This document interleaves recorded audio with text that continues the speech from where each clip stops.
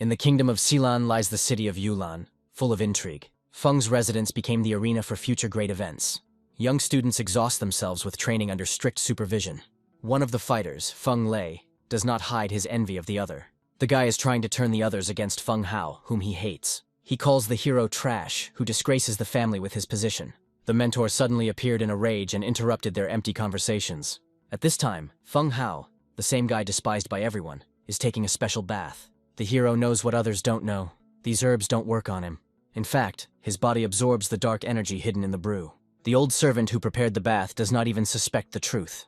Noticing the remains of the herbs, he naively asks the young man about the healing effect. The young man skillfully pretends to be disappointed in order to keep his secret. Inside, he is determined not to give up, despite all the difficulties. Insults only fuel his desire to become stronger than everyone else. Suddenly, his training is interrupted by someone's invisible presence behind him. A creepy demonic mask emerges from the shadows, trying to strike terror into the boy's heart. Beneath the frightening guise is Wan Xin's cheerful friend, who decided to play a prank on the tense Feng Hao. The hero did not expect that in 2 years her strength would increase so much. He is okay because he knows the truth and has to work harder. Wang Xin brings the hero news that could change their destinies. There is hope in her eyes that they can go to a prestigious academy together. A spark of hope flares up in the boy's soul to enter the elite Feng Yuexiu Academy. Their conversation is interrupted by an unfamiliar voice, full of cold contempt. Before them appears the ice warrior Yunying, whose aura radiates arrogance. The woman mockingly calls the young man trash, unworthy of even inspection. Wang Xin tries to defend her friend, but he firmly stops her. The hero's hidden pride bursts out and he challenges her authority. Deeply hurt, the warrior unleashes her icy fury. The young man realizes that her anger has grown into murderous intent. On the brink of death, the boy's will to live awakens something ancient within him. Her confidence crumbles as she watches him absorb her attack. An unknown force binds her, completely changing the balance of power in the battle. Feng Hao's gaze burned with a furious flame. He no longer had control over himself. For the first time in his life, Yunying feels real fear before the bottomless power of the young man. At the last moment, the mysterious figure strikes, breaking the deadly grip. The rescued warrior realizes with horror what monstrous power is hidden within this guy. The young man falls unconscious, and the master coldly warns his student. His consciousness plunges into a void where the line between life and death is erased. Deep within his soul, a dark sphere awakens, the true source of his power. Something bright bursts out of his chest, as if the soul itself is leaving the body. The last bits of life force are draining from his astral body. He is torn apart by a stream of purple energy, bringing primordial chaos. An ancient evil that had been dormant for hundreds of years was finally awakened by his power. The mysterious entity mockingly offers him a deal with fate itself. A desperate hope for deliverance from the stigma of a weakling is born in the soul of the young man. A revelation hits the guy. The parasite inside him was the cause of all his humiliation. All the pain accumulated over the years spills out in a furious cry full of hatred. Cold sweat and the familiar room make him doubt the reality of the nightmare. His mother's gentle voice brings him back to reality, but fragments of the battle flash through his memory. He learns that his savior was the one who almost took his life. Stubborn pride prevents him from admitting that he owes his life to his enemy. His childish protest is interrupted by the appearance of his father, whose figure radiates authority. His father reminds him of duty and honor, which are more important than personal grievances. Yunying's humiliating words echoed in his head again, igniting the flames of indignation. The father tries to reach out to his son, reminding him to protect the family's honor at any cost. The young man's gaze fills with steely determination as he accepts his duty. Meanwhile, the clan elders discuss the unexpected enrollment of a girl from the Wang family. The sages are confident in their offspring, not noticing Yunying's smug smile. The sudden announcement of the arrival of the Feng family's heir silences everyone. Wang Xin greets his friend with genuine concern in his eyes, but her father rudely interrupts the girl, ordering her to stay away from the trash. The girl, in despair, tries to reason with her father, reminding him of the life he saved.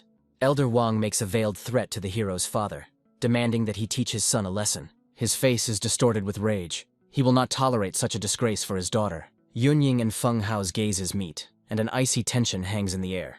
The warrior decides to humiliate the guy by pointing an invisible blade at his knees.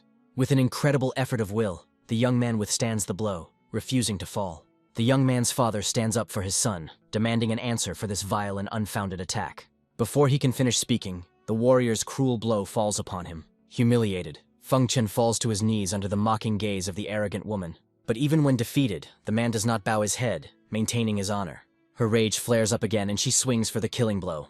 Wang Xin, in horror, begs her master to stop and not do something irreparable. The desperate girl rushes forward, ready to take the blow. Seeing this, Feng Hao became furious and the power hidden within him burst out.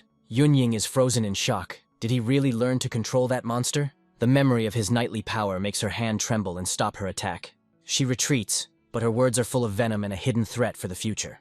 The remaining masters rush to smooth over the conflict, not wanting to lose their talented student. Behind the hero's back, the elders whisper, attributing the boy's insolence to stupidity. Hatred towards Yunying ignites a dark flame in Feng Hao's soul, demanding revenge. The warrior accepts the challenge with a sneer, confident that she is beyond the reach of the trash. Feng Hao rejects the woman's condescension, because the young man does not need pity, but retribution. The guy puts his own life on the line, making his oath unbreakable and deadly. Feng Hao and Feng Chen's actions brought indelible shame on the family, which is now the talk of the town. The great elder angrily reprimands the father and son for behavior unworthy of a leader. The head of the clan issues a harsh sentence, announcing the upcoming change of patriarch. The look of the great elder leaves no doubt. The decision has been made finally and irrevocably. The conspirators in the shadows rejoice, because the patriarch's disgrace opens the way to power for them. A feeling of guilt and helplessness torments Feng Hao's soul, because the young man let down his father. The pain of his own powerlessness turns out to be stronger than the physical one, forcing the guy to mutilate himself. But the father does not blame his son, but only gently reassures the young man, offering his forgiveness. Feng Chen radiates boundless faith in his child, because Feng Hao will always be his father's pride. In this cruel world, only strength gives dignity, and the guy longs to find it. Despair almost consumes the young man, but a mysterious voice inside destroys his last hopes. Feng Hao jumps up, demanding that the invisible interlocutor show himself immediately. The chilling truth hits the boy, because this voice belongs to the monster inside. An ancient entity offers a deal, promising unprecedented power in exchange for freedom. It turns out that all the healing herbs had been nourishing not the young man for years, but the monster trapped in his body. The ancient spirit reveals to Feng Hao the secret of a dangerous technique, the only path to power. The main flaw of the guy's body is the inability to accumulate energy for combat. The solution flow is a risky method designed specifically for people like this young man. Despair pushes Feng Hao to take any risk, because his current existence is worse than death. The desire to restore his father's pride forces the young man to accept a dangerous offer. The mysterious mentor promises to teach the young man through his avatar, which causes surprise. An unknown entity begins to burst out of Feng Hao's body, blinding everything around. An excruciating pain pierces the boy as the avatar literally tears him apart from the inside. The agony reaches its limit at the moment when the mysterious creature completely leaves the hero's body. Amidst the blinding light, a voice is heard calling the young man to open his eyes. A little girl named Feng Dao, a new master, appears before the astonished boy. The tiny avatar, with its unchildlike authority, demands complete submission from Feng Hao. The young man's brain refuses to accept what is happening, attributing everything to severe stress. Suddenly, the guy's attention is drawn to a glowing book with a low-level Zhuan technique. The young man's face is distorted by a grimace of bewilderment at such a strange find. Feng Dao's appearance with a question about the lost technique plunges the young man into icy horror. Feng Hao's eyes flashed with excitement, as this treasure could now be his. The little girl easily intercepts the book and forcefully brings it down on the guy's head. Feng Dao's sly smile does not bode well for the stunned hero. Feng Hao, shocked, demands to know why this being possesses such a valuable technique. Little Feng Dao devalues the greatest treasure by using it as a stand. Avatar begins a lecture on the basics of martial arts, which are divided into 3 paths. Forging the body is the foundation that allows warriors to withstand incredible loads. Fighting energy is an internal force that requires subtle control and constant development. Combat abilities multiply power many times over, divided into 5 great levels. The realization of the insignificance of his family's techniques plunges Feng Hao into deep shock. The little mentor easily displays a whole collection of priceless artifacts.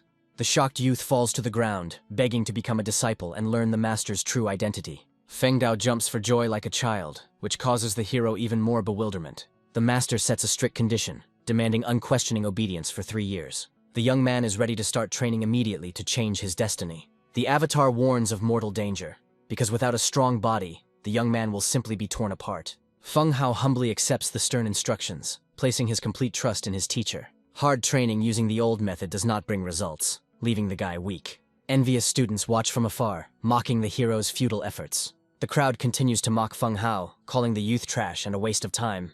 A sudden burst of energy knocks the scoffers off their feet, causing everyone to look around in panic. In the center of the court stands Feng Hao, shrouded in the golden aura of a long-awaited breakthrough. The incredible explosion of garbage causes shock and disbelief in all witnesses of this miracle. The strict mentor notices what has happened. An interest in the young man lights up in his eyes. The instructor rushes to report the stunning news about Feng Hao to the family leadership. The new patriarch and elders demand to know all the details of this sudden miracle. The mentor reveals a key detail. The method of forging the boy's body was completely unorthodox. Surprise and confusion fill the patriarch's face, because the man cannot understand the situation. The training master explains that the young man used a rare power control technique. The conclusion shocks everyone. The technique must be at least of high-class Xuan level. The great elder points out a dangerous discrepancy, as the family does not have such a relic.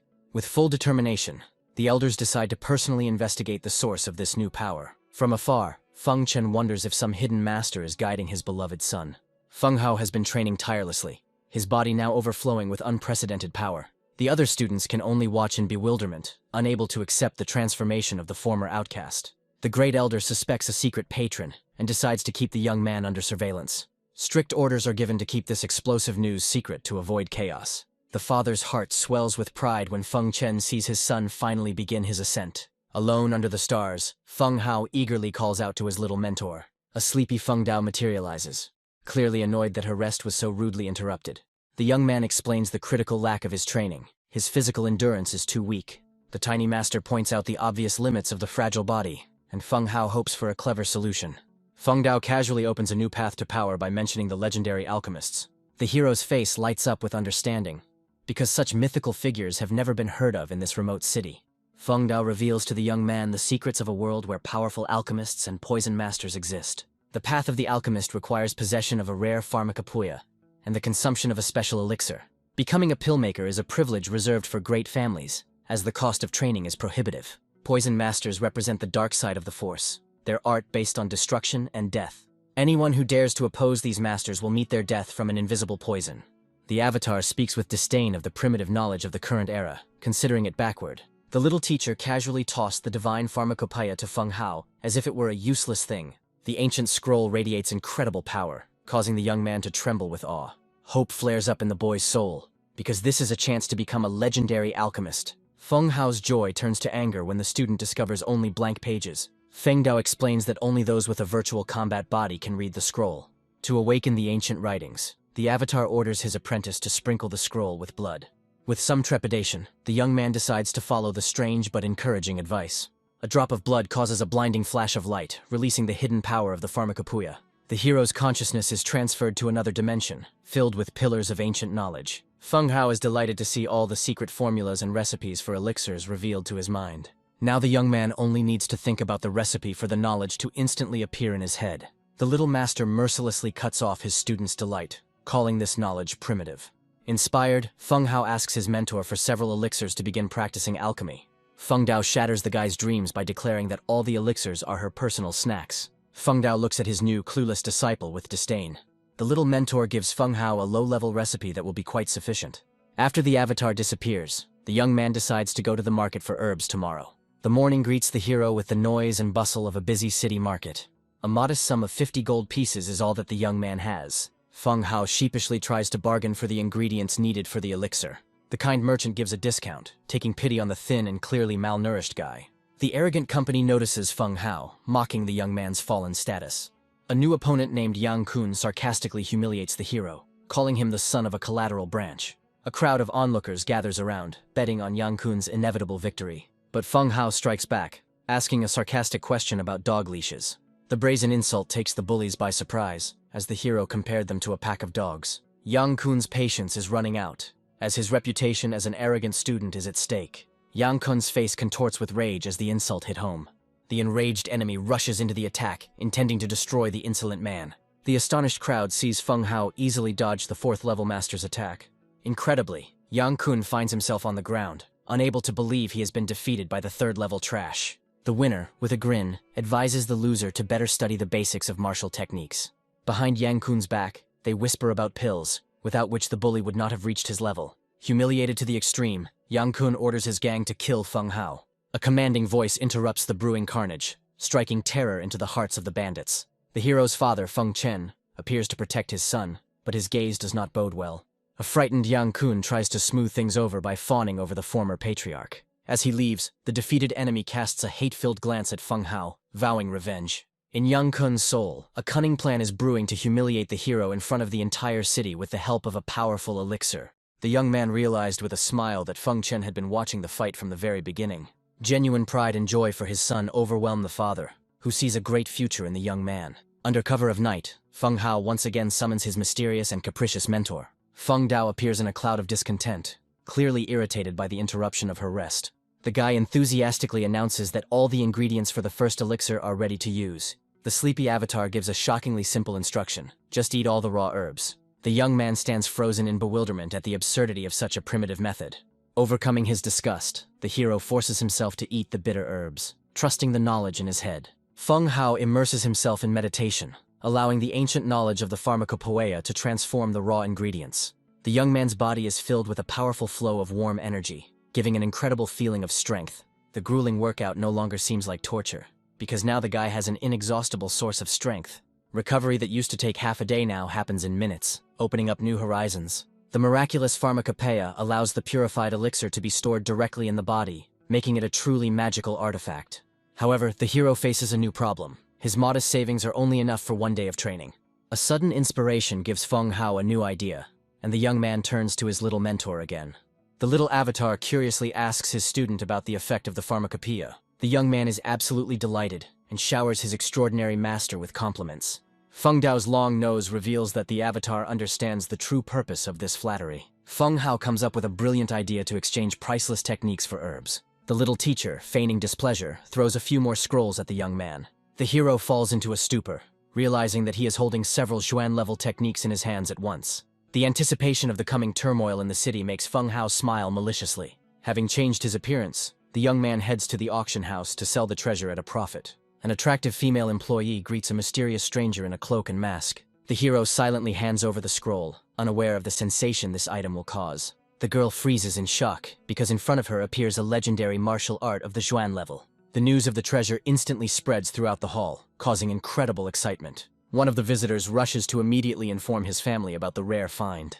An auction worker tries to calm the unruly crowd, apologizing for the commotion. Having assessed the client's importance, the girl invites the mysterious guest to discuss the details. The auction owner sees this as a chance to secure a powerful ally at any cost. The manager personally meets Feng Hao to discuss the terms of sale of the priceless equipment. The man vows to sell the scrolls for the highest price, setting an auction in 3 days. However, the masked young man stuns everyone by declaring that he doesn't need the money at all. The manager is at a loss, because now the man is ready to do anything to please this guest. A mysterious stranger demands elixirs in exchange for money, shocking everyone. The manager falls to his knees, realizing that the legendary alchemist stands before him. Feng Hao allows the manager to rise, hinting at future cooperation. The young man understands that a businessman's insight requires caution in conversation. The manager immediately orders a complete list of all herbal ingredients to be brought. The auction owner offers all his herbal wealth as collateral. The hero agrees to the deal, but keeps one of the precious scrolls for himself. The mysterious guest's generous gesture leaves the manager in a state of shock. Feng Hao is disappointed to find that the quality of the herbs leaves much to be desired. The mysterious guest coldly declares that the ingredients offered are insufficient. The auction owner vows to obtain any herbs the mysterious master desires. The masked guy gives his consent, taking full control of the situation. The hero deliberately does not include the rarest herbs in order to test the auction's capabilities. The list of 500 herbs amazes the manager to the depths of his soul, because this is the level of a great master. The man is ready to risk everything to establish a relationship with such a powerful person. The auction owner returns with a fully assembled order as soon as possible. As a gift, the manager gives Feng Hao a priceless ring to keep. The young man accepts the gift with pleasure, as it will solve the problem of carrying elixirs. The mysterious guest thanks for the service and reminds about the upcoming auction in 3 days. Feng Hao disappears into the night, leaving the manager in anticipation of great events. The acquired strength allows Feng Hao to train without rest, accelerating his development. The shadow of a sworn enemy constantly appears in the young man's thoughts, demanding revenge. The hero's body is enveloped in a stream of pure energy, obeying the will of the young warrior. Suddenly, a furious white tiger spirit is formed from the energy flow. An unknown force in his hand made Feng Hao freeze in complete bewilderment. The little teacher reveals the secret, because it was the tiger movement technique. The realization of possessing a Xuan-level technique fills the boy's heart with childish delight. A reckless attempt to use his new power brings the young man only unbearable pain. Writhing in pain, Feng Hao desperately begs his master for help. Feng Dao's cold gaze leaves no doubt that there is no hope of help from the capricious avatar. The guy plunges into meditation, trying to calm the raging energy on his own. Avatar explains that the essence of the technique is to overcome physical limits. Feng Dao reveals the main problem. The young man's body is too weak to withstand such a load. Full of determination, the young man is ready to begin grueling training again. A timid hope for this child is born in the soul of the little mentor. Meanwhile, the whole city is buzzing with news of the appearance of the legendary technology. Ambitious students are determined to obtain the scroll and rise above everyone else. Rumors are spreading in the clan about the shameful failure of Big Cat, as the hero is nicknamed. A tired Feng Hao interrupts the gossip, advising the slackers to train better. Envious students surround the young man, accusing him of arrogance and reminding him of his fallen status. Feng Lei tries to smooth over the conflict by hypocritically reminding Feng Hao of their relationship. The rival offers the hero a deal, promising to teach him a technique in exchange for a favor. Hearing about the auction, Feng Hao decides to join his family to stay informed about the events. The hero pretends to be ill in order to escape from annoying relatives and act alone. Feng Lei doesn't believe in excuses, but allows the young man to leave, confident in his superiority. The auction owner falls into despair because the mysterious guest never shows up. The man is ready to wait as long as it takes, because the future of the entire city of Yulan is at stake. Finally, Feng Hao appears, and the manager greets his guest with tears of relief. There is growing discontent in the hall, as the auction is delayed due to the expectation of someone important. The appearance of a mysterious cloaked figure along with the manager silences the crowd. The guest's mysterious appearance gives rise to a wave of rumors and speculation about his identity and power. The crowd's close attention makes the young man feel embarrassed, as he is not used to being in the center of events. The manager personally comes on stage to present the last and most valuable lot. The veil pulled from the lot reveals to the world the dazzling radiance of a priceless artifact. The host announces the sale of a Zhuan-level martial art called Sand Palm. The auctioneer deliberately does not reveal all the details, in order to fuel the public's interest and excitement. The starting price of 50,000 gold makes the hearts of everyone present stop. The head of the Wang family immediately makes the first bet of 100,000, showing the seriousness of his intentions. The tension in the room rises as the Wang family's aggressive bid demonstrates their desire to win. But then, a new bet of 150,000 is made, starting a merciless war for the treasure. A cunning representative of the Chao family enters the auction with his own hidden agenda. The new rate of 180,000 makes the head of the Feng family think about the consequences. Viewers begin to suspect that the Feng family is eyeing the spot as the leader of the four clans. Impatient Yang Kun loses his composure, not wanting to wait any longer for the outcome of the auction. The representative of the Wang Shu family makes a crazy bid, raising the price to the sky. Yang Kun's dreams of ruling the city are shattered by Wang Shu's insane determination. The blow of the hammer puts an end to the fierce struggle, declaring the new owner of the treasure. The audience is shocked, as the Wang family's victory radically changes the balance of power in the city. The patriarch of the Feng family decides to seize the initiative and get to know the mysterious seller. Feng Chen blocks the path of the victors, introducing himself on behalf of the entire Feng family. A mysterious stranger coldly inquires about the former patriarch's financial situation. The hidden mockery in the hero's voice hints at a deal that Feng Cheng cannot refuse. The mysterious guest sells the second scroll for a pittance, arousing the crowd's suspicions. The head of the Wang family is furious to realize that he has just been publicly humiliated and deceived. Feng Chen accepts the generous gift in complete bewilderment, not understanding the stranger's motives. The masked hero easily takes the money, leaving everyone completely confused. The defeated rivals understand that their influence in the city is now under threat. A cunning plan to attack the victors is secretly brewing in the minds of the losing clans. The Grand Elder of the Feng family tries to find out from Feng Chen the identity of the mysterious benefactor. The elders suspect that Feng Hao has a powerful patron behind him. The elders attribute Feng Hao's success to luck, but still consider the young man to be a weak link. The Great Elder decides to nominate Feng Hao instead of Feng Lei for the competition. The new patriarch furiously protests against such a humiliating decision for his son. But the word of the Great Elder is law, and his decision is not subject to discussion. Later, the Great Elder calls Feng Chen for a serious and frank conversation. The Elder bitterly admits that Feng Li is too impulsive to lead the family forward. Feng Chen speaks of his son with pride, confident in the young man's future greatness. The family's entire hope now rests on the shoulders of Feng Chen and his amazing son. Meanwhile, Feng Hao reaches the 4th level, his strength growing at an incredible speed. Feng Chen reveals that he has long known about his son's secret affairs and his connection with the stranger. The father places a huge responsibility on the young man, because the honor of the whole family depends on him. Feng Hao accepts the burden, promising his father not to disgrace their name and to achieve victory. Spectators in the arena place bets, confident that the more famous and stronger participants will win. The auction manager proudly opens the great competition of the 4 families. The order of the fights will be determined by a random lottery, adding intrigue to the tournament. An impatient Yang Kun rushes into the arena, eager to begin the fights immediately. The arrogant young man refuses to wait for the draw and demands that the fight begin immediately. Yang Kun challenges Feng Hao, intending to publicly avenge his past humiliation. The hero accepts the challenge with a grin, ready to put the insolent man in his place again. The crowd is perplexed, because the entry of trash into the arena against a genius seems like suicide to them. Yang Kun disdains Feng Hao's courage, but sees him as no real threat. The hero replies with absolute calm that he simply has nothing to fear. Yang Kun's soul is seething with rage, as he longs to wash away the past shame with blood. The enemy confidently declares that he will show everyone the true gulf between their forces. Yang Kun charges forward, intending to demonstrate the power of his elixir. To the arrogant youth's surprise, Feng Hao easily dodges the blow again. Yang Kun is furious as his opponent flutters around like an insect. Putting all his strength into the blow, the bully tries to finish this humiliating dance. The spectators are perplexed, because the former trash is now playing with the opponent like a cat with a mouse. An enraged Yang Kun desperately demands Feng Hao to stop dodging and fighting. Observers understand that there will be no easy victory, and the hero's relaxed appearance confuses everyone. Having played enough, Feng Hao finally agrees to move on to a real fight. Yang Kun has difficulty recognizing his opponent's strength, and decides to use all his abilities. Having unleashed all his power, the arrogant youth prepares to deliver the decisive blow. Feng Hao announces with a grin that he will now show the true difference in their strength. The hero's incredible speed takes Yang Kun by surprise, leaving no chance to defend himself. The enemy realizes in horror that one blow from Feng Hao will be fatal for him. Realizing that there is no way to avoid it, Yang Kun freezes in icy fear of imminent death.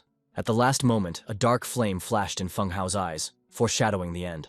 Humiliated and defeated, Yang Kun begs for mercy in panic, his pride trampled. Feng Hao looks at the defeated enemy with a grin, who simply fainted. The host announces Feng Hao's stunning victory, and the crowd erupts in applause. A new challenger from the Wang Yishun family named Mu Hu enters the arena, ready to fight. The audience doubts the hero's strength, because his next opponent is known for his overconfidence. Mao Hu decides to no longer hide his main trump card, saved for the finale. A warrior takes out a mysterious pill, intending to use a banned doping drug. With a crazy smile, Mo Hu declares that he will fight at the peak of the 5th level. The Feng family patriarch is shocked by how the enemy was able to artificially strengthen himself. However, an experienced warrior understands that this is not a real enhancement, but only a temporary effect. The patriarch explains that this is forced pressure, dangerous for the user himself. The warrior's body is compared to a bottle that gradually fills with energy. When the vessel is full, a breakthrough to the next, higher level of power occurs. However, energy absorption becomes more difficult with each new level of development. The Hu family uses cunning tactics, accumulating strength for a powerful breakthrough at the right moment. Feng Li anxiously wonders what level Mo Hu has truly reached. The patriarch realizes with horror that Feng Hao's opponent is at the middle 5th level. Mo Hu challenges, confident that there is no one in the Feng family who can stop him. The enemy decides to take the initiative into his own hands, seeing the passivity of his opponent. With a wild roar, Mu Hu rushes into the attack, his body enveloped in a powerful aura. The enemy's destructive power and speed caught Feng Hao off guard, leaving no time to think. The incredible pressure of the 5th level falls upon Feng Hao, forcing the boy to exert all his strength. The young man understands that without persistent training, he would have failed long ago. Spectators are confident of Mu Hu's victory, as the difference in levels seems insurmountable to them. The father looks at his son with concern, realizing that Feng Hao is at the limit of his abilities. Mao Hu mockingly suggests that the hero surrender, since the enemy has already warmed up enough. With a victorious roar, the warrior rushes into the decisive attack, confident of his triumph. Feng Hao realizes that he can no longer dodge and must face the blow head-on. The enemy offers to surrender, because for everyone, trash will always remain trash. But there is no room for defeat in the hero's soul, because he has suffered humiliation for too long. Mao Hu swings for the final blow, which promises to cripple Feng Hao. A flurry of energy hits the arena, and the air is filled with tense anticipation. Mao Hu celebrates his victory by mocking the defeated trash of the Feng family. One of the spectators goes crazy with joy because his bet on Mu Hu's victory came true. However, from the dust and smoke, an unbroken silhouette of Feng Hao appears, shrouded in radiance.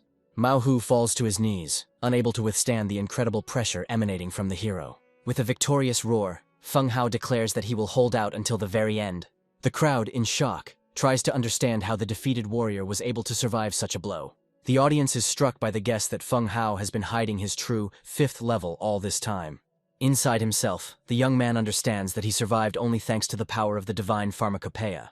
The hero decides to go on the offensive, using the elixir's energy for a final attack. Feng Hao puts all his will into the final blow to get rid of the trash label. Mao Hu does not believe in the possibility of defeat, because his strength seems absolute to him. Feng Hao's resounding victory shakes the arena, leaving everyone in shock. A new wave of energy is born in the hero's body, marking a long-awaited breakthrough. The manager enthusiastically announces an incredible achievement, as the young man has surpassed himself. The incredible victory of Feng Hao of the Feng family becomes the main event of the tournament. The crowd erupts in jubilation, chanting the name of the new hero who has reached level 5. The host announces the next match, but the Wang family is forced to admit defeat. The head of the Wang family congratulates the Feng family on their victory, resigned to the loss of leadership. The whole city is buzzing with the news of the sudden rise of a former outcast turned genius. The father looks at his son with boundless pride. His heart is filled with happiness. Feng Hao keeps his promise to his father and brings honor back to their family. In a quiet residence, under cover of night, the heads of the losing clans gather. The tense atmosphere in the hall suggests that big changes are coming to the city. The clan heads discuss the rise of the Wang and Feng families, which threatens their position. The patriarch of the Chao family expresses concern because his clan is now in danger. The Feng family's mysterious connections with the stranger arouse suspicion and fear in everyone. The head of the Wang family is furious, because now his child will be unable to do anything against his enemies. One of the elders suggests trusting the Feng family to avoid bloodshed. Suddenly, Feng Hao's training is interrupted by an invisible and deadly presence. The mysterious assassin pins Feng Hao to the ground, leaving no chance for escape. The mercenary coldly declares that he is simply carrying out an order on the young man's life. The hero fights off the attack with the last of his strength, but realizes that the forces are too unequal. Surprised by the rebuff, the killer decides that such a tenacious target deserves no mercy. The stranger offers the young man a quick death in exchange for his voluntary surrender. The wounded Feng Hao despairs and realizes that he cannot win this fight. In his darkest hour, the boy mentally calls out to his little mentor. Without waiting for an answer, the hero decides to rely only on his own strength. The killer loses sight of his target, unable to understand where the wounded youth could have disappeared to. The sinister smile on the mercenary's face suggests that he enjoys the game of cat and mouse. Suddenly, the killer discovers his victim, who used a clever trick. Realizing that he had been deceived, the mercenary became furious at such insolence. The mysterious stranger unleashes his true power, preparing to destroy the insolent man. But Feng Hao is not about to give up, channeling all his will into his final attack. The young man uses his most powerful technique, the Heavenly Tiger Palm, putting his entire life into it. Despite being wounded, the mercenary survives the crushing blow, surprising the hero. The killer grins as he admits defeat in this round. But the outcome of the battle is decided. Feng Hao decides to take the enemy's life before he recovers from his wounds. With a wild cry of despair, the boy rushes forward because his life is not a toy. Wounded but unbroken, the hero flees deep into the mountain of monsters, leaving his pursuer behind. The mercenary is amazed by the insane determination of the young man who set out alone to climb the mountain of monsters. The killer understands that escaping to this deadly place is tantamount to suicide. Meanwhile, the client is furious at the news of the failure, because the mercenary was unable to kill the child. The cunning conspirator orders his men to ambush the monsters on the mountain. The wounded Feng Hao wanders through the forest with his last strength, his body on the verge of exhaustion.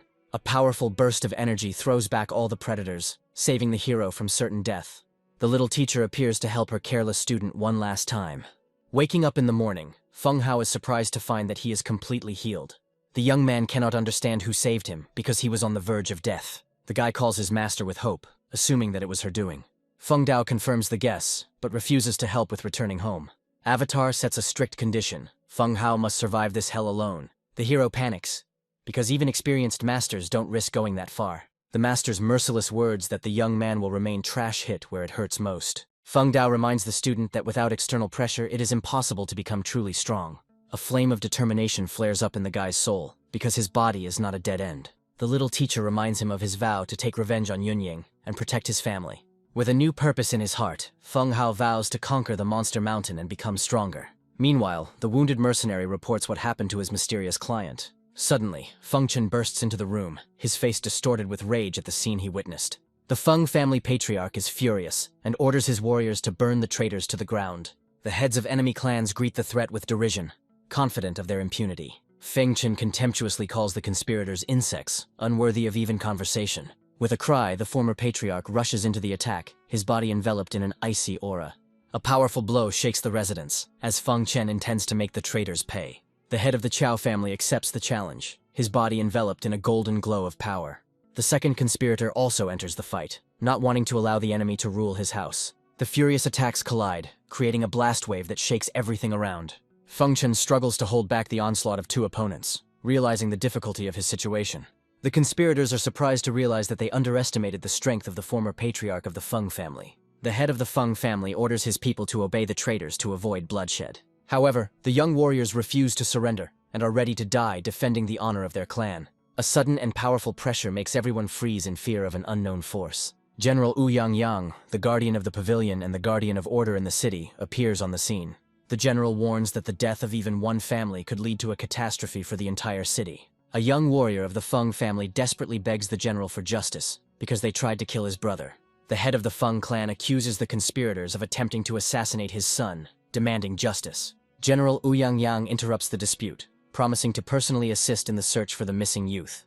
The Feng family patriarch reluctantly obeys the order, leading his men out of the residence. Following the retreating enemies, the head of the Chao clan throws out a poisonous threat, promising swift reprisals. Feng Chen issues a chilling threat, promising to destroy all traitors.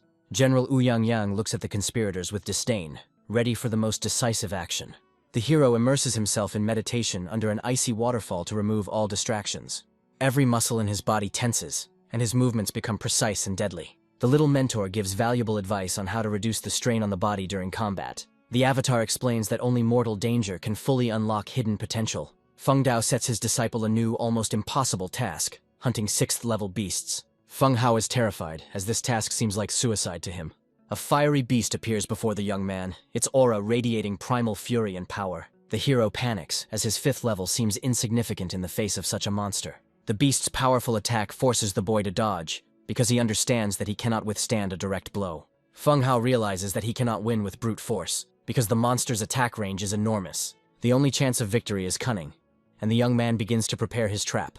With icy determination in his eyes, the hero prepares for a risky and deadly counterattack. The guy decides to use smoke to deprive the monster of its main advantage: sight. After all, an animal deprived of feelings becomes an easy and defenseless target. With a cry, Feng Hao rushes forward, putting all his strength into one blow. However, the fire beast easily dodges the blow, delivering a counterattack with a crushing blow. The young man is perplexed, because his cunning plan failed in the most unexpected way. Feng Dao explains with disdain that the fire beast's sense of smell is 30 times stronger than that of humans. The young man, in despair, reproaches his master for not warning him earlier. The fire beast rushes into attack again, leaving the hero no time to think. Feng Hao decides to gather all his energy for one decisive blow. But instead of attacking, the guy runs away, realizing the futility of resistance. In a panic, the young man begs his master for help, as he has never been taught to fight. Feng Dao scornfully reminds his student of the tiger palm technique he already masters. A sudden revelation strikes the young man, because he really does know this deadly technique. The guy remembers that the tiger palm is based not on strength, but on incredible speed. The hero concentrates all his power in 5 fingers, preparing for the decisive blow. With incredible speed, Feng Hao delivers a precise blow, piercing the fire monster. The victory did not come easy, but now the young man understood how to use his new power. The meat of the defeated beast turns out to be incredibly tasty, and fills the body with new energy. The little mentor explains that this effect is only possible thanks to the pharmacopoeia. Feng Hao is surprised to discover that he has reached the 6th level of martial arts. However, Feng Dao quickly lowers the student to the ground, reminding him of his insignificant strength. The hero vows to use not only strength but also intelligence to win next time. Suddenly the avatar notices something interesting and calls his student to follow him. The young man barely has time to react before a golden arrow flies past him.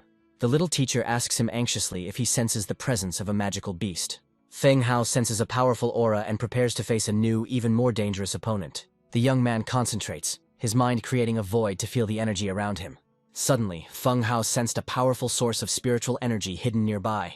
The little mentor proudly confirms that her student has found a real treasure.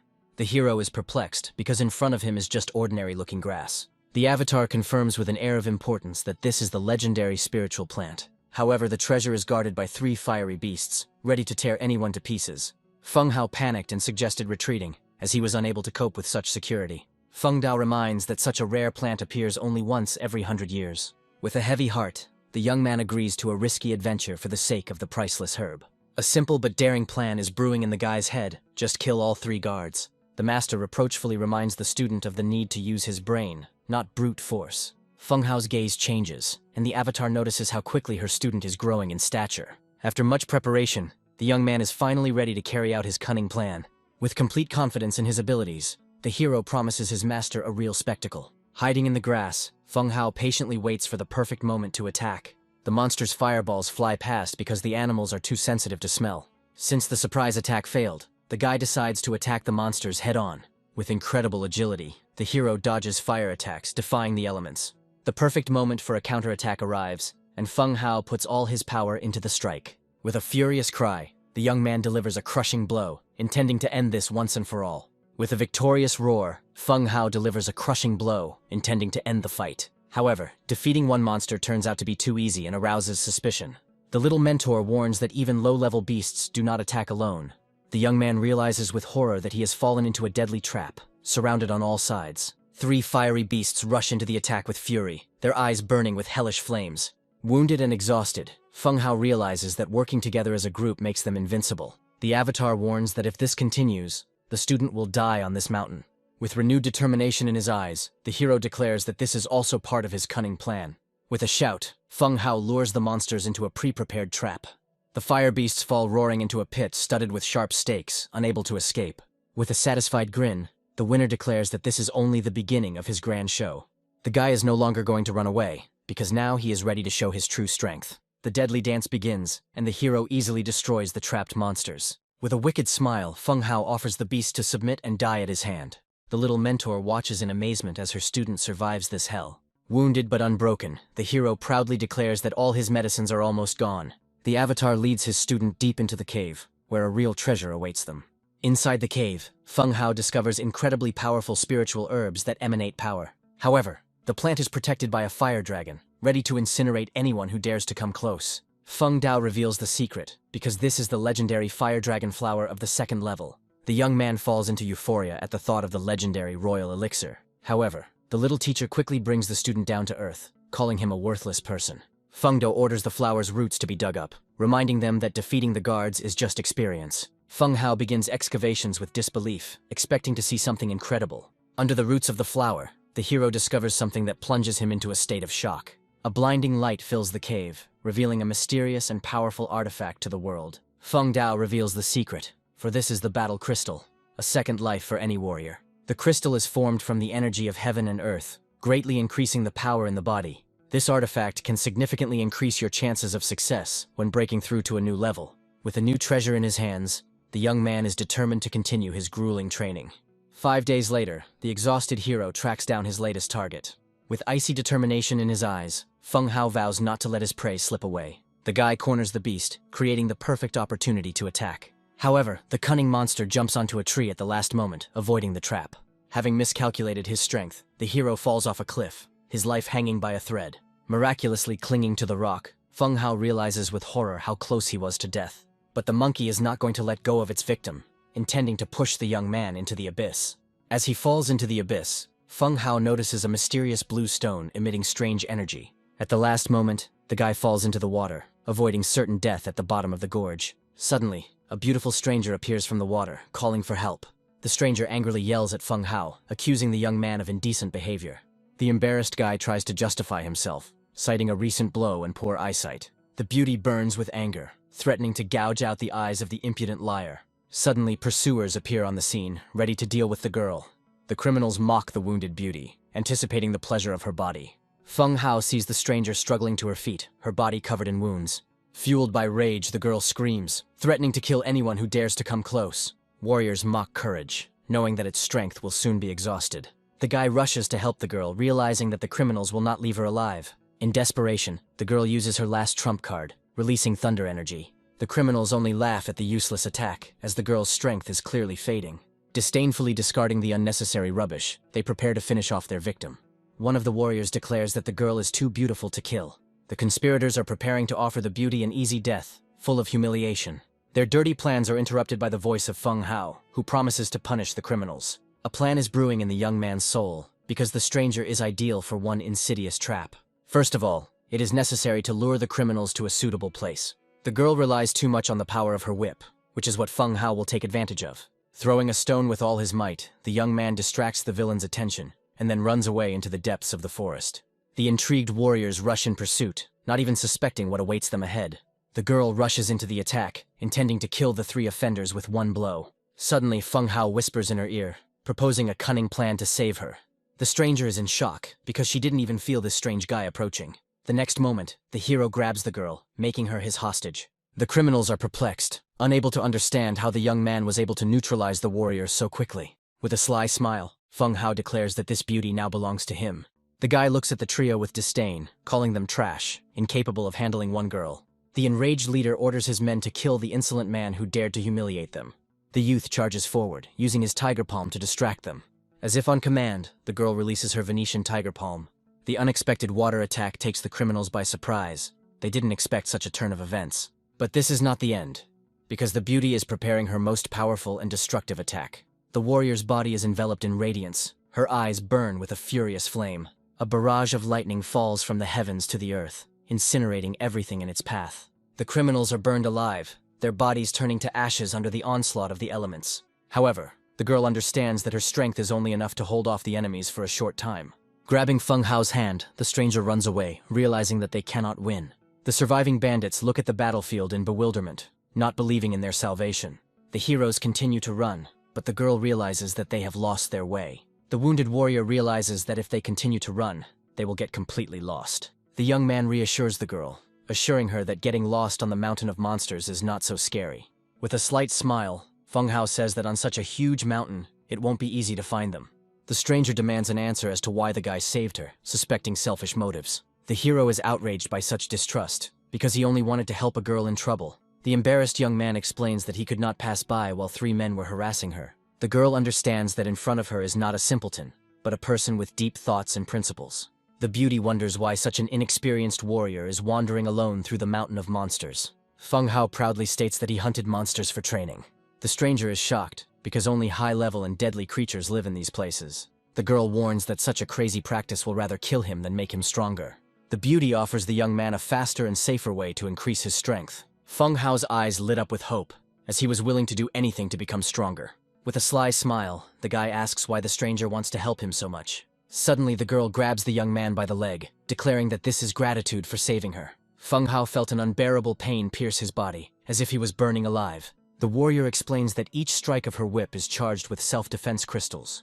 The boy's wild screams echo throughout the forest, attracting the attention of curious monsters. The girl offers the hero a unique chance to harden his body with the help of pure lightning energy. Unbearable pain makes the young man regret his decision, but there is no turning back. With admiration in her voice, the stranger admits that in front of her is a real man. The girl excitedly announces the start of a new, even more brutal training session. After half an hour of grueling blows, the warrior falls to the ground, completely exhausted. However, Feng Hao, covered in wounds, demands to continue, because he can still endure. The young man mockingly remarks that his new mentor has become too carried away by the process. The guy invites the girl to rest while he goes hunting for dinner. The fragrant smell of roasted meat spreads through the forest, awakening the appetite of the tired warrior. Like a child, the beauty delightfully devours the superbly prepared barbecue. The stranger asks how such a young guy could survive alone on the mountain of monsters.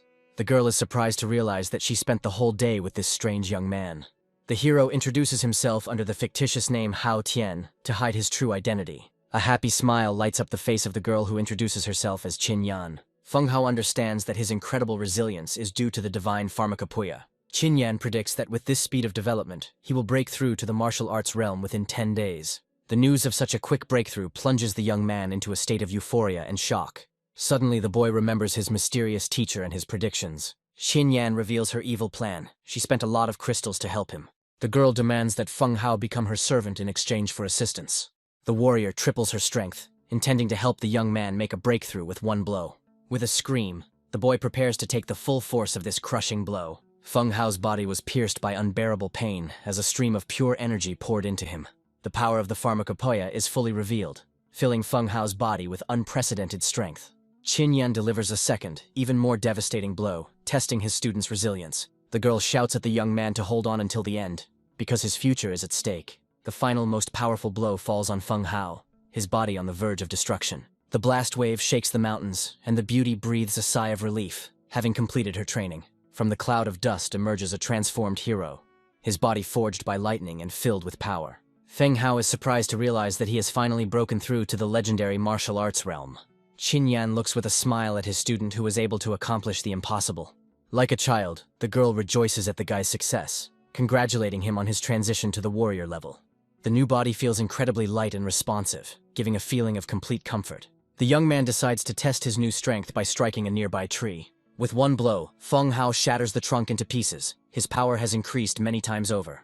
The guy is shocked that he was able to destroy the tree without even using his techniques. The beauty calls the hero a freak, because such destructive power is unthinkable for a newbie. Feng Hao himself cannot explain the source of his incredible power. He simply does not know. The girl decides not to harden the young man's body any longer, because now he needs to get used to his new strength. With full determination, the boy goes hunting to get dinner for himself and his mentor. The little mentor watches with jealousy as her student gets closer to another girl. Feng Hao proudly declares that he is now an advanced warrior, causing the avatar to chuckle. Feng Dao decides that the time has come to give his disciple part of the real divine formula. The young man is delighted, because he has been waiting for so long to get the real formula. The mysterious artifact envelops Feng Hao in a golden glow, filling his body with power. The guy looks at the old piece of iron with distrust, not understanding its true value. Feng Dao scornfully declares that this artifact has no grade, which enrages the disciple. The avatar explains that for ordinary people this is useless junk, but for the hero, it is the key to power. Having seized the artifact, the young man plunges into meditation, ready to comprehend its secrets.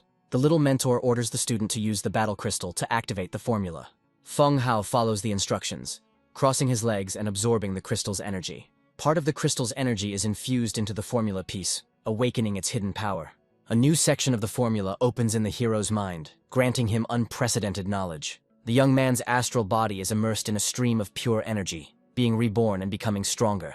Incredibly, Feng Hao discovers within himself the Void Realm, accessible only to great masters. A flash of light illuminates the cave, and the hero emerges from meditation filled with new strength. The guy can't understand what just happened.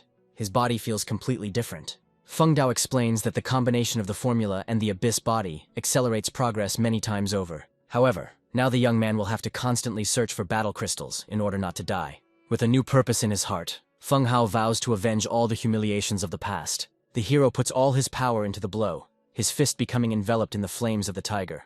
The sudden noise makes Qin Yan wary, as they might be being pursued.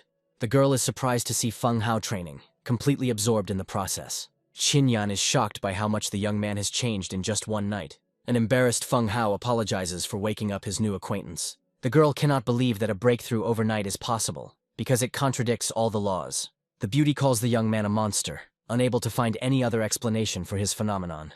With a sly grin, the guy declares that if he were a monster, he would have eaten her long ago. Qin Yan playfully offers himself as lunch, testing his companion's reaction.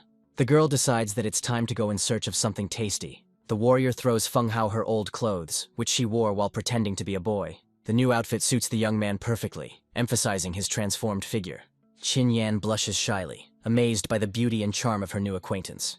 With a smile on his face, the guy invites the girl to go on a journey towards new adventures. The young man wonders why such a strong warrior was being chased by some bandits. The beauty evasively answers that at a certain time she must receive something important. Suddenly, Feng Hao saves the girl by pulling her towards him and avoiding the flying arrow. Embarrassed by the closeness, Qin Yan is speechless, her heart pounding wildly. The guy orders them to be silent, because there are people with a strong thirst for blood waiting for them ahead. Two bandits look with contempt at the corpse of their comrade whom they themselves killed. The killers decide to leave their boss and return home to find young wives. One of them cynically notes that they would have been replaced sooner or later anyway. Feng Hao realizes that the cause of all this carnage was a mysterious treasure map. The bandits, with greed in their eyes, anticipate how they will get rich from the treasures they find. Qin Yan watches with alarm as the criminals enter the monster's lair. Feng Hao orders the girl not to move, as he can smell the scent of a dangerous beast. One of the bandits, anticipating profit, goes deep into the cave, looking for treasure. A sudden and strange sound makes the criminal freeze in bewilderment. An unknown force tears the bandit apart, his scream echoing throughout the cave. A huge monster, the Iron Monkey Spirit, emerges from the shadows, holding the second criminal in its hand. In horror, the bandit begs for help, but his life is cut short in the blink of an eye. The hero is shocked by how easily the monster dealt with two experienced masters. The guy understands that he cannot cope with such an opponent, and suggests retreating. However, Qin Yan refuses to leave because she has a secret weapon. The girl rushes into the attack, her body is enveloped in the glow of lightning, and a sword appears in her hand. With a cry, the warrior prepares to deliver the decisive blow. Feng Hao looks at the girl with concern, realizing that she is not his equal. The beauty proudly displays her true strength, her eyes shining with confidence. A powerful blow shakes the cave, and a purple glow blinds everyone around. With a victorious smile, Qin Yan declares that her secret weapon has worked. The girl looks at the defeated monster with contempt, calling him a stupid monkey. The warrior boasts that she has already defeated many masters with her weapon. Suddenly Feng Hao disappears and the girl hears his voice coming from behind the monkey. With a hungry glint in his eyes, Feng Hao admires the defeated monster, as if it were a delicacy. Qin Yan is furious that instead of praising her hard work, the guy is thinking about food. The little mentor reveals a secret to the young man. The girl used a rare and powerful crystal. The avatar pushes the student to a vile act, offering to take possession of the beauty's power. With childish delight, the hero rushes to meet his new acquaintance, ready for adventure. Deep in the cave, they discover a mysterious passage leading to treasure. Sword marks on the walls indicate that the cave's owner was a powerful spiritual practitioner. Suddenly, a chest appears before their eyes, radiating light and promising untold riches. Feng Hao eagerly opens the chest, but Qin Yan doesn't stop him in time. A blinding light bursts out from the chest, revealing to the world a mysterious and ancient book. The hero delightedly realizes that he is holding a secret book of the heavenly level in his hands. However, the girl states with disappointment that this is useless junk on which she wasted her energy. Feng Hao can't believe that the artifact left behind by the great master could be trash. Qin Yan explains that the success rate of this method is only 0.1%. If the practitioner fails, his body simply explodes, leaving no chance for survival. Demon energy is incredibly powerful, and absorbing it requires a tremendous amount of time and effort. The Berserker Pill only provides a small portion of the Battle Crystal's power, making it nearly useless. Even an advanced Berserker Blood Pill can hardly compare to the real essence. The girl contemptuously calls the book trash, because human life is at stake. The young man is surprised to realize that his companion possesses incredible knowledge, as if she also has a secret book. Feng Hao discovers an incomplete note in the book that changes his entire understanding of the pill. Hope flares up in the young man's soul, because this pill is ideal for his body. With a sly smile, the guy declares that he is not interested in money, because strength is more important. The hero looks with disdain at the girl who thinks that everyone eats battle crystals like candy. With excitement in his eyes, the young man decides to try out the new technology, despite all the risks. Qin Yan easily takes out a 4th-grade demon crystal, leaving the boy in shock. The girl offers the hero an extra ride if he really wants to die. With gratitude in his voice, Feng Hao accepts the priceless gift, ready for experimentation. A cunning plan is brewing in the beauty's soul, because the successful creation of the elixir will bring her a fortune. The boy immerses himself in meditation, his body enveloped in a purple glow of demonic energy. The young man's mind is transported to another dimension where he must harness a wild and unbridled power. Feng Dao warns his disciple of mortal danger, as the demon's energy can backfire. The divine pharmacopoeia helps the hero to assimilate and improve the acquired knowledge. With a victorious roar, Feng Hao absorbs all the remaining energy from the demonic crystal.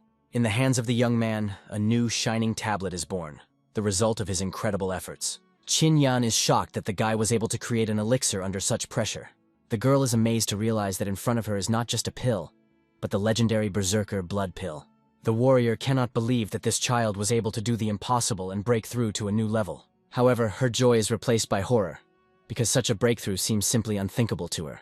Suddenly, Qin Yan feels someone's presence and realizes that their pursuers are already here. Feng Hao boasts of his new pill with pride in his voice, which surprises Qin Yan. The girl can't believe that this boy is a Tien-ranked healer who can perform miracles. Meanwhile, the pursuers discover that their victims have managed to escape without leaving behind any treasure.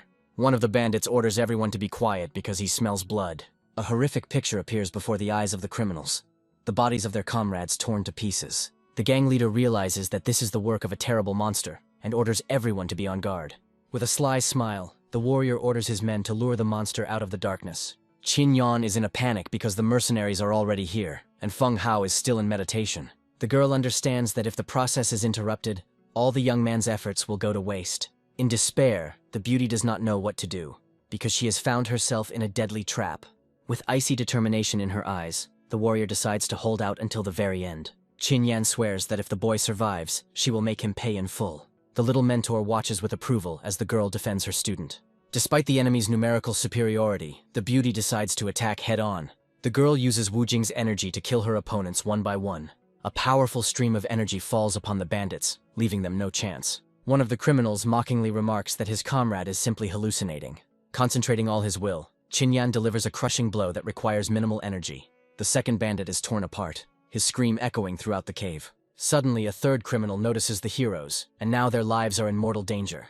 The bandits rush into the attack with a roar, intending to capture the beautiful warrior. Qin Yan was horrified because she didn't expect such a turn of events. The gang leader easily catches the girl because he knew her location from the very beginning. With greed in his eyes, the criminal anticipates how he will receive both the treasure and the beautiful captive. As payment for past humiliations, the bandit intends to use the girl's body. A wild cry of despair echoes through the cave as the criminal seizes his victim.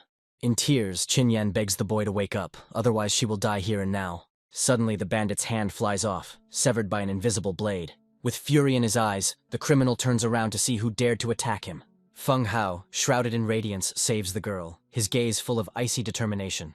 The gang leader orders his men to kill the insolent man, promising a reward for his head. With contempt in his voice, the young man orders the noisy insects to be silent. With incredible speed, the hero pierces one of the bandits, leaving him no chance.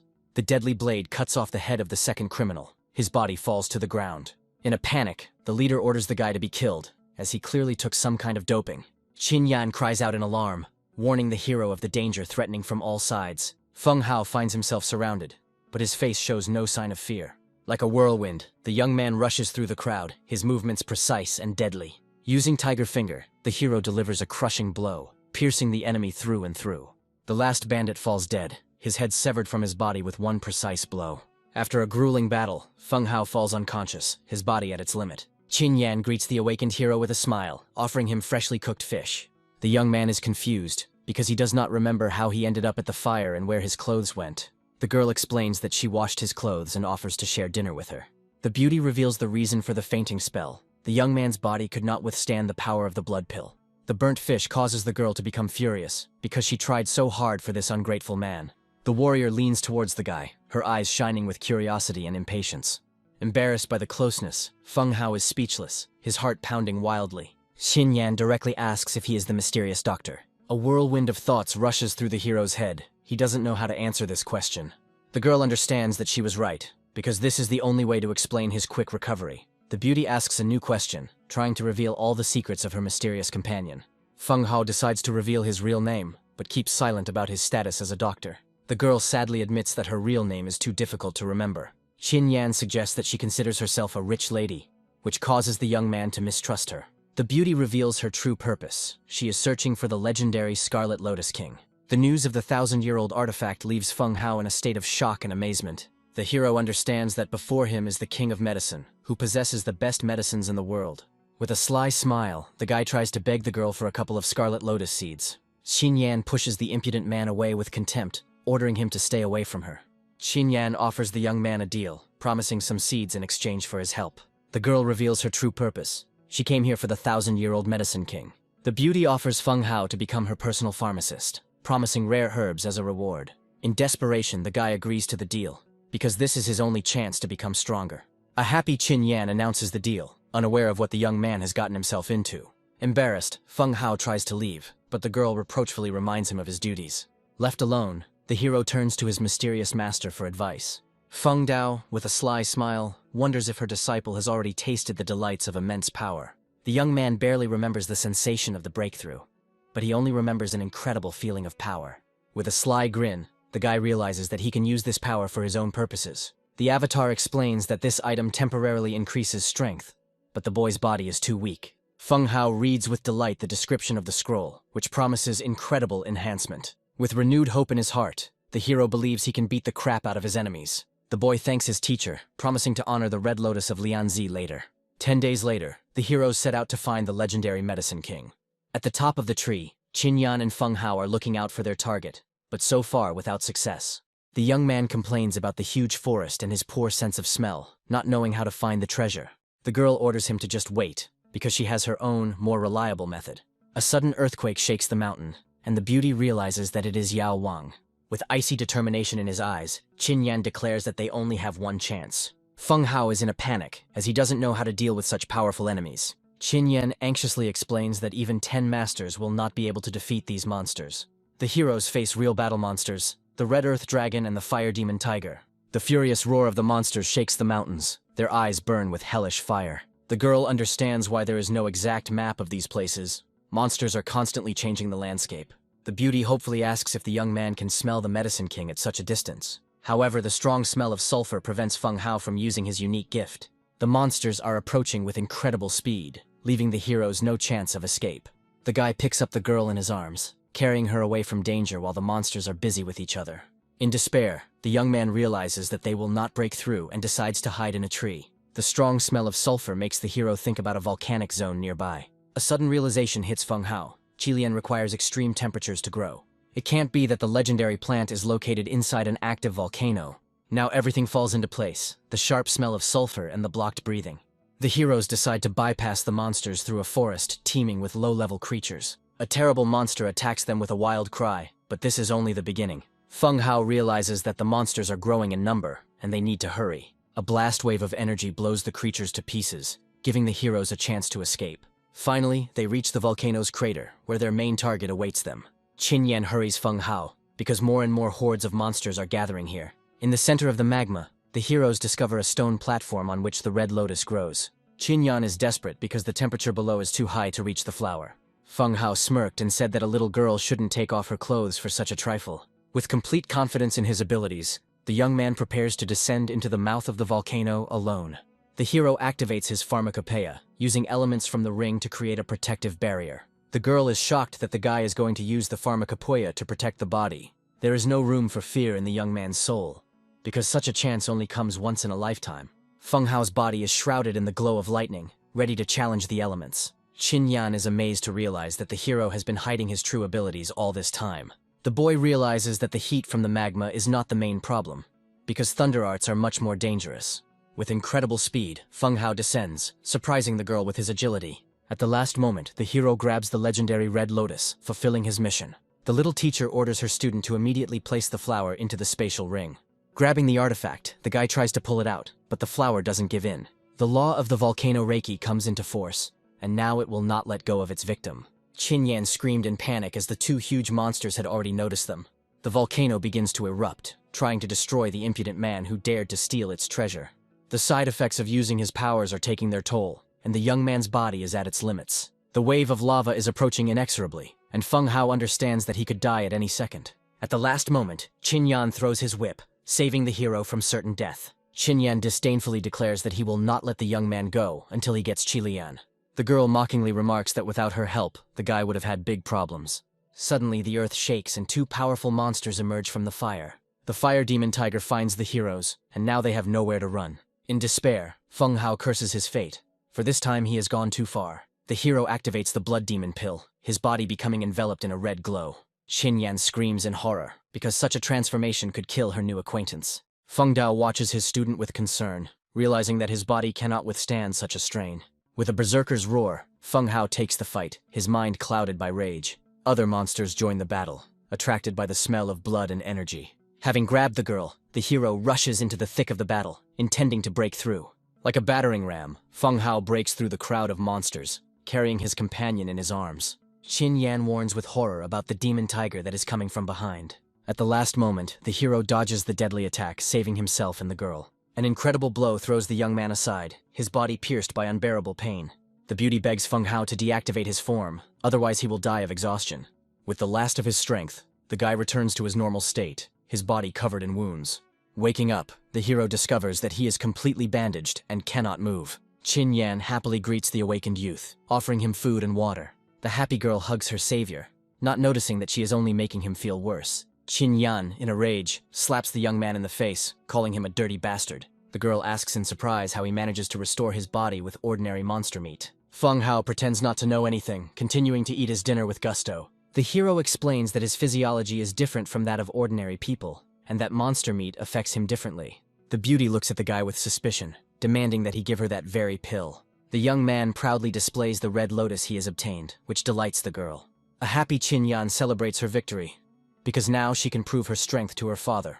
The girl keeps her word and gives the hero 3 precious pills as a reward. Feng Hao is delighted, because such a generous gift will help him become even stronger. The confused guy wonders where his new acquaintance, full of secrets and mysteries, came from. Qinyan sadly admits that her mission is complete, and it is time for her to return home. The hero invites the girl to come visit him, because it's time for him to return too. With a sly smile, the beauty decides to take a look at the family of this mysterious pharmacist. A few days later, the heroes arrive in Feng Hao's hometown, full of memories. The young man proudly shows his companion the city in which he grew up and became stronger. Qinyan mockingly asks if he is afraid that someone will try to kill him. With confidence in his voice, the guy declares that the old man would have been scared, but now everything has changed. Suddenly, their path is blocked by mysterious masked figures, clearly not with good intentions. The mercenaries are surprised to recognize Feng Hao. not believing that he could survive on the monster mountain. Qin smirks and says he won't help, but the young man is confident in his abilities. Feng Hao's body is shrouded in lightning, ready to disappoint his enemies. With incredible speed, the young man rushes into the attack, leaving the mercenaries no chance. One of the killers falls dead, his head severed from his body by a single, precise blow. The mercenary leader is shocked that this kid was able to break through to the master level. Feng Hao dodges the attack with ease, his movements precise and deadly. With one blow, the hero knocks out his opponent, leaving him no chance of salvation. The surviving mercenaries flee in panic, realizing that they cannot cope with this monster. The young man interrogates the prisoner, demanding to know the name of the one who sent them to kill him. The guy warns the girl that now they may have even bigger problems. However, Qin says with a smile that she doesn't care, because it will be fun. The beauty boasts of her strength, claiming that she could kill all the mercenaries with one crystal. The heroes return to the Feng family home, where a warm and joyful welcome awaits them. The crowd enthusiastically greets their new hero, who has managed to break through to the master level. Tears of joy come to the parents' eyes when they see their son alive and well. Feng Hao falls to his knees, apologizing for his ingratitude and for causing everyone to worry. The happy family is reunited, their home filled with laughter and joy again. Meanwhile, at the auction house, the manager is excitedly discussing Feng Hao's incredible success. General Wu Yang proudly talks about his magnificent journey and protecting the young warrior. The manager is delighted that his new acquaintance turned out to be so powerful. At this time, in another clan, the master was furious at the news of Feng Hao's sudden breakthrough. The head of the Wang family is furious that he missed such a chance due to his carelessness. The conspirators realize that they can no longer maintain their influence in the city of Yulan. The head of the Chao family looks at his allies with disdain, not seeing them as a real threat. The warrior is certain that the mysterious protector of the Feng family is no longer in the city. With icy determination in his eyes, the conspirator declares that now is the best moment to strike. The head of the Chao family is looking forward to the opportunity to personally deal with Feng Hao. A sudden report interrupts their insidious plans, because the enemy is already at the gates. The patriarch of the Feng family gives orders to his warriors to meet the enemy at the mountain. With rage in his eyes, the man declares that he knew about the betrayal and was prepared for it. Feng Cheng asks his son to take Madame Yan to a safe place until things calm down. However, Qin Yan confidently states that he can handle any master. Feng Chen is shocked that this fragile girl has such incredible strength. The son reminds his father that the enemies are already close, and it is time for them to move out to battle.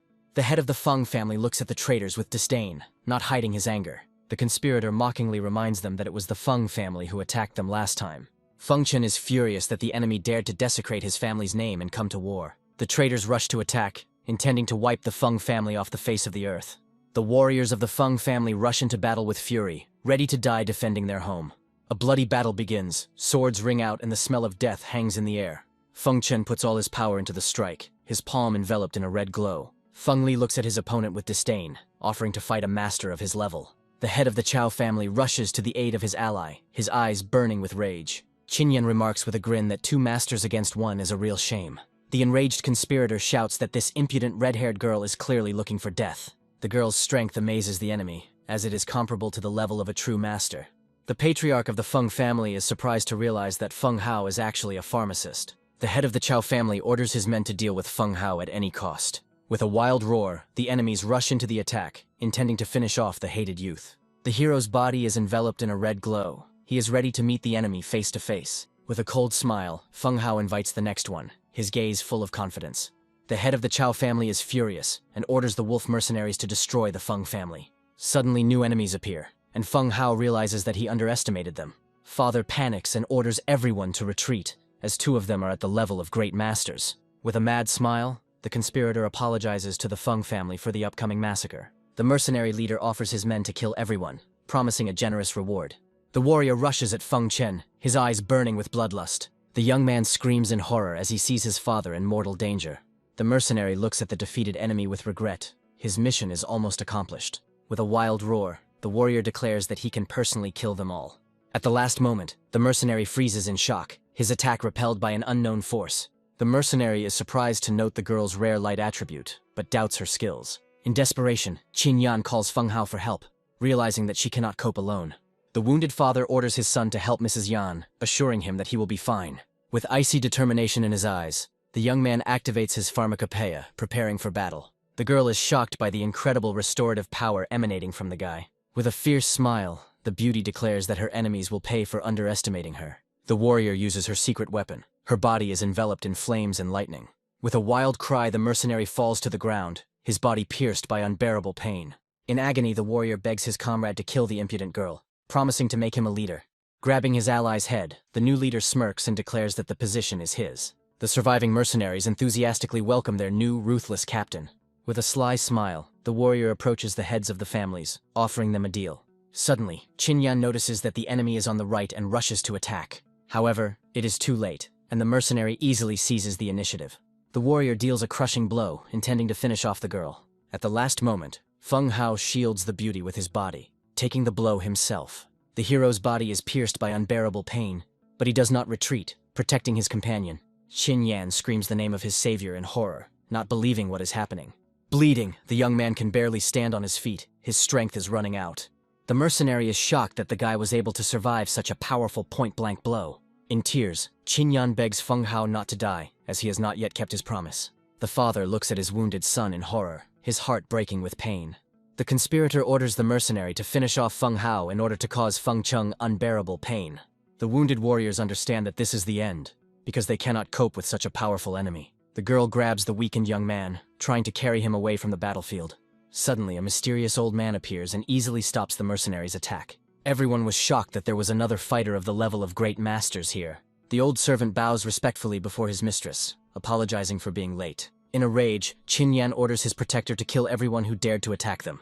With icy calm in his eyes, the old man prepares to carry out his mistress's order. The mercenary understands that he has offended the noble maiden, and now he should not count on forgiveness.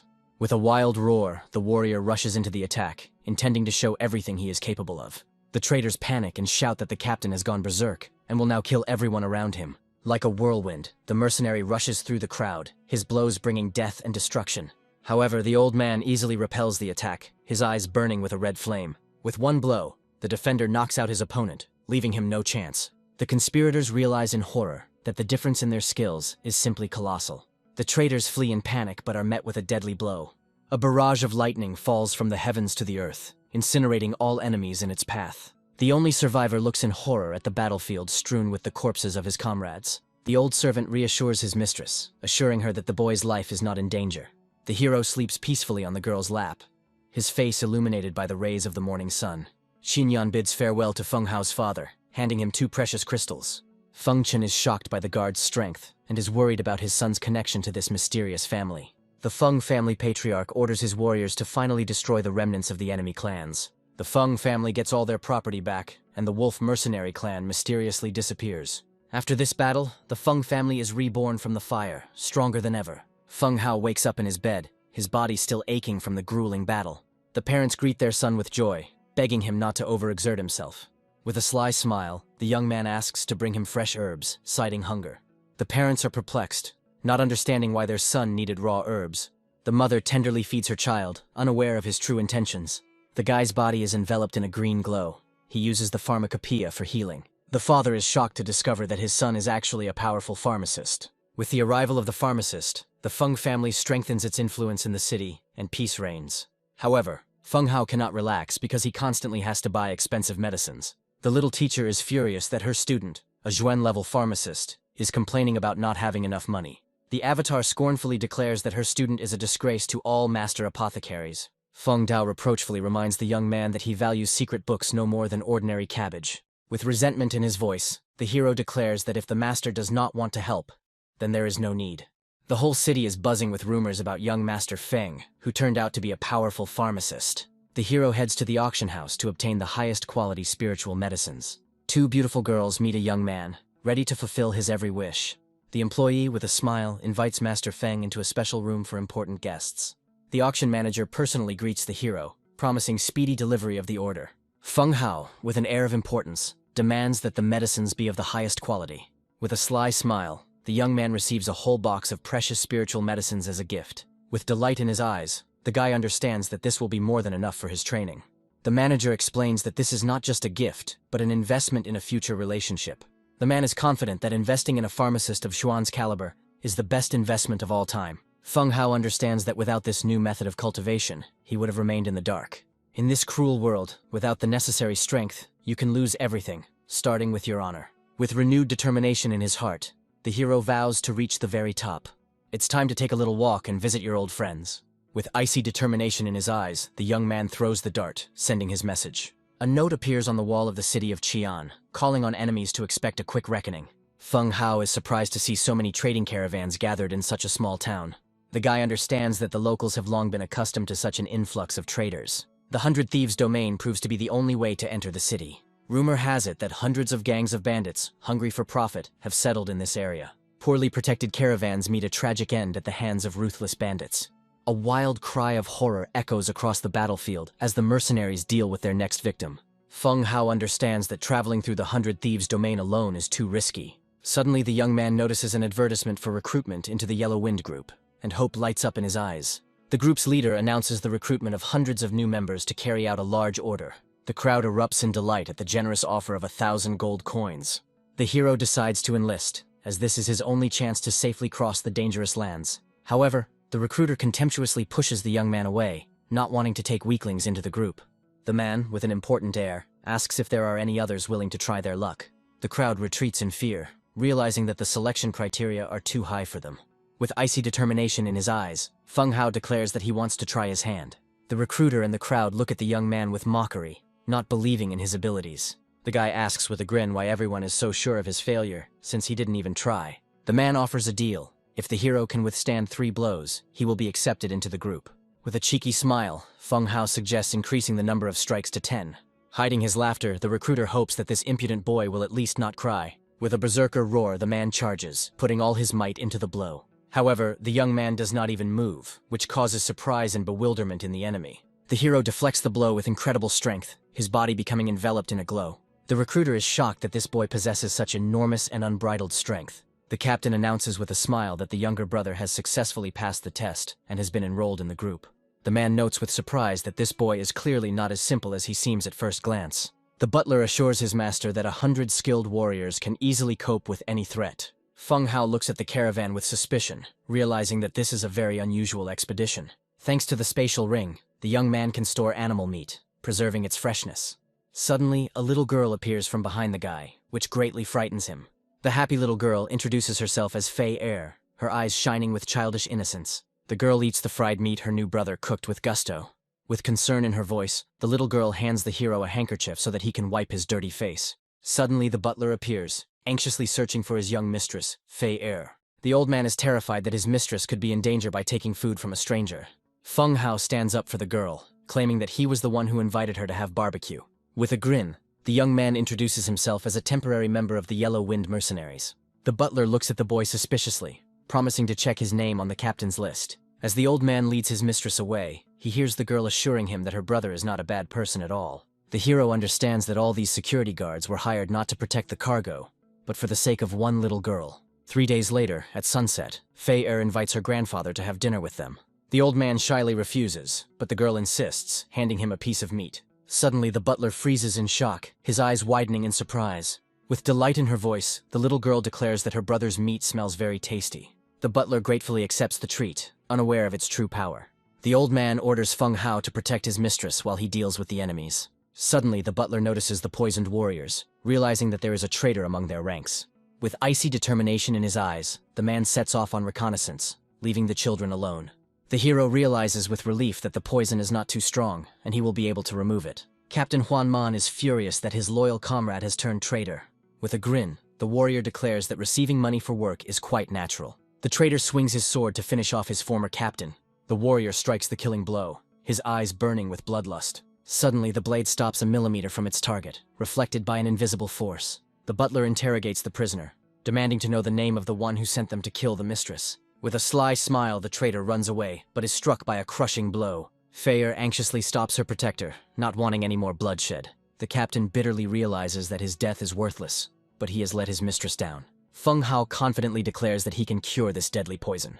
The dying warrior cannot believe his ears, because he has already prepared himself for death. The young man proudly admits that he is a pharmacist, which leaves everyone in a state of shock. With the help of the pharmacopoeia, the hero removes the poison from the captain's body, saving his life. The warrior feels his body fill with new strength, as if the yuan in his body has been restored. With boundless gratitude, the captain falls to his knees, swearing eternal loyalty to his savior. The young man decides not to delay and immediately begin treating the entire team. With the help of the pharmacopoeia, Feng Hao quickly heals all the poisoned warriors. The rescued mercenaries bow gratefully before their master pharmacist. Captain Huanman asks if the hero has any idea who is behind all of this. With a sly smile, Feng Hao suggests making a plan of action to lure the enemy into a trap. The young man is confident that the enemy considers most of the mercenaries dead and will not send many people. The hero suggests that everyone pretend to be dead and wait until the fish bites the hook. The traitor sneaks into the enemy's lair to report the completion of his mission. Yuanhua informs his master that he has an urgent message. The guards let the traitor pass, unaware of his true intentions. Mr. Yin is surprised to learn that the butler Fei was not poisoned and remained alive. As a reward, the traitor receives only a vial of an unknown medicine. With a wild cry of horror, the warrior realizes that this is not an antidote, but a deadly poison. Mr. Yin disdainfully declares that this medicine will only temporarily dull the pain. However, the traitor does not give up and promises to bring his people to complete the task. With gratitude in his voice, Yuanhua leaves, unaware of his master's insidious plan. With a devilish smile, Mr. Yin declares that trash does not deserve the right to an antidote. The traitor and his men realize that only one martial artist remains alive. With bloodlust in their eyes, the warriors rush into the attack, intending to finish off the last survivor. However, an unpleasant surprise awaits them. The entire squad of mercenaries is alive and ready for battle. The leader of the traitors is perplexed, because his informant spoke of only one survivor. The bandit looks at Feng Hao and the butler with disdain, considering them useless weaklings. However, one of the warriors notices that this boy is not at all afraid of their formidable appearance. The traitor is shocked, because he recognizes one of the survivors as his accomplice. Suddenly all the slain mercenaries appear, and the traitors' faces are distorted with horror. With a wild cry, the bandit accuses Yuanhua of setting up an ambush for them. The butler, with icy calm in his voice, demands to know the name of the one who sent them. One of the traitors calls on his brothers to die with honor, taking their enemies with them. The old man offers a deal, life in exchange for the name of the one behind all this. However, the prisoner refuses with contempt, preferring death to betrayal. Captain Huanman realizes that there is no way to get any information out of this stubborn man. Feng Hao stops the execution, warning that this jackal is one of the 10 most dangerous bandits. With insight in his voice, the young man suggests that the prisoner was also forced to come here. In a rage, the bandit demands that they stop chatting and just finish him off. The hero understands that all this is because of one poison, which is a mixture of hundreds of others. The pharmacist senses a substance in the poison that slows its spread and allows it to manipulate people. With confidence in his voice, Feng Hao declared that this poison was Xuan level, meaning Fei Er was a very unusual person. The guy makes a shocking claim, claiming that he can cure this deadly poison. Everyone around is perplexed, because they cannot believe in the possibility of detoxification. With the help of a pharmacopoeia, the young man removes the poison from the bandit's body, saving his life. Feng Hao asks with concern about the well-being of the bandit he saved. In tears, the warrior begs the master pharmacist to save his life, promising to tell him everything. With joy in his voice, the bandit vows to reveal all of his master's secrets. The butler is furious that someone would dare to use such vile methods. The old man understands that they are in for a short trip, and it is time to end this once and for all. The heroes arrive at the enemy's lair, ready for the decisive battle. The bandit, with horror, recognizes the mysterious stranger as that very jackal. With a devilish smile, Mr. Yin asks if he is tired of living yet. The rescued warrior boldly replies that the enemy should worry about himself. The traitors are horrified that their former comrades have risen from the dead. Like a whirlwind, Yuanhua rushes through the crowd, his blows bringing death and destruction. Mr. Yin is shocked that his people are alive and well. Suddenly he realizes that there is a powerful pharmacist among them. The bandit calls on his brothers to rise up because now they have nothing to fear. The warriors rush into the attack, intending to destroy their tyrant. Suddenly Mr. Yin falls dead, his body falling lifelessly to the ground. The hero regretfully realizes that the villain committed suicide, taking all the secrets to the grave. The butler laments that they still haven't managed to find out who is behind all this. The rescued mercenaries bow gratefully before their master, swearing eternal loyalty. Feng Hao is in a panic as his travel plans are ruined by his new entourage. The young man invites the rescued warriors to follow him, promising protection and support. 9 days later, the caravan leaves the dangerous lands, heading to the city of Qian. Captain Huanman thanks his master for saving him and escorting him. Feng Hao takes the opportunity to learn more about the mysterious girl Fei Er. The warrior is surprised to realize that the master pharmacist knows nothing about his companion. The captain reveals a secret. Fei Er is the youngest daughter of one of the 3 powerful families. 1 day later, the caravan arrives at the majestic and prosperous city of Qian. The hero looks with admiration at the tall pagodas, amazed by the beauty and power of this place. The butler happily announces his return home and invites the young man to visit their family. Fei Er, with childish spontaneity, pulls her new brother into her home. The The servant proudly reports to his master about the successful completion of the assignment. The head of the family happily greets his daughter, but looks suspiciously at the unfamiliar young man. Feng Hao greets Mr. Fei with respect, without revealing his true origin. At night, the butler reports to his master about the exploits of the young pharmacist. The old man enthusiastically tells how without Feng Hao's help they would not have managed to get out alive. The head of the family is shocked that this teenager has already reached the Xuan level of mastery. The man orders his family to get closer to the Feng family and help them get stronger. However, the butler reminds them that they never found out who was behind the poison master. The head of the family disdainfully states that there are not many capable craftsmen in their city. With icy determination in his eyes, the man vows to personally ensure that the Zhu family experiences their wrath.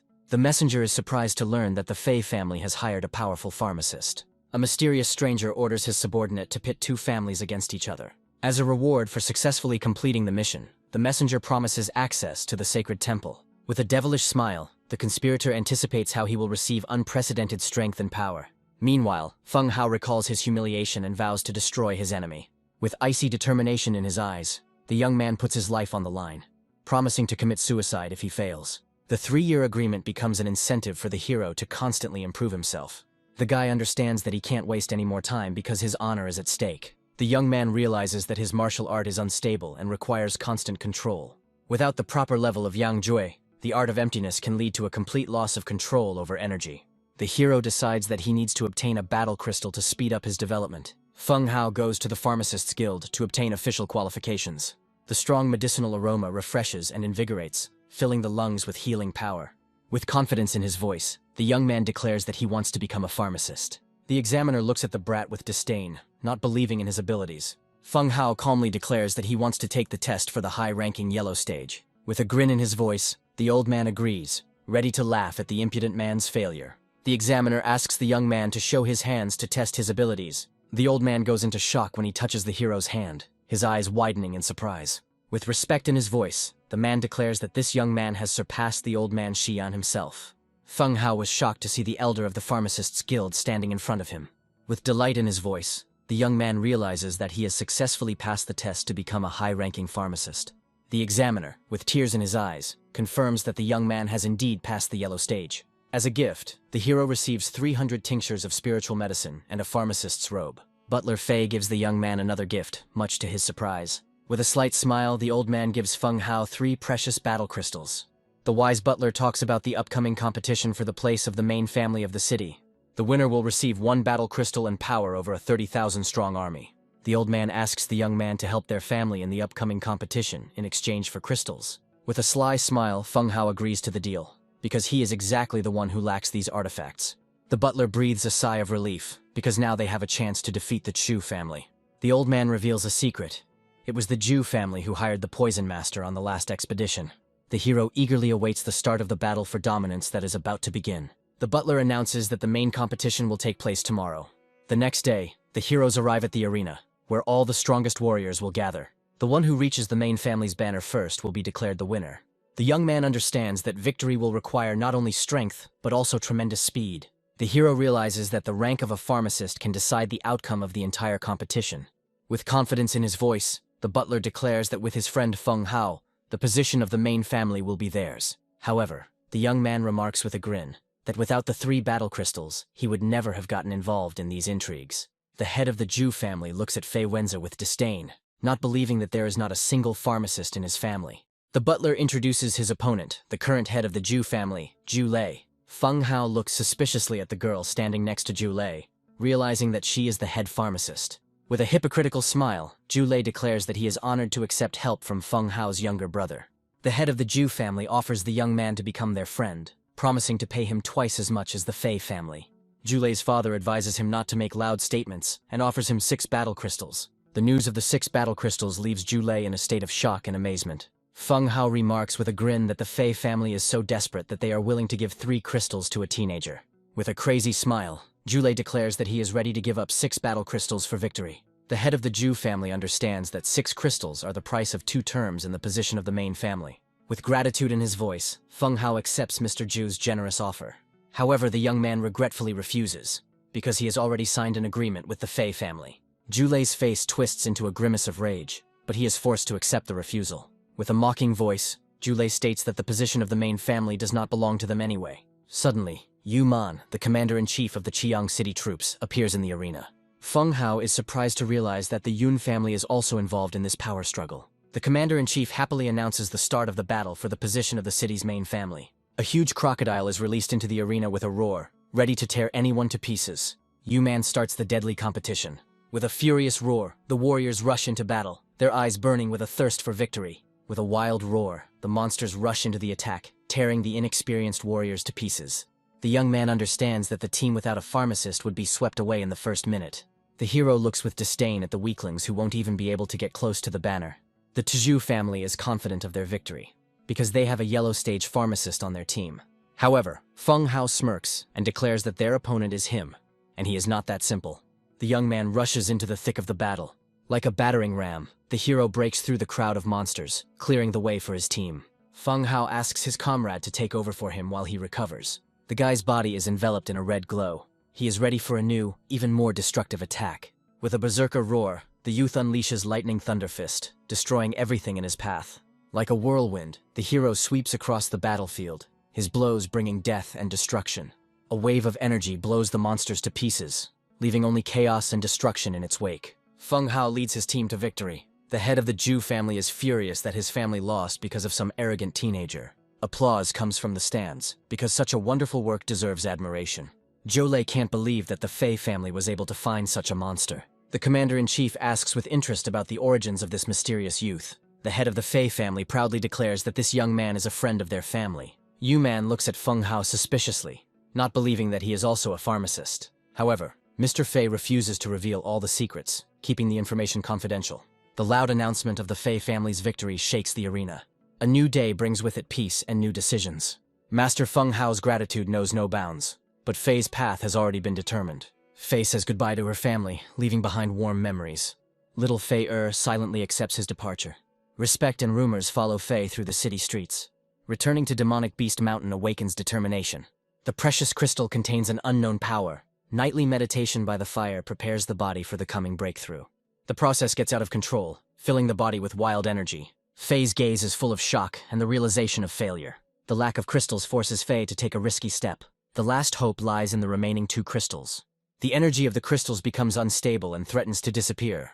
Despair grows as strength begins to fade. An unexpected surge of thermal energy changes the course of events. A powerful explosion marks a successful breakthrough to a new level. Fei feels a new, previously unknown power within herself. A mysterious night force leaves Fei baffled.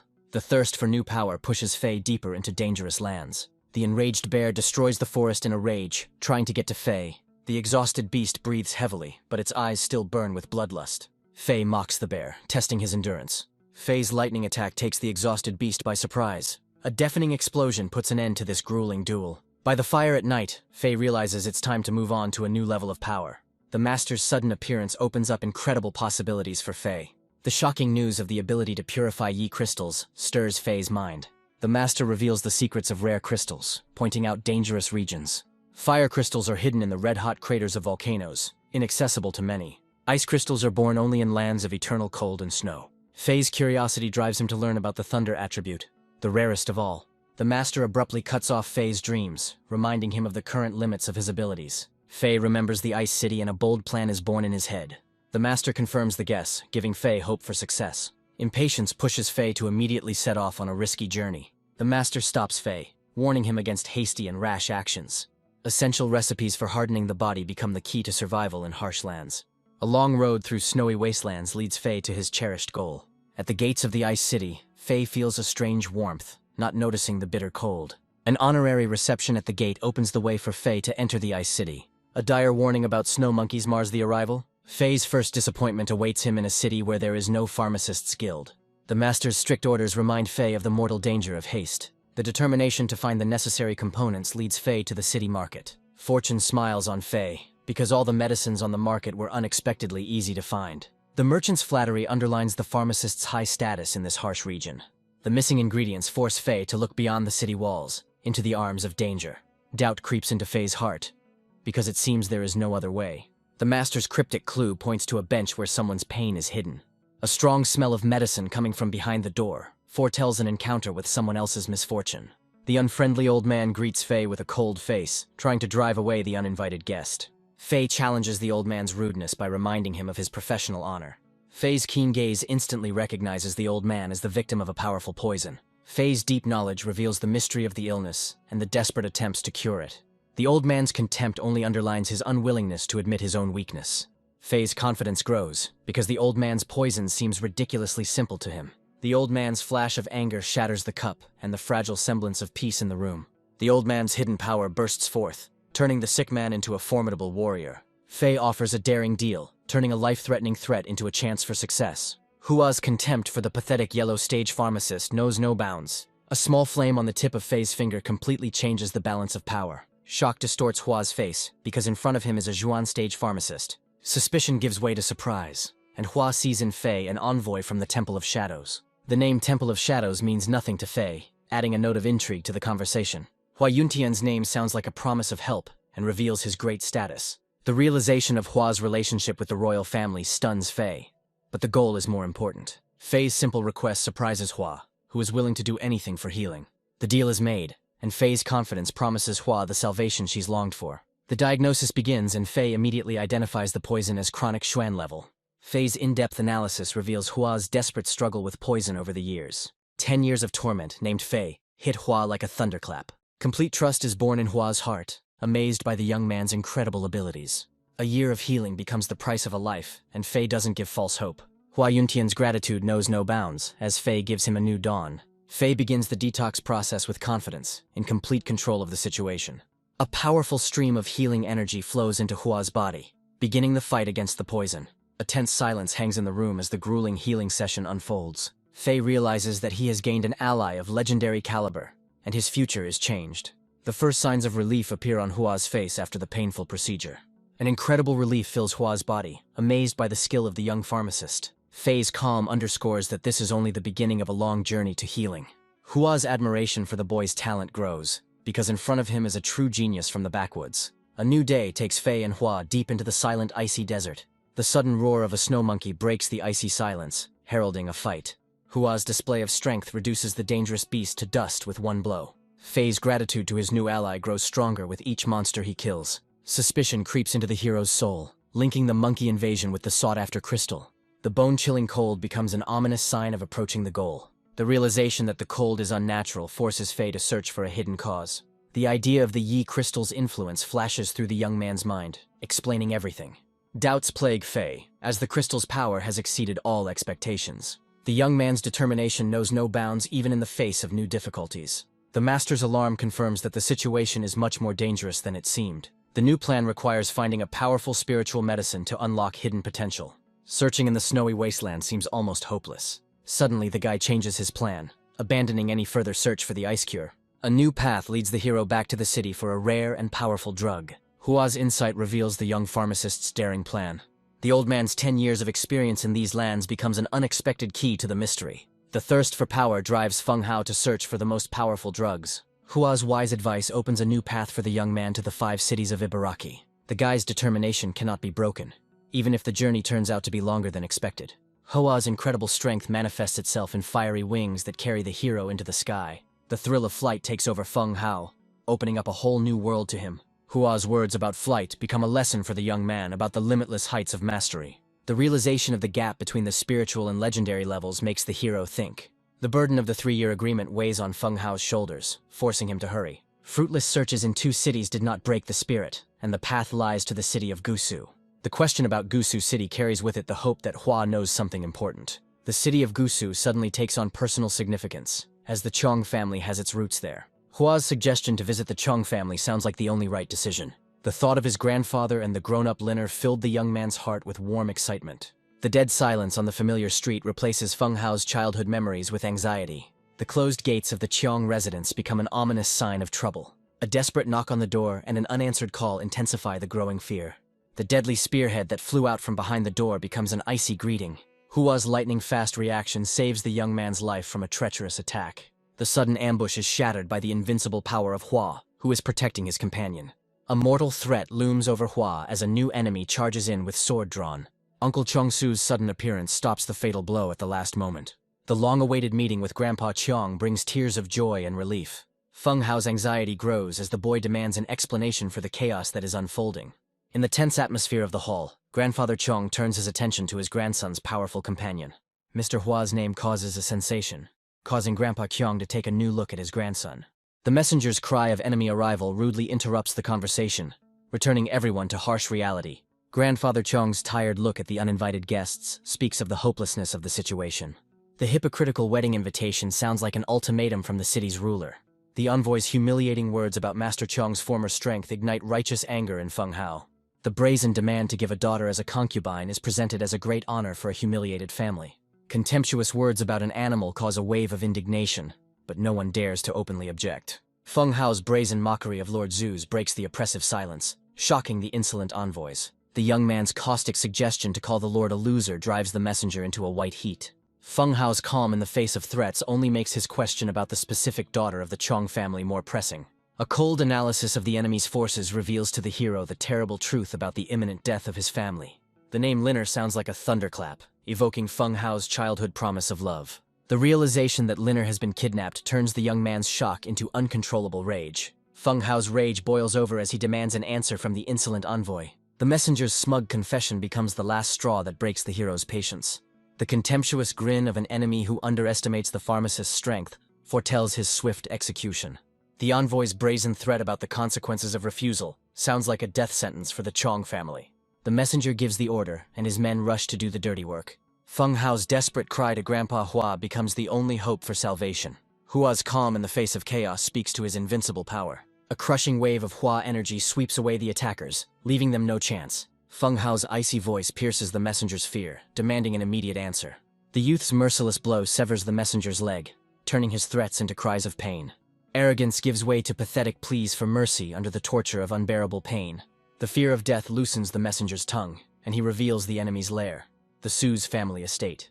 A chance encounter with Su's Hong proved fatal for Liner, condemning her to captivity. Concern for Liner's safety leads Feng Hao to ask the ultimate question. The messenger swears the girl's safety, trying to pass off the kidnapping as a wedding invitation. The young man's sinister smile gives the messenger false hope of salvation. Mercy is not in the hero's plans, and the messenger turns into a cloud of dust. The massacre is over, and now Hua's gaze turns to a new target, the city of Ibaraki. There is an unwavering determination in Feng Hao's voice, for hesitation is akin to death. The hero's path leads to Ibaraki, the capital of the 5 cities, and the enemy's stronghold. Power in the city has long been divided, but the Su's family has kept everyone in its fist for decades. Grandfather Chong's warning about Su's 30,000-strong army echoes ominously. Despite the danger, Hua and Feng Hao fly to meet their destiny in Ibaraki. Landing in Ibaraki reveals the total dominance of the Su's family.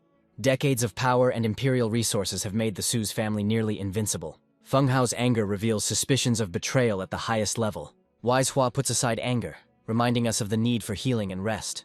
Another healing session brings Hua long-awaited relief and new strength. Hua's admiration grows, as the young man's talent surpasses all known limits. Feng Hao's enigmatic smile conceals the secret of the Red Lotus, his true source of power. Hua's concern for the Empire's future turns into a subtle test of the young genius's loyalty. Feng Hao's firm pledge of allegiance to the Ceylon Empire makes him a valuable ally. Deep respect makes Hua ask the young man to keep his incognito a secret. A vow to take the secret to the grave seals their union with unbreakable bonds of trust. Under the light of the full moon, the Su's family estate looks ominous and forbidding. A secret meeting at the estate reveals the true puppeteers pulling the strings. Suzu Yu's flattery and submissiveness reveal his true status as a mere puppet. The Shadow Temple's reward is presented with a bloody hand, hinting at the price of power. 10 battle crystals become a generous payment for devotion and blind obedience. Greed and servility distort Suzu's face at the sight of the priceless gift. An army of 50,000 is ready to betray the Empire for the sake of the interests of the Dark Temple. The satisfaction of the ambassador foreshadows a new, even dirtier assignment. The icy congratulations on his son's wedding sound like an ominous reminder of the kidnapped Liner. The ambassador's sinister order turns the upcoming wedding into a bloodbath. The deadly poison becomes the guarantee of the complete destruction of all unwanted enemies. The realization of the scale of the betrayal chills even Suzu's blood. The messenger's self-confidence knows no bounds, because the poison leaves no chance of salvation. Suzu humbly accepts the role of executioner, ready to do anything for the sake of the temple's power. A new mission from the envoy expands the web of conspiracy to the city of Neon.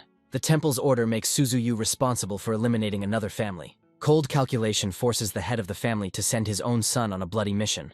The generous promise of double reward becomes the price for complete submission and betrayal. The envoy's departure leaves Su Yu alone with heavy thoughts and a new order. The secret council begins, and the head of the family reveals his cards to his allies. The difficult choice between submission and one's own will falls on the shoulders of the elder. The allies' ambitions come to the fore, as their future depends on the leader's breakthrough. Precious crystals become the key to power, cutting the 20-year journey in half.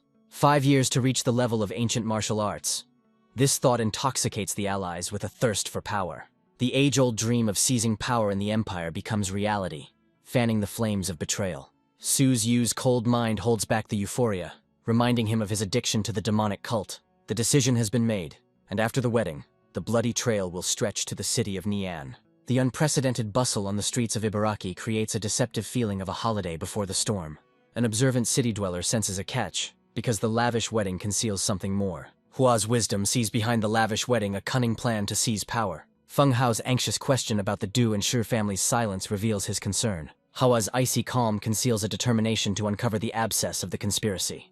The walls of the Du estate are permeated with fear of an imminent takeover by the Su's family. Elder Du's words are filled with bitterness and contempt for the Su's family. The realization of Su's imperial ambitions plunges the Du family into deep despondency. The question of what to do next sounds like a cry of despair in the abyss of hopelessness. Hua's lightning strike bursts into the hall, disrupting the tense meeting. Amazement and fear are reflected on the faces of the Du family, who do not understand what is happening. Hua's incredible strength easily neutralizes all the guards, leaving them no chance. Hua's commanding voice echoes throughout the hall, demanding an answer from the head of the Du family. The unbroken spirit of the Du family leader throws accusations in the face of the mysterious master. Hua's gentle blow becomes the best proof of his non-involvement with the Su's family. Feng Hao's smile and healing energy bring hope to the House of Despair. The incredible strength of a young pharmacist of Xuan's caliber makes the Du family tremble. Gratitude and respect replace anger as the head of the Du family addresses the saviors. The young man's direct question about an alliance with the Shi family reveals the opposition's main weakness. The bitterness of powerlessness resounds in the words of the head, because even united forces are insignificant. The incredible power of the Su's family makes even the mighty Hua frown. The revelation of information about 3 spiritual masters explains the general fear. The shocking news about the 3 spiritual masters leaves Feng Hao stumped. Chief Du's despair is growing, as the 60,000-strong army leaves them no chance. Hua's cold contempt for Su's insolence results in a decisive plan of action. The royal decree in the hands of Du Feng becomes the key to power and a symbol of imperial wrath. The Du family's envoy hurriedly delivers the invitation to the head of the Shi family. Shijen's deep respect for His Royal Highness knows no bounds. Hua's imperious gesture orders the head of the Shi family to stand up, asserting his status. The unification of opposition forces defines the first target, the Ibaraki army. 2 powerful clans bow to the will of Hua, ready to carry out the order. A daring plan to seize control of the army shocks the leaders, but leaves them no choice. Feng Hao's concern for his allies' health exposes Hua's vulnerability, still weakened by the poison. The young man's thoughts raced, because even a weakened Hua was equal to the strongest of the Suzes. The young man's keen eye sees more than just the suppression of poison. The mysterious box in Feng Hao's hands becomes an unexpected gift for the powerful master. The incredible artifact in the box makes Hua's heart skip a beat in anticipation. The healing aroma, just one breath of it, causes the poison in Hua's body to slowly recede. The recognition of the legendary treasure plunges the powerful master into a state of shock. The legendary Medicine King appears in Hua's hands, promising him a complete cure. Hua's boundless gratitude for the priceless gift seals his alliance with the young genius. The anticipation of tomorrow's battle fills the room, as the honor of the Chong family is at stake. Hua's cold calculation reveals the true intentions of the Su's family, who don't care about honor. Feng Hao's anxiety about Linner's fate becomes unbearable. Hua's self-confidence knows no bounds, because nothing is impossible for him. Wedding firecrackers at Su's estate become a harbinger of a bloody feast. The despair and determination in Linner's eyes speak of her willingness to die rather than submit. Su Hong's fear of the dagger betrays his cowardice and insignificance. Linner's unwavering will declares that death is better than a shameful marriage. Su Hong's rage at impotence turns into accusations of ingratitude.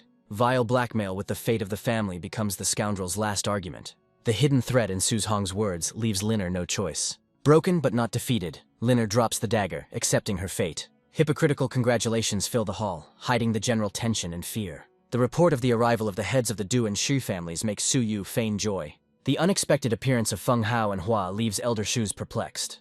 Suzu Yu's feigned hospitality conceals anger and suspicion towards the uninvited guests. Suzu Yu's hidden anger flares up at the insolence of the guests who came empty-handed. Shijen's ironic greeting subtly hints at the true reason for their visit. Du Feng's humiliating apology for the lack of gifts becomes part of their plan. Behind the ostentatious hospitality, Su Yu hides a death sentence for all those who are objectionable. Feng Hao's cold gaze studies the enemy, preparing for the decisive battle. Feng Hao's silent warning about the poison becomes a lifeline for his allies. A smug Su Yu is confident that his cunning plan will work without a hitch. The failure of the poison plan comes as an unpleasant surprise to Su Yu. Linner's joyful cry upon seeing Feng Hao fills the hall with hope. Du Feng's sudden intervention stops the wedding ceremony at its most interesting point. Su Yu's angry roar demands an explanation for such a brazen interruption of the celebration. Shijin's bold proposal to change the bride sounds like a slap in the face to Su's family.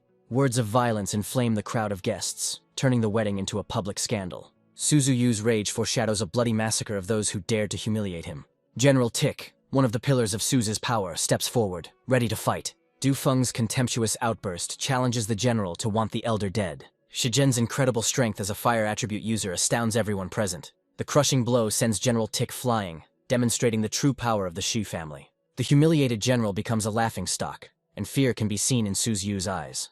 Hua's hidden power haunts the head of the Su's family, forcing him to be more careful. Su Yu's commanding orders to his men indicate that he has not yet lost control. The long-awaited reunion of Feng Hao and Linner fills hearts with warmth and hope. Su Hoon's jealous cry reveals his possessive feelings towards the girl he considers his own. Feng Hao's icy gaze promises to take Linner back no matter the cost. Su Hong's impotent rage collides with his father's calm, which foreshadows a storm. Su Yu's sudden epiphany makes him see the truth about the girl's forced coercion. Su Hong's confusion betrays his complete lack of understanding of his father's cunning game. A resounding slap brings the stupid son to his senses, reminding him of the need to think. The humiliating order to apologize to the girl comes as a real shock to Su Hong. The hypocritical apologies of the head of the Su's family try to smooth over the sharp edges of the brewing conflict. The tenderness in Feng Hao's voice confirms his intention to save Linner at any cost. Fear for the life of the savior makes Linner beg him to leave the dangerous place. Feng Hao's confidence reassures the girl, promising her complete safety. The young man's impudent question and statement confronts Su Yu with a fact. Linner will leave. The hidden threat in Su Yu's words promises to personally visit the Chong family. Shi Zhen's approval underscores that a tactical withdrawal was the only correct decision. Hua's plan to split forces seems to be the only way to avoid unnecessary casualties. The panic-stricken news of the estate being surrounded by a 50,000-strong army ruins all plans. The realization of his own army's betrayal plunges Su Yu into a state of shock and rage. Shi Zhen's malicious laughter mocks the naivety of the tyrant who lost his army. The royal decree in Du Feng's hands becomes irrefutable evidence of treason. Horror and disbelief are reflected on Su Yu's face when he sees the symbol of royal power. Fear of the prince makes everyone present fall to their knees. Knowing that the Hua family has interfered leaves Su Yu no chance of winning. The tyrant's unbroken spirit leads him to challenge royal power itself. Su Yu's sinister confession about the deadly poison leaves the guests horrified. Panic grips the crowd as the realization of impending death becomes reality. The false hope offered by the smug pharmacist only adds to the despair to come. Powerlessness in the face of an unknown poison makes the pharmacist shudder with horror. The painful death of one of the guests becomes a clear demonstration of the power of the poison. Despair grips everyone, as even a Xuan-level master is unable to resist the poison. The familiar symptoms of the poison awaken anger and old memories in Hua. Su Yu offers guests a deal with the devil, the death of their enemies in exchange for an antidote. A limited supply of antidote turns guests into a pack of hungry wolves. The thirst for life forces the poisoned guests to rush into battle for the saving medicine. A bloodbath begins, turning the wedding feast into a battlefield. Su Yu and her son are trying to escape the hell they created. The invincible power of Hua stands in the way of the fugitives, preventing them from escaping justice. The incredible power of the ancient martial arts master sows panic in the ranks of the enemy. Hua's devastating attack destroys Su Yu's last hopes of salvation. The ruins of the estate become a silent witness to the fall of the rebellious Su's family. Hua's merciless order does not leave a single traitor involved in the conspiracy alive. The prince's wise decision sends all the innocent and the coerced to Feng Hao. News of the capture of Su's followers continues to pour in, clearing the city of filth. The weariness of the endless purge is reflected on the faces of the victors. But justice demands sacrifice. Shizhen's fatigue from endless problems results in a desire to deal with the impudent people. The arrival of the head of the Chong family from distant Gusu comes as a complete surprise to everyone. Suspicion of collusion with the Su's family immediately falls on the uninvited guests. Shizhen's anger is directed at the Chong family, whom he considers traitors. Hua's commanding shout stops the massacre, demanding the immediate release of the captives. Tenderness and guilt fill Feng Hao as he sees Linner sleeping and exhausted. The unexpected appearance of Grandpa Chiang interrupts the touching moment of solitude. Tears of joy and relief flow down Linner's cheeks at the sight of her dear grandfather. The realization of how fate could have turned out makes Feng Hao shudder. The thirst for power becomes the only way for the young man to protect those dear to him. The Yi crystal, under the moonlight, becomes a symbol of future power for Feng Hao. The fall of the Su's family paves the way for Chong to become one of the 3 pillars of the empire. The Chong family accepts their new, incredibly responsible position with reverence. Feng Hao's concerns about the family's future without a spiritual master are well-founded. Hua's generosity knows no bounds, as he is ready to sign the decree for admission to the capital's academy. Feng Hao's sincere gratitude shows how important this gift is to him. Thoughts of Linner's safe future bring peace to the young man. Feng Hao's reminder brings everyone back to their main goal, the journey to the ice wastes. The Shadow Cult's lair is in turmoil over the failure of the Ibaraki operation. The question of how the information could have leaked hangs in the air, calling for blood. The bitterness of defeat in one day deprives the Shadow Cult of decades of work. The stupidity of Suze's son becomes a scapegoat in the eyes of the cultist. The prince's illogical intervention seems like pure madness to the cult elder. The failure in Ibaraki forces the leader to turn his attention to other cities. An unexpected ray of hope appears in the form of a spy who poisoned Marshal Silent. A new assignment for the spy becomes the last bet in this losing game. The icy wastelands are transformed into an arena of bloody battles for the right to possess the crystal. Rumors of the Yi crystal fuel greed that threatens to escalate into war between empires. Hua's powerlessness in the face of the approaching storm overshadows his power. Stealing the crystal from under the noses of hundreds of masters seems like an impossible task to Feng Hao. The realization of the weakness of even the mighty Hua pushes the young man to take a desperate step. A plea for help to the master becomes the only way out. The master's cunning plan involves using the Hua crystals as a distraction. A new day begins with a timid knock on the door, concealing an important request. A polite invitation to enter paves the way for Feng Hao to carry out his daring plan. Hua's generosity, ready to give away any crystals, exceeds all the young man's expectations. 15 battle crystals become the key to the success of a risky operation. The anticipation of the decisive battle for the Yi crystal fills Feng Hao with determination. Hua's wise advice on camouflage becomes the key to survival in the enemy's lair. The battlefield in the ice wastes is littered with corpses, confirming the words about the reigning chaos. Endless conflicts over the Yi crystal are becoming commonplace in these brutal lands. A huge iceberg on the horizon becomes a harbinger of the imminent appearance of treasure. Celestial beasts and mighty warriors flock to the iceberg like moths to a flame. Hundreds of masters take to the skies, ready to fight to the death for possession of the crystal. The presence of ancient martial arts masters makes the upcoming battle even more bloody. The master's warning about mortal danger sounds like a last chance to come to one's senses. The tip of the iceberg splits, releasing incredible energy. A blinding flash of light forces even powerful masters to cover their eyes. The anticipation of the crystal's imminent appearance hangs in the frosty air. The long-awaited Yi crystal breaks free from its icy confinement, illuminating everything around. The thirst for possession makes all masters rush recklessly towards the treasure. The bloodthirsty smile of one of the masters reveals his firm intention to take the crystal. A sudden blow cuts the smug warrior in half, shocking everyone. The new threat in the form of the barbarian makes everyone else freeze in horror. The crystal's icy energy suddenly attacks the barbarian, turning him into an ice statue. The fragile statue shatters into thousands of pieces, leaving no trace of the barbarian. The terrifying power of the Yi crystal causes everyone else to scatter. The realization that the crystal is powered by the energy of the earth comes to Feng Hao too late. The crystal's deadly cold drains the fighting energy from everyone nearby. An inexplicable noise in the distance distracts the warriors from the crystal's deadly trap. The sudden appearance of ice monkeys turns the battle for the crystal into a real meat grinder. The ferocious creatures fall upon the exhausted warriors, leaving them no chance. Waiting for the king makes the pack of monkeys even more dangerous and organized. A golden flash at the top of the iceberg foretells the appearance of the true master of these lands. The Ice Monkey King appears in all his terrifying glory. The king's incredible power is not inferior to that of the masters of ancient martial arts. The terrifying thought of a monkey's possible breakthrough to the stage of dominance chills the blood. One of the masters challenges the king, not wanting to give up the treasure to the beast. The master's furious attack is aimed at subduing the raging monster. The king's crushing blow sends the master flying, demonstrating his superiority. Contempt for pathetic humans can be seen in the gaze of the Ice Monkey King. The combined forces of the masters launch a desperate attack on the ferocious creatures. Even under pressure from several masters, the Monkey King holds his ground confidently. The Yi crystal's fall into the iceberg causes everyone to freeze in despair. The loss of the crystal becomes a tragedy, because now it is almost impossible to get it back. Powerlessness before the power of nature forces the heroes to seek a new plan. The ferocity of the ice monkeys knows no bounds, and warriors perish one after another. Panic and fear grip the survivors, forcing them to look for escape routes. A desperate battle for survival turns into a bloody massacre. It seems the fate of the Yi crystal is sealed. It will go to the Monkey King. The master's team becomes the last hope in this hopeless situation. Hua's skepticism about the power of ordinary crystals is replaced by amazement at the young man's aura. An uncontrollable flow of energy bursts out from Feng Hao's body under the influence of the master. Golden spheres, generated by crystals, circle around the young man, ready to attack. A powerful explosion of golden energy attracts the attention of all participants in the battle. Feng Hao is annoyed by the waste of crystals for the sake of a few shots. The attention of all the masters is focused on the tip of the iceberg, where the main action unfolds. Feng Hao's reckless flight to the Monkey King seems like pure suicide to Hua. Exhausted warriors flee in panic from a pack of ice monkeys. The sudden appearance of a giant fiery palm stops the chaotic flight. Feng Hao's disdainful gaze promises to teach the impudent Monkey King a lesson. A crushing fist of fire falls upon the king, leaving him no chance to dodge. A blow of incredible force slams the mighty beast into the icy ground.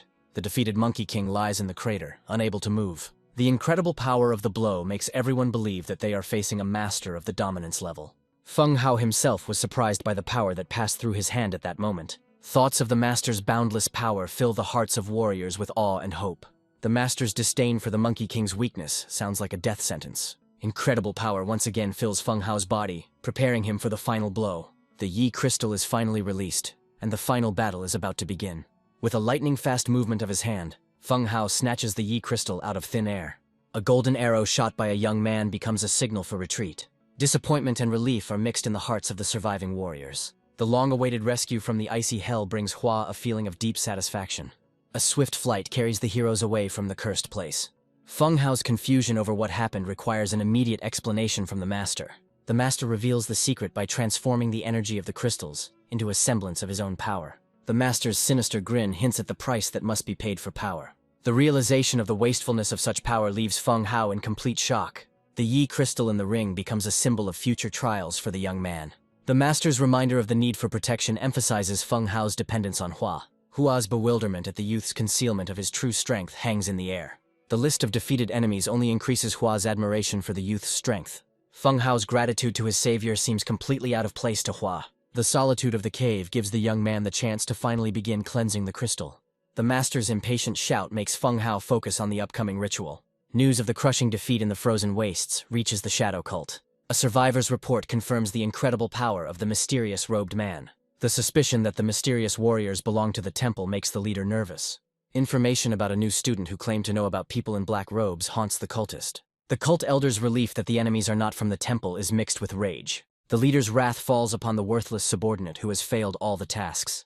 The useless spy is reduced to a cloud of dust, a victim of his master's wrath.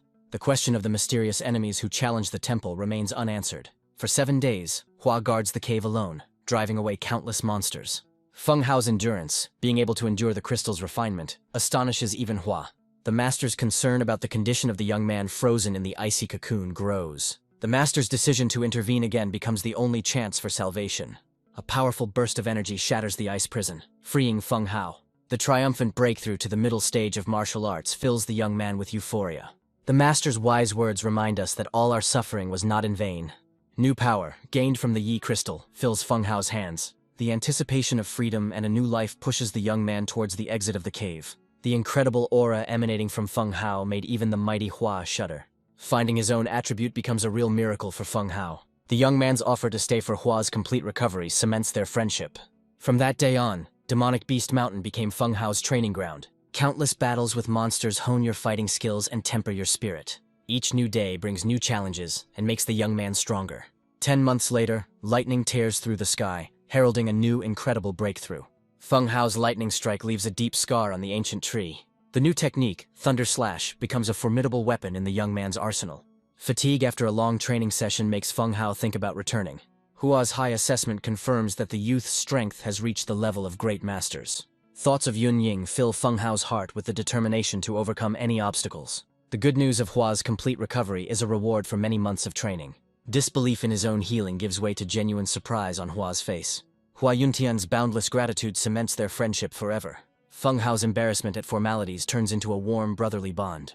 The young man's path leads to the capital's Feng Yue Academy, to new knowledge and power. Hua's proposal to go to the capital together marks the beginning of their new journey. Feng Hao's joyful agreement marks the end of their seclusion on Demonic Beast Mountain. The golden wings of Hua once again carry the heroes into the sky towards new adventures. The endless stream of people heading to the capital speaks of the upcoming enrollment in the academy. Feng Yue Academy's reputation is such that even princes can be denied admission. The approaching end of the 3-year agreement makes Feng Hao increasingly nervous. The ominous memory of Shinner and her ridicule fuels the young man's determination. The vow to make Yunying pay his debt echoes across the capital. The majestic view of the empire's capital exceeds all the young warrior's expectations. Feng Hao's awkwardness reveals his secret plans, which he is not yet ready to reveal. Hua's generous offer of temporary shelter becomes Feng Hao's salvation. Confusion and joy are mixed in the young man's heart from such an unexpected honor. 10 years of separation did not erase the image of His Highness from Old Man Gu's memory. The old servant's admiration for the prince speaks of his boundless loyalty. Old Man Gu's concern for the prince's health reveals his deep affection. Hua's healthy appearance becomes the best answer to all questions about his condition. The bitterness of loneliness and oblivion shines through in Old Man Gu's words. The mention of Marshal Yun awakens curiosity and vague guesses in Feng Hao. An unexpected coincidence, Marshal Yun turns out to be the grandfather of his longtime rival. Alarming rumors of trouble at the marshal's estate make Hua wary. The news of the misfortune that befell the Yun family haunts the noble prince. Hua's order to prepare a room for the young man indicates his intention to stay. Master Feng's farewell to his new quarters conceals events to come.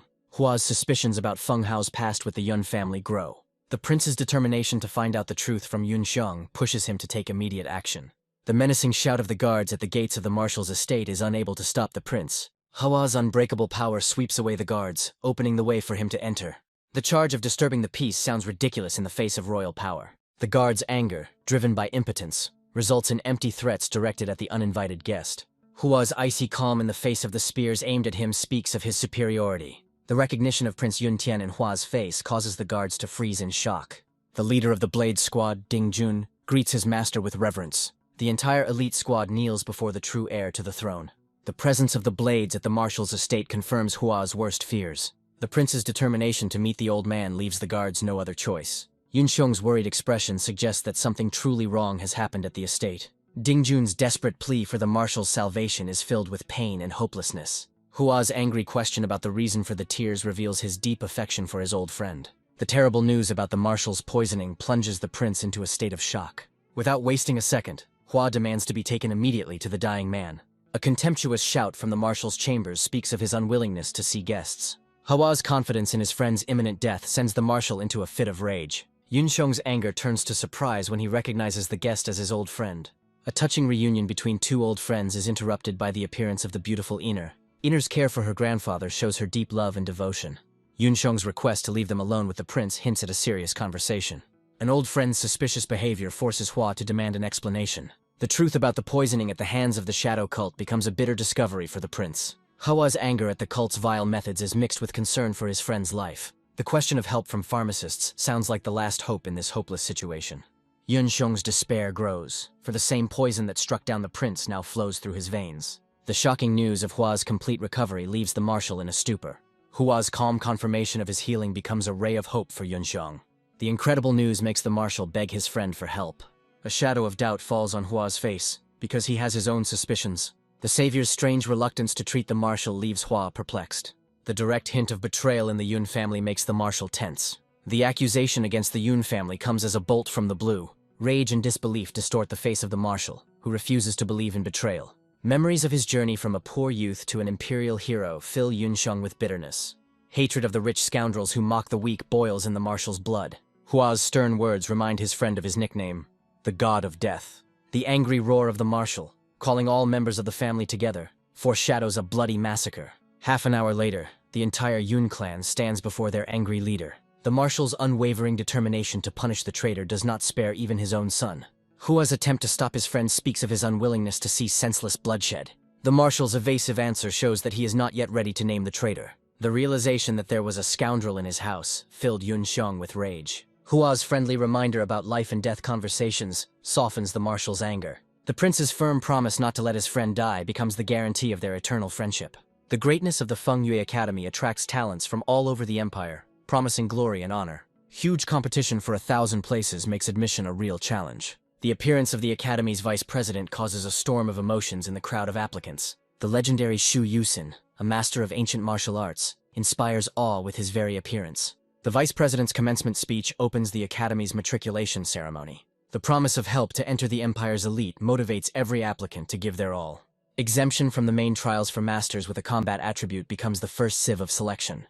Dozens of hands shoot up, demonstrating the presence of a rare combat attribute. The incredible power of the vice president easily separates the chosen ones from the masses. Congratulations to the lucky winners marks the beginning of the main stage of the entrance examinations. The announcement of the start of the selection makes thousands of hearts beat in unison. Thoughts about the cruelty of the world, where only 1,000 out of tens of thousands will pass. Visit Feng Hao. The first test, the purification of combat energy, becomes a test of the purity of power. A complex system of purification levels determines the future fate of each applicant. Even a low level of purification becomes a pass to the next stage, giving hope to many. The anticipation of meeting her brother makes Shinner burn with curiosity. Self-confident Su Yu has no doubt that he will win the heart of the beautiful Ao. The flattery of sycophants only strengthens Su Yu's belief in his irresistibility and superiority. Irritated by the empty chatter, Su Yu abruptly interrupts his companions. The long-awaited appearance of Shinner makes the heart of the young man in love skip a beat. Su Yu's provocative behavior doesn't stop him from pursuing the cold beauty Shinner. The appearance of a girl at the exam causes a storm of delight among lustful applicants. Feng Hao's irritation with the crowd's behavior shows his focus on the goal. Shinner's impatient thoughts about Brother Hao reveal the true purpose of her visit. Su Yu's intrusive attention only evokes cold contempt in the girl. Feng Hao's suspicions about Yun Ying's involvement in the appearance of this impudent man are growing stronger. The master's wise advice about girls' forgetfulness makes the young man doubt. Knowing that Shinner is looking for him fills Feng Hao's heart with joy. A confident step towards the altar of trials speaks of the young man's complete readiness for the test. The bright flash of energy from touching the stone shocks even an experienced instructor. The instructor's bewilderment gives way to relief when he sees the result. Formal recognition of a low level becomes a pass for Feng Hao to move on. The instructor's hidden doubts reveal the young man's abnormal speed and strength. The assumption of an average level of refinement makes the instructor take a closer look at Feng Hao. The young man's calm and confident answer about himself only increases the intrigue. A recording of a 14-year-old martial artist baffles the instructor. The thought of Feng Hao's incredible talent makes the instructor believe in miracles. Congratulations on passing the test become the first step towards a dream for a young man. A new day brings new challenges, where the academy seeks only the most capable. The challenge to crush his opponent in the second test lights a fire in Feng Hao's eyes. The crowd roars in anticipation of the upcoming fights. The tournament begins, where defeat means elimination. The brutal fight demonstrates the level of local fighters. Feng Hao smirked as a duel involving the young man was announced. Shen Yun stops the guy before the fight, starting a strange conversation. The enemy offers Feng Hao a huge amount of money to fake a defeat. Shen Yun desperately increases the bribe to 1 million. The hero's silence enrages Shen Yun, hurting the fighter's pride. Shen Yun mistakenly thinks that Feng Hao is bargaining. The young man boldly declares victory with one blow. An enraged Shen Yun rushes to attack first. The fighter puts all his fury into his signature move. The enemy attack was stopped with humiliating ease. Feng Hao shows mercy to a pitiful opponent. Observers notice a gifted young man in the arena. The guy's skill level is highly praised by the official. A decision is made to immediately enlist the talented fighter.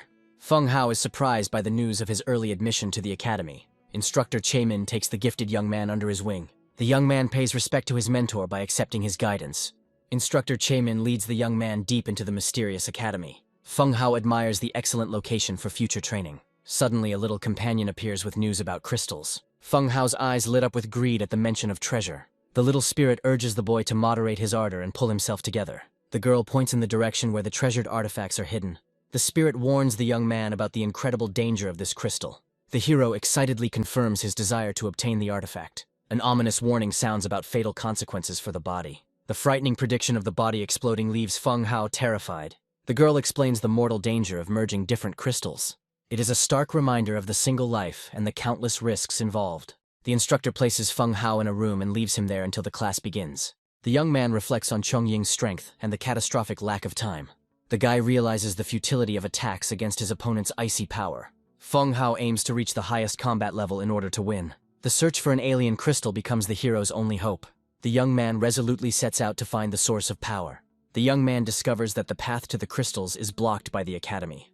The guy feels someone's presence behind the impenetrable wall. Feng Hao reflects on the mysterious place and the people inside. The guy decides to retreat, realizing the futility of trying to get inside. The young man finds the academy's training area, preparing for action. A sudden scream interrupts the calm, demanding that the guy stop. A familiar voice full of insults makes Feng Hao turn around. The crowd incites a fight, wanting to punish the person who offended Mr. Bao. Several students brutally beat up one guy in the middle of the square. The hooligans strike blow after blow, showing no mercy to their victims. The beaten young man freezes in horror, unable to resist. A powerful wave of energy scatters the attackers in different directions. The defeated hooligans look in shock at their unexpected protector. The rescued boy thanks the stranger for his help in trouble. Feng Hao calmly reminds his cousin Qian Ning of their relationship. Qian Ning can't believe that the person standing in front of him is Feng Hao. The rich students look with disdain at the uninvited guests. Qian Ning reveals the bitter truth about the blackmail over the girl Linner. The mention of forced marriage ignites Feng Hao's rage. One of the bullies arrogantly warns the hero not to interfere. A brazen slap puts the insolent man in his place, causing shock among the crowd. The guy gives the bully half an hour to bring the ringleader, Bao Hu. Feng Hao's eyes blazed with anger, threatening reprisals for his failure to appear. Guilt gnaws at Qian Ning, but Feng Hao only smiles encouragingly. Qian Ning panics and tries to explain how dangerous their opponent Bao Hu is. Bao Hu and his henchmen walk confidently into the square. Qian Ning begs his cousin to flee, realizing the enemy's strength. Bao Hu's smug grin suggests he has powerful patrons behind him. Feng Hao reassures his cousin, showing his unwavering determination. The guy declares that he will personally put an end to all these problems. The tension mounts as Bao Hu arrogantly confirms his identity. Bao Hu looks down on the newcomer, unaware of his hidden power. The hero's patience snaps and a powerful aura bursts out. Feng Hao's lightning strike flies straight towards the surprised enemy. A clash of elements occurs and Bao Hu's attack is completely neutralized. The crowd is stunned by the strength of this newcomer. Bao Hu is furious and confused as his fire technique was so easily suppressed. A mysterious aura surrounds Feng Hao, who seems to be a fighter without attributes. A chilling promise is made to kill anyone who dares to touch Qinglinger.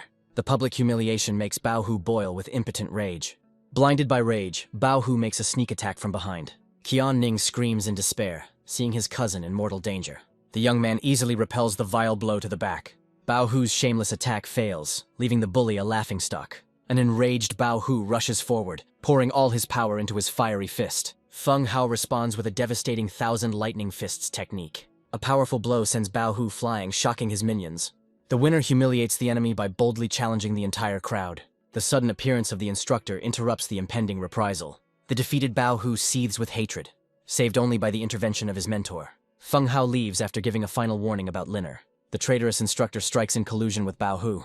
A fiery fist flies straight into the back of an unsuspecting guy. The insidious plot is revealed as Bao Hu gloats behind the mentor's back. Feng Hao feels mortally threatened by a blow that could break his spine. The instructor puts all his hatred into the attack, but the young man is ready to fight.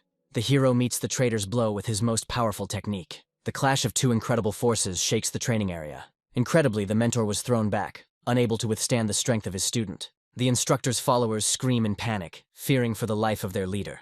Qian Ning calls on everyone to immediately get out of the epicenter of the conflict. The defeated mentor recognizes the boy as Che Min's student, deciding to retreat. Instructor Che Ming asks directly about the fight with Bao Hu. The mentor tries to convey to the guy the seriousness of the situation. The shocking truth about Bao Hu's royal connections is revealed. The young man confidently declares his ability to solve everything on his own. The young man asks his mentor to take care of Qian Ning's safety. The boy goes off alone, leaving his worried cousin with the mentor. Feng Hao arrives at the mysterious palace of a long-forgotten prince. The elderly maid happily welcomes Feng Hao as her master. Secret observers are shocked, because the abandoned palace turned out to be inhabited. The spies decide not to interfere and report everything to Bao's residence. The observers hastily leave their post to deliver the report. Inside the palace, the young man finds Elder Hu lost in thought. Elder Hu is surprised by the young man's quick return. The hero reports a successful admission, but there is a note of anxiety in his voice. The wise mentor notices the boy's anxiety and offers his help. After listening to the story, Elder Hu just laughs, calling the problem a trifle. Suddenly, the mentor becomes serious, hinting at his enormous influence. Elder Hu laments his lack of influence to fight the Bao family. Feng Hao hopefully asks if there are other ways to solve the problem. The elder's mysterious answer leaves the young man completely perplexed. Elder Hu tells of the great hero Sushida, whose fate is sealed. Feng Hao was horrified, unable to understand how the legendary hero could become a fiend of hell. The oppressive silence is broken by a hint that the doomed hero is still alive. The shocking news of the poisoning makes the young man's blood run cold. Elder Hu decides to take action, heading to the palace to seek help for the boy. At the gates of the royal palace, guards block the path of a wise mentor. The prince's golden command in the hands of the elder makes the guard tremble. The royal guard humbly kneels before the powerful guest. The name Hua Yuntai was called out and the guard was ordered to report his return. The ruler himself comes out to greet the guest, calling the elder Uncle Wang. The warm meeting of old friends is filled with genuine joy and relief. While enjoying tea, Hua Yuntai reminisces about 10 years of forced exile. The king asks with concern in his voice about the health of his old friend. Hua Yuntai answers evasively, trying to hide the truth about his condition. The show of complete health turns out to be just a clever game. The ruler cannot contain his delight, believing in the miraculous healing.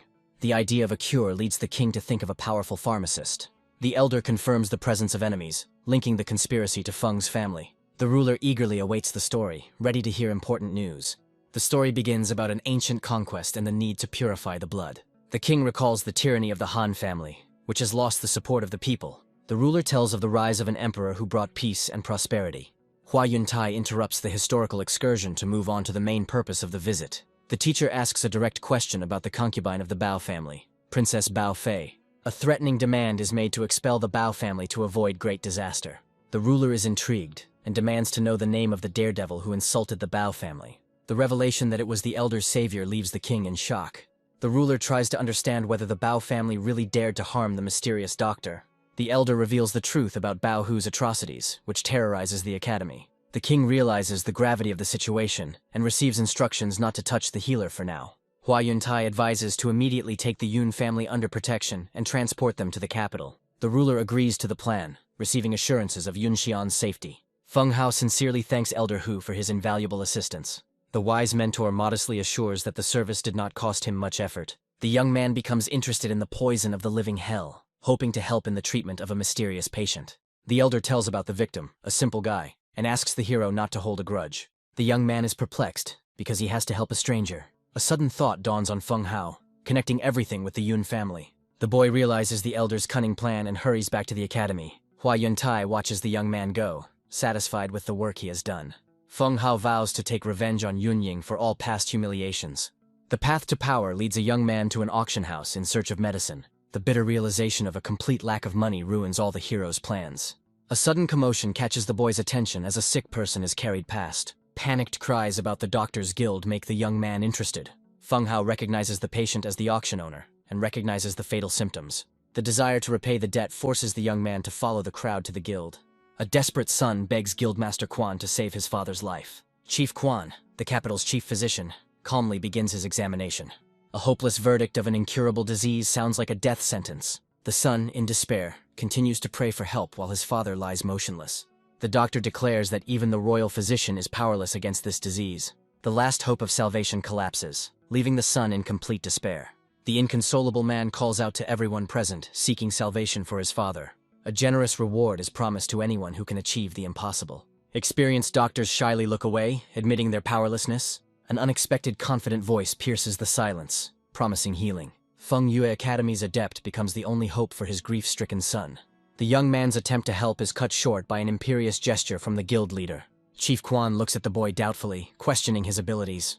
The young man confidently confirms his membership in the doctor's guild. Displaying an advanced yellow rank causes those around to fall silent. Chief Quan, although impressed, still doubts the young healer's abilities. Feng Hao boldly challenges, offering to give him a chance since others are powerless. The desperate son, clutching at his last straw, begs to let the boy try. Having received permission, the young man immediately begins treatment.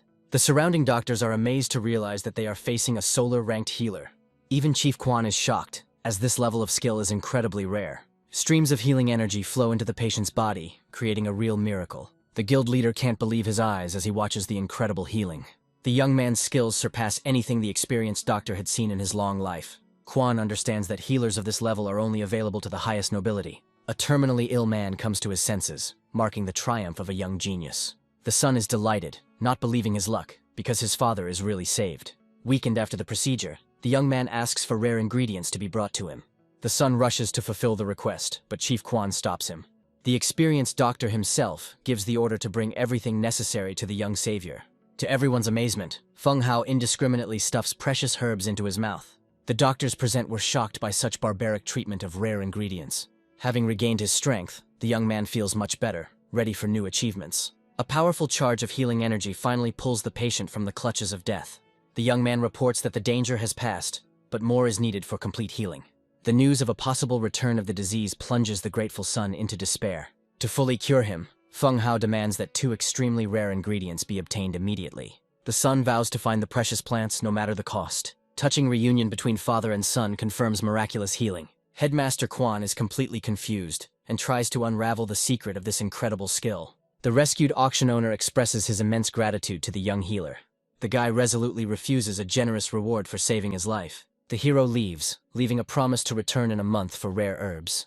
The news that the genius healer is only an adept of the outer courtyard shocks the guild leader. The assistant is perplexed as to why a solar-ranked doctor would waste time on martial arts. Intrigued, Headmaster Kwang decides to personally visit Feng Yue Academy. The path leads the head of the Doctors Guild to the gates of the famous academy. A quiet game of Go between two masters is interrupted by an unexpected intrusion. Chief Quan bursts into the chambers, making a request to Abbot Hua himself. Abbot Hua is surprised, because the renowned guild leader rarely asks for favors. Headmaster Quan directly asks about the presence of a student with medicinal skills in the academy. The question of healing talents causes genuine bewilderment among the academy's leadership. Headmaster Quan offers the abbot a lucrative deal in exchange for a meeting with the mysterious disciple. Chief Quan departs, leaving the abbot with the promise of 3 future favors. Abbot Hua has no intention of handing over such a valuable talent to the Doctors Guild. The deputy abbot suspects that the genius is hiding his true identity. A cunning plan is born to find the mysterious student before everyone else. Abbot Hua makes his move in the game, anticipating an interesting development. Liner sits alone, lost in her sentimental thoughts. The unexpected appearance of Brother Hao takes the girl by surprise. A joyful meeting interrupts sad thoughts, filling the heart with warmth. Liner firmly declares that she will never marry, embarrassing her companion. The girl admits that she wants to always be close to Feng Hao and her grandfather. The guy gently puts an end to naive childish talk about eternal devotion. The young man notices a mysterious place and asks his companion about it. The question about the academy's courtyard arouses keen interest in the young man. Liner tells of a legendary place where the academy's elite gather. The prospect of finding I Ching inside the courtyard makes the hero's heart beat faster.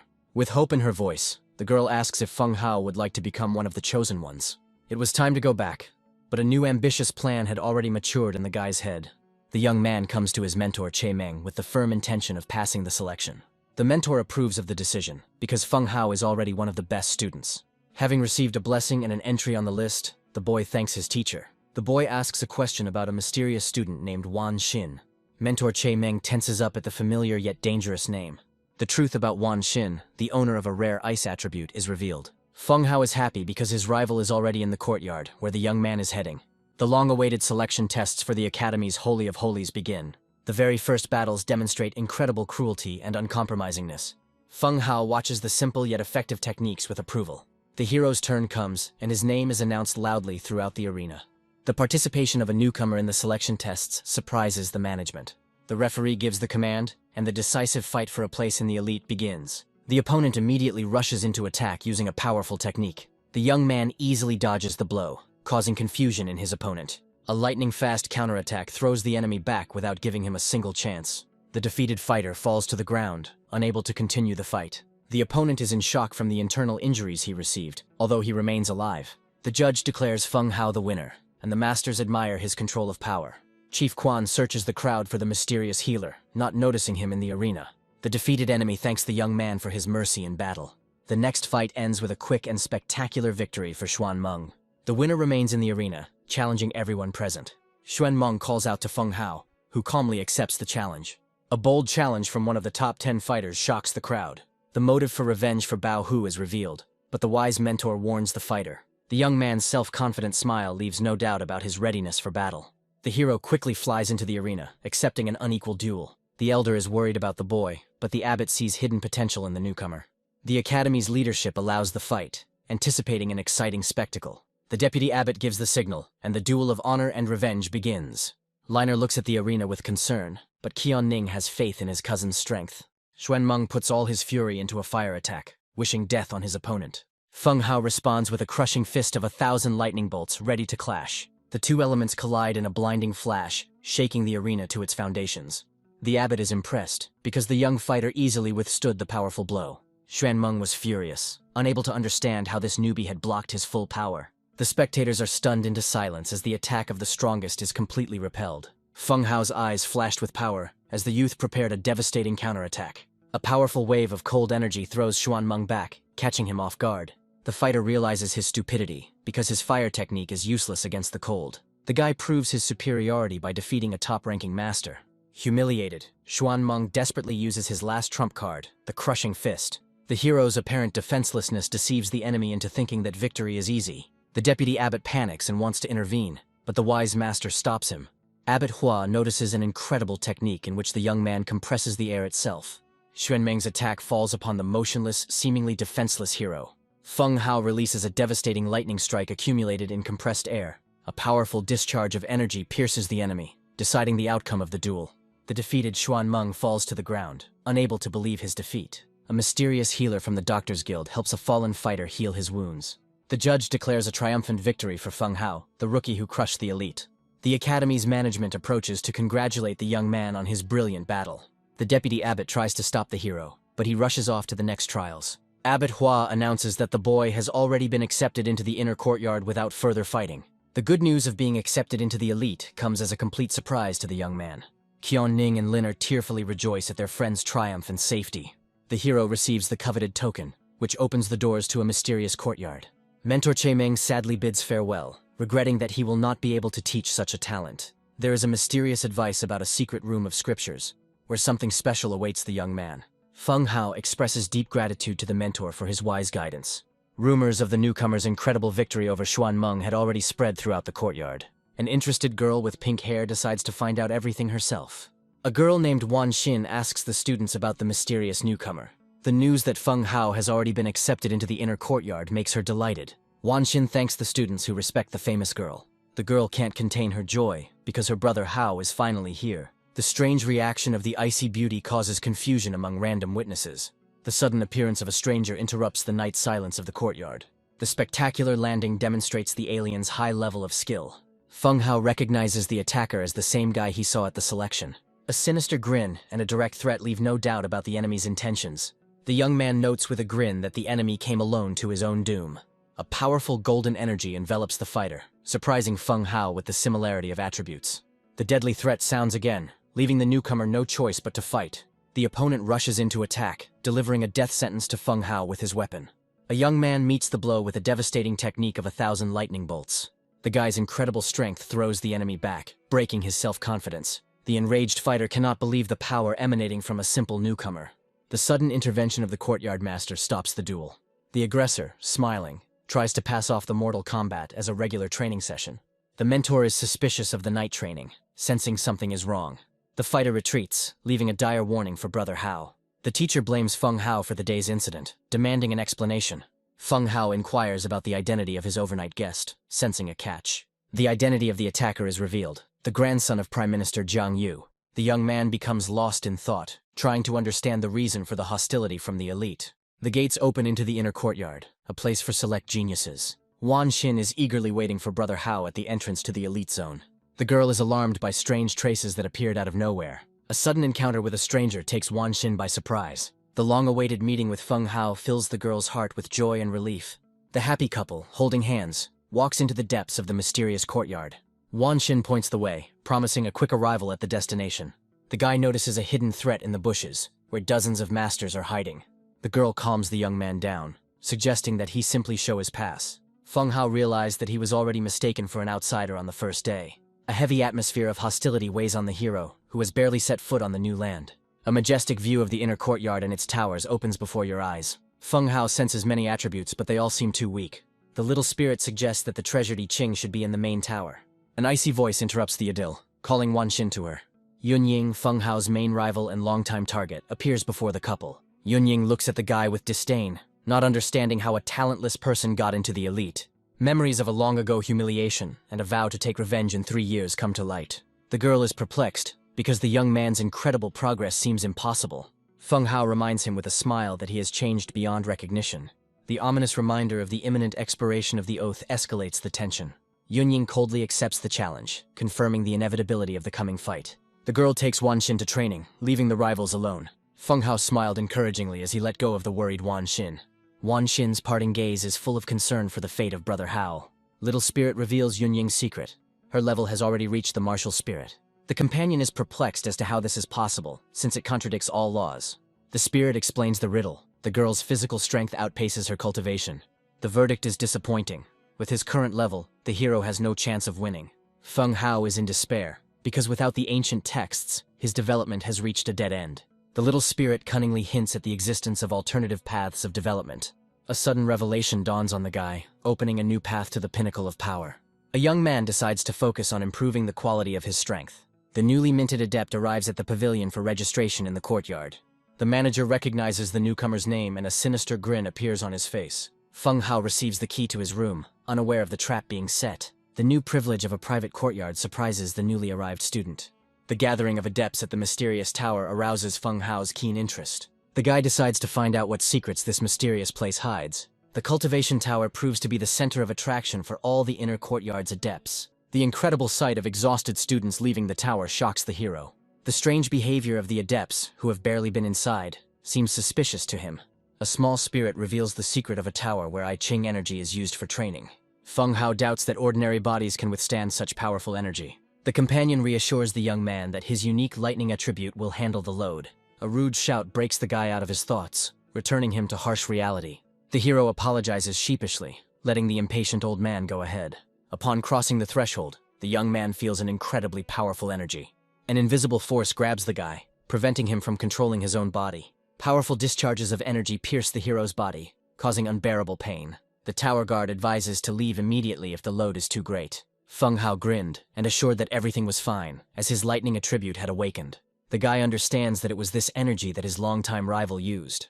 The determination to harden his body and surpass the enemy forces the young man to endure hellish pain.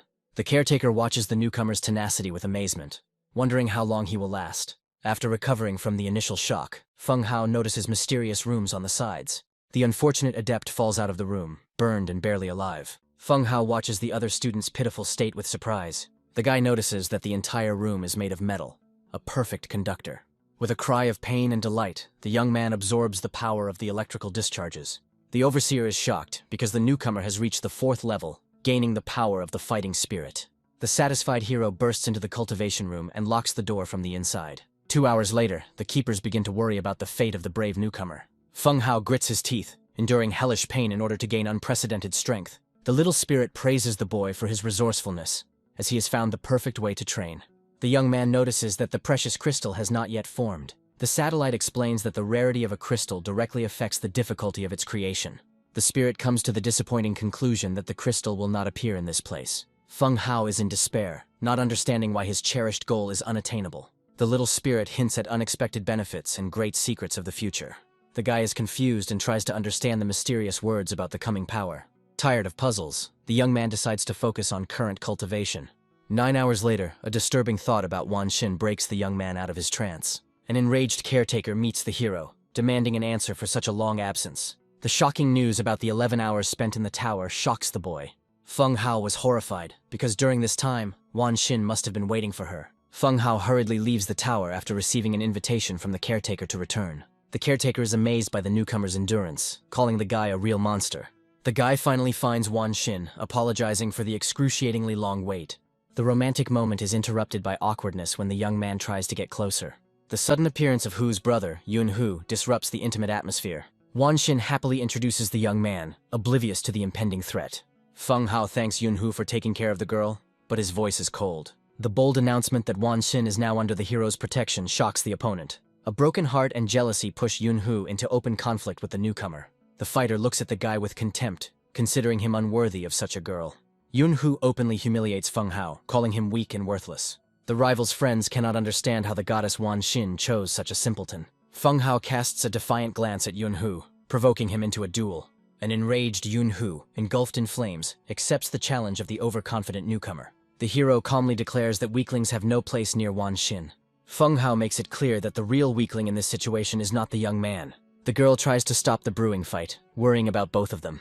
The guy gently reassures Wan Xin, promising to sort out the problem in a minute. Observers laugh at the hero's arrogance, predicting his quick defeat. Feng Hao, with a cold grin, prepares to show his true strength to this fool. Yun Hu charges forward, determined to determine once and for all who is the weakling here. Feng Hao responds with a thunderous fist, ready to repel the onslaught of his enraged opponent. The clash of two elements creates a powerful wave, but no one is going to give in. The spectators are shocked, because the newcomer not only withstood the blow, but also fought on equal terms. Yun Hu uses his signature technique, bare fist, with all his might. The guy meets the attack with a devastating thunderbolt, turning defense into offense. The crushing blow sends Yun Hu flying backwards, causing him pain and confusion.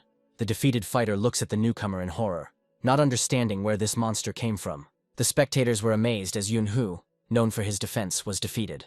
Yun Ying's sudden appearance interrupts the duel, causing everyone to freeze. The girl looks at her brother's wounded hand with alarm, demanding an explanation.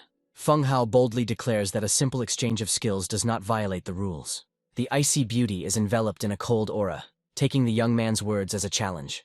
Wanxin panics and tries to stop his mentor, fearing for his friend's life. The hero reminds Yunying of their old bet and the upcoming duel in a month and a half. The daring challenge to the master of martial spirit seems like pure suicide to the audience. The girl accepts the challenge, realizing that she has no other choice. Feng Hao arranges a meeting at the same place, taking one last look at his rival. The guy's confidence in his abilities after training in the tower leaves no doubt. The tower guard greets the young man with a grin, as if he had been waiting for his return. The boy politely apologizes, not knowing how to address the tower's caretaker. Feng Hao respectfully greets the third elder, Lao Jianmu. The realization of the incredible power of the academy comes to the young man through the hierarchy of elders. The master praises the young man, recognizing him as a unique genius for decades. The elder suddenly warns the boy against approaching the mysterious abyss. The news of the Thunder Dungeon that has swallowed up many masters shocks the hero. The third elder begins to tell the story of the ancient secrets of the Feng Yue Academy. The legend of Hua's ancestor and the discovery of the prison in the meteorite crater is breathtaking. The first abbot, the founder of the tower, disappeared without a trace into the depths of the Thunder Dungeon. The deadly trap that took the lives of many daredevils remains unsolved. The young man thanks the elder for his valuable advice and grim warning. Feng Hao plunges into meditation, confident of quickly reaching the highest level. With each bolt of lightning, the determination to fight Yunying only grew stronger. At the prince's residence, Elder Hua reproaches brother Yuntan for his secrecy. The news that it was Feng Hao who freed the elder from the poison surprises both of them.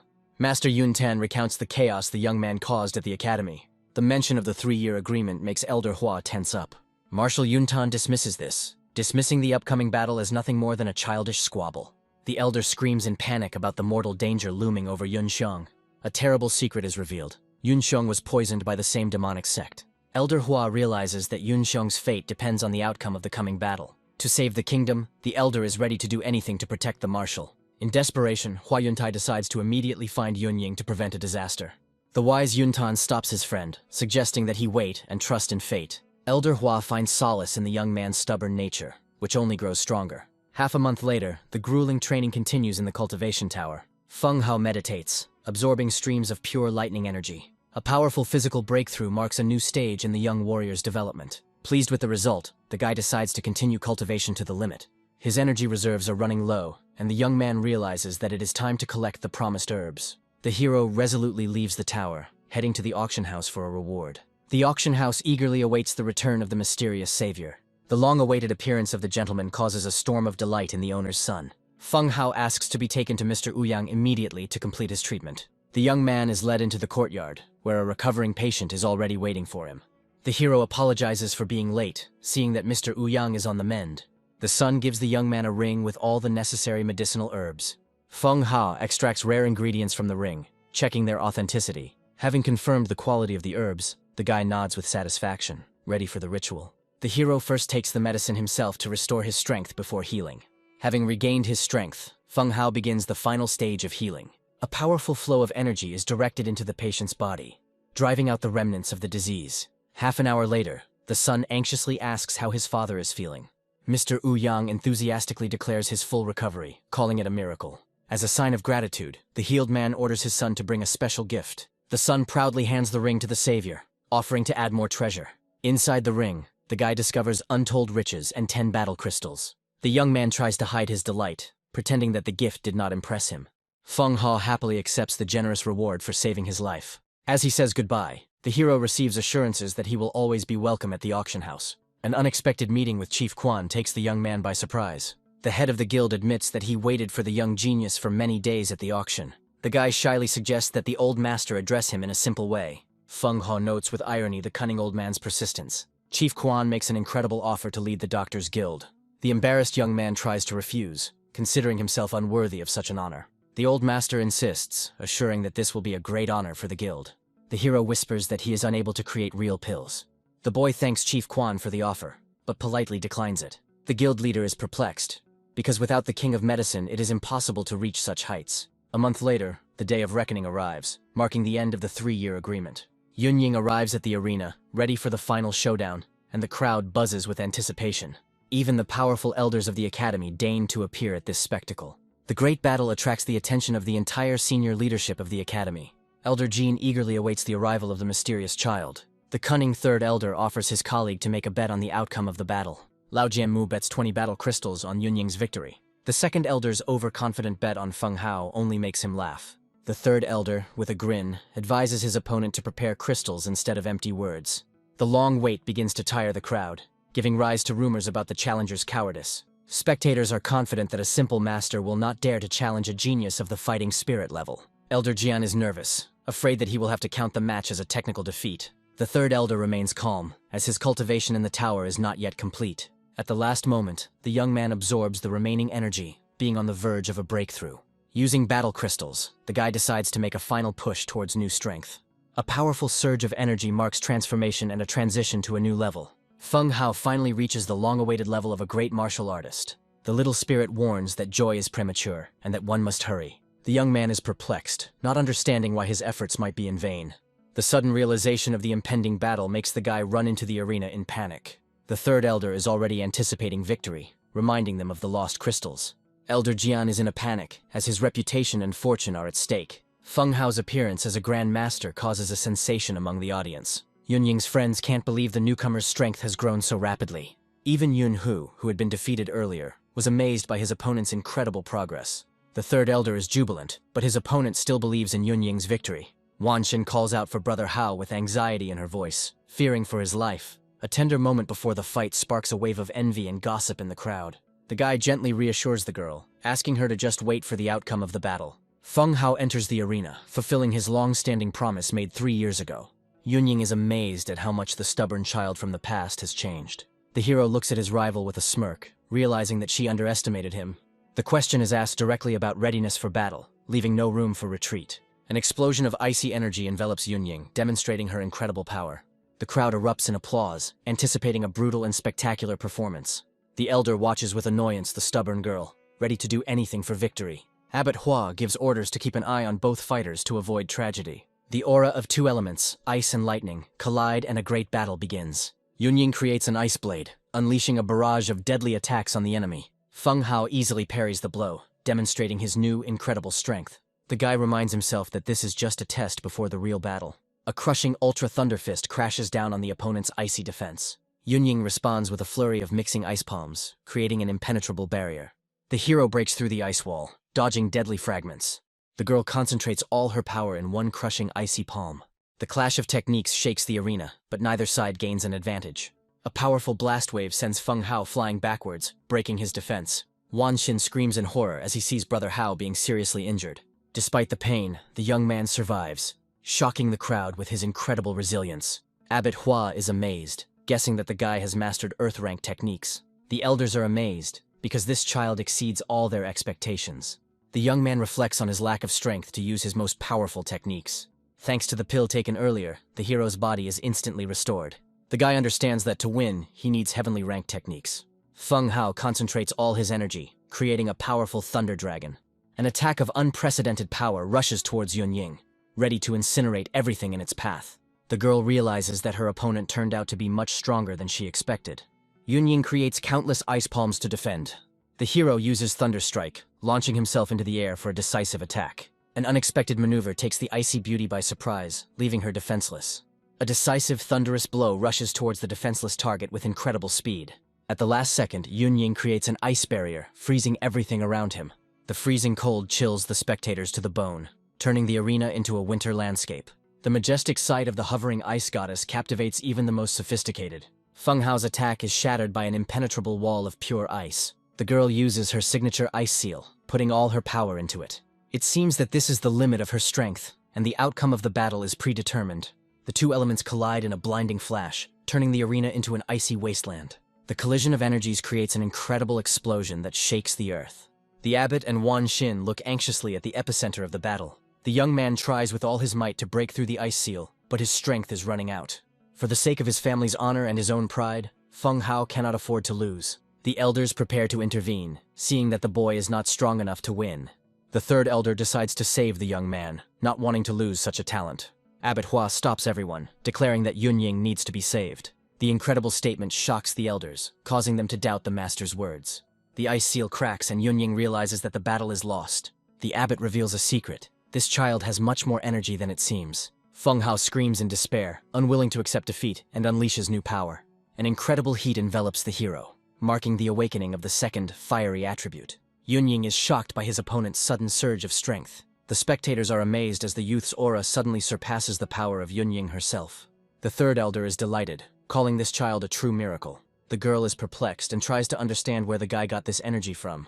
Feng Hao, burning with battle lust, rushes into a decisive attack.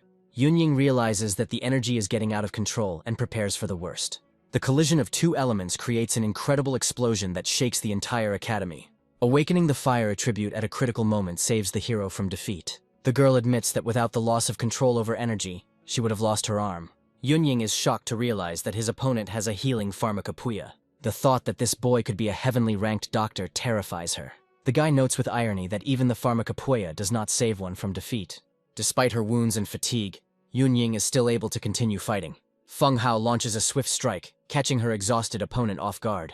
A precise blow to the shoulder throws the girl off balance, deciding the outcome of the fight. Yunying falls to the ground, admitting his crushing defeat. The winner proudly announces his victory over the invincible Ice Beauty. The crowd can't believe that one of their most outstanding students lost. The defeated girl recalls how 3 years ago she called this guy a loser. Abbot Hua intervenes, stopping the fight and declaring it over. Unbroken, Yunying is ready to fight to the death, refusing to admit defeat. Feng Hao remembers his old vow and realizes that the day of reckoning has come. Yunhu and Wan Xin rush into the arena, trying to stop the bloodshed. The girls try to separate the fighters, but pride and hatred are stronger than common sense. Abbot Hua intervenes, declaring that the duel is over and Yunying has lost. The defeated girl screams in rage, unable to accept the humiliating defeat. The abbot officially declares Feng Hao the winner of the 3-year dispute. The boy asks the abbot to forget about the feud if Yunying will not touch him anymore. Abbot Hua takes the wounded girl away from the battlefield. A pleased third elder approaches to congratulate the young man on his incredible triumph. Lao Jianmu, true to his word, appears before the winner. As a reward for winning the bet, the elder gives Feng Hao a pouch of battle crystals. The lucky winner of the bet flies away, leaving the hero with a well-deserved reward. The young man sincerely thanks the elder for the unexpected and generous gift. Finally alone, the couple can allow themselves to relax a little. Feng Hao mentally says that he has finally taken revenge for his father's humiliation. Abbot Hua informs Yunying of her grandfather's serious illness and the only savior. The name Feng Hao as a healer plunges the Ice Beauty into deep shock. The abbot confirmed with a grin that Yuntan had also been healed by this youth. The realization that her grandfather's fate is in the hands of her enemy drives the girl to despair. Yunying bitterly admits his past stupidity and arrogance. Abbot Hua leaves the girl a choice, because what happens next depends only on her. At the Yun Manor, the news that Yunying was injured by a simple disciple causes shock. The words that the winner is just a newbie surprise the marshal even more. Grandfather cannot understand how such a powerful fighter remained unknown. Yunying calls out the name of the winner and kneeling makes a request to his grandfather. Marshal Yuntan, terrified, tries to lift his granddaughter, ready to fulfill any wish. The girl asks to announce to the whole country her defeat in the duel with Feng Hao. A humble willingness to admit defeat must convey the truth to every citizen. The marshal does not understand why his granddaughter needs such public humiliation. Yunying vows not to rise from her knees until her request is fulfilled. Anger and bewilderment overwhelm the marshal, who considers this request complete nonsense. The unexpected appearance of Elder Hua interrupts the tense family conversation. Hua Yuntai urges the marshal to simply agree to his granddaughter's request. An enraged Yuntan demands to know what a stranger is doing in his house. Elder Hua responds with a powerful blow, making it clear that this concerns his family. Hua Yuntai looks at the marshal with disdain, proud of his family's power. The elder lifts Yunying up, promising that grandfather will fulfill her request. The brazen interference in family affairs infuriates the marshal. A girl in desperation tries to stop the brewing battle between two great masters. Elder Hua's crushing blow severely injures Yunying, who stands in the way. The girl, with all her might, begs her grandfather to fulfill her request. Marshal Yuntan panics and orders medicine to be brought for his wounded granddaughter. Elder Hua confirms that Feng Hao was the one responsible for the quarrel. The marshal decides to fulfill his granddaughter's will and do everything as she asks. The Feng family mansion is in turmoil as they await the head's return. The clan members greet their leader, Feng Chen, with respect. The father asks anxiously about his son, Haoware, not knowing his fate. The news of Feng Hao's triumphant victory brings his father into indescribable delight. Now the great victory is known not only in the city, but throughout the entire kingdom. Feng Chen doesn't understand why it was necessary to make the family matter public. Under pressure from elders, the man accepts the title of head of the family. A sudden visit from a messenger interrupts the solemn moment with an urgent message. The news of the general's arrival with the royal decree takes everyone by surprise. The general announces the order to read the royal decree to the head of the Feng family. By the will of heaven and the dictates of fate, the king calls young Feng Hao to him. Feng Chen is awarded the hereditary title of Marquis for his son's services. The new Marquis humbly thanks His Majesty for the favor shown. Receiving a noble title becomes a great day for the entire Feng family. The general congratulates the new leader and offers an escort to the royal capital. The father reflects with pride on the incredible difficulties his son overcame. In the ominous residence of shadows, darkness and tense anticipation reign. The Black Guardian requests an audience with a mysterious elder of a demonic sect. A sinister sorcerer surrounded by skulls and snakes impatiently orders to speak. The guard reports an important message received from the royal capital. The news that Marshal Yun Xiong refused to obey enrages the sorcerer. The elder of the sect disdainfully declares the imminent fall of the entire kingdom. The messenger interrupts the gloating by reporting another, more alarming piece of news. The news of Prince Hua Yuntian's return to the capital takes the sorcerer by surprise. The elder does not believe that the prince, poisoned 10 years ago, could return. The guard reports that the prince has been completely healed, which seems completely impossible. The sorcerer is furious because his deadly poison, created by the Holy Virgin herself, did not work. The idea of the existence of a heavenly ranked doctor seems like complete nonsense to the elder. A sinister threat looms over the spy who has once again failed his master. The brutal massacre of the useless servant demonstrates the sorcerer's ruthlessness. At the last moment, the guard begs for mercy, promising valuable information about the boy healer. In the cultivation tower, the young man continues his grueling training. The elder's voice announces that his beloved is looking for him, interrupting his meditation. Feng Hao understands that the lightning attribute is ideal for training the body and spirit. The little spirit destroys the hero's dreams, warning him of the dangers of one-sided development. Feng Hao respectfully asks the master to enlighten him on the path of martial arts. The small spirit explains the limitations of external power and the impossibility of reaching the highest level. The difference between a beginner and a master lies in the source of the energy they draw from. At the ancestral level, the ability to create energy vortexes in the internal organs opens up. The spirit gives the example of Hua Yuntian, who created 2 funnels in the heart and liver. The news about the 5 craters and sublevels plunges the young man into deep shock. The hero leaves the tower to consider the new, stunning information. Thoughts about the secrets of martial arts completely absorb the guy's attention. Wan Xin suddenly appears, dragging his friend along with him in an unknown direction. The girl reports the good news of Uncle Feng's arrival in the capital. The news of his father's arrival comes as a complete surprise to the young man. In the Shadow Demon sect's temple, a beautiful saint rests surrounded by butterflies. The maid reports an alarming message from the Jin dynasty and the neutralization of the poison. The saint asks with interest who dared to challenge her deadly creation. The news that a 15-year-old boy did it makes her take action. In the throne room of the sect, the elders greet their mistress with respect. The saint announces to the council the failure of their plan and the appearance of a mysterious healer. The elders of the sect call for the immediate destruction of the dangerous young man. The lady looks at her subordinates with contempt, reproaching them for inaction. Suddenly, one of the elders speaks out against killing the mysterious boy. The saint wonders why the elders are against killing the boy healer. The elder reveals that the young man is capable of curing fatal coronary heart disease. The news of the possibility of a cure seems to the council to be complete heresy and an impossible miracle. The lady realizes with disdain that the elders are afraid of losing their only savior. A cunning plan is born to lure the boy into the temple and make him their holy son. The Feng family's new residence in the capital is filled with a festive and welcoming atmosphere. Feng Hao finally returns home, accompanied by the beautiful Wan Xin. The touching scene of father and son reunion is filled with tears of joy and relief. The boy proudly introduces his companion, the beautiful Wan Xin, to his father. The sudden appearance of Elder Hua interrupts the family idyll. The arrival of Prince Yuntan causes everyone present to kneel. In the banquet hall, Liner anxiously awaits Brother Hao's return. The appearance of Lao Hua and Feng Hao attracts the surprised girl's attention. An unexpected meeting with Wan Xin takes Liner by surprise. Jealousy flares up again when the 2 girls meet eyes. Feng Hao tries to defuse the situation by taking the embarrassed Wan Xin away. A jealous Liner throws herself on the hero's neck, shocking everyone present. A father watches with a smile as a love triangle unfolds with his son at its center. The young man tries to calm the enraged girls, but the father only adds fuel to the fire. An unexpected visit from the academy director and his assistant interrupts the family drama. The director of the academy is delighted to have the opportunity to meet the little genius in person. The arrival of auction house owner Ouyang Yuan and his son attracts everyone's attention. The appearance of the head of the Doctors Guild, Quan, causes a new wave of gossip. The guests are perplexed, because the Feng family has gathered all the elite of the kingdom. Marshal Yun Xiong enters the hall, accompanied by his famous granddaughter Yun Ying. All present will recognize the Grand Marshal, the legend of the Zealand Kingdom. The Marshal announces that he has come here to personally ask for forgiveness. The incredible news that the Marshal is asking the Feng family for forgiveness shocks the guests. Marshal Yunsheng takes full blame for his wayward granddaughter's misdeeds. Feng Chen tries to stop the great warrior's humiliating bow. Elder Hua intervenes, urging them not to pay attention to children's mistakes. Hona Yuntai declares the conflict between the families completely resolved. The elder orders Yunying to apologize to Feng Hao immediately. To save her grandfather, the proud girl is ready to undergo public humiliation. Yunying bows humbly, uttering the long-awaited words of apology. Elder Hua declares the conflict settled and invites everyone to the table. The guests whisper, condemning the disrespectful behavior towards the marshal and the prince himself. Feng Hao interrupts the fun, reminding him of the insult to his family. The guy is furious, because of the girl's actions, his family was on the verge of destruction. Yunying bitterly realizes the depth of his guilt and the cruelty of his actions. Feng Hao is tormented by doubts, because of him, innocent people could have suffered.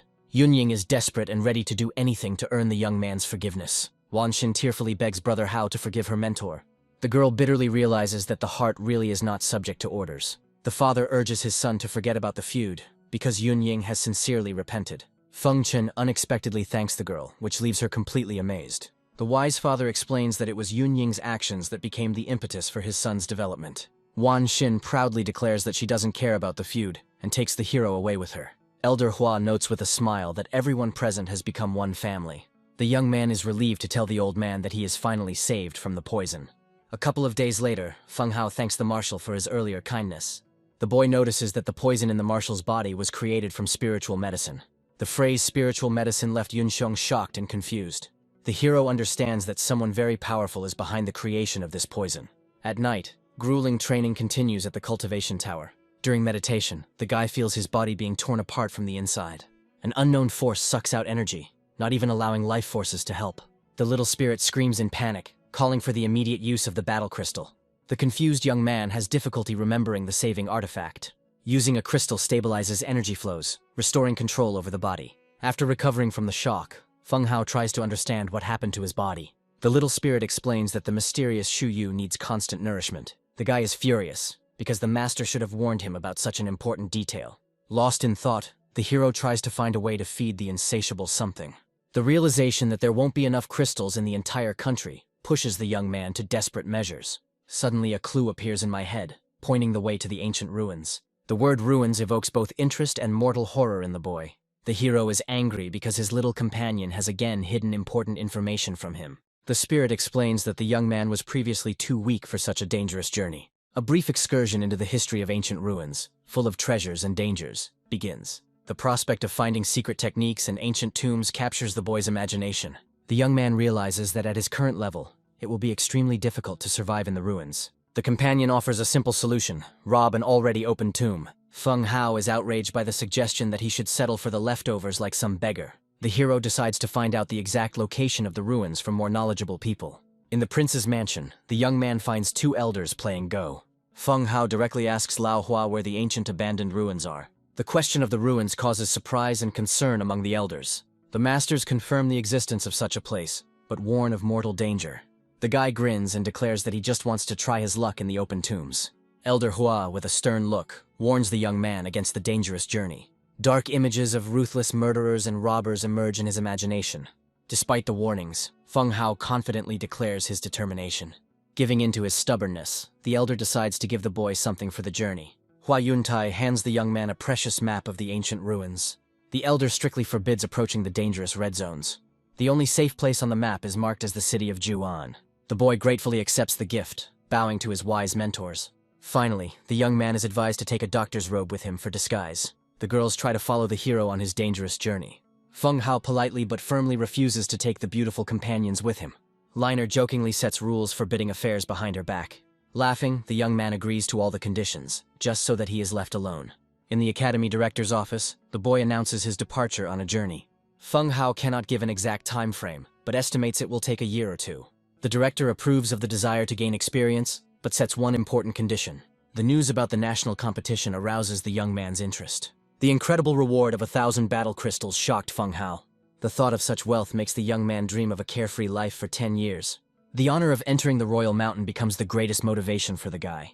Feng Hao understands that the journey to the ruins will have to be postponed in order to gain power. The Academy's director talks about the kingdom's shameful defeat at the previous competition.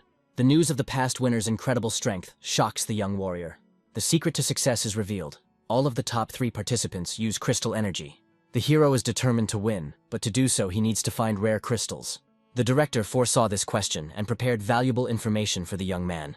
Old scrolls point to places where crystals are most likely to be found. The guy gratefully accepts the gift and promises to take one of the 10 places. The little spirit scolds the hero for choosing the dangerous demonic ridge. 2 days later, a thunderclap and the cracking of trees are heard on the demonic ridge. Pleased with a successful hunt, the young man rests by the fire, but is interrupted by a cry for help.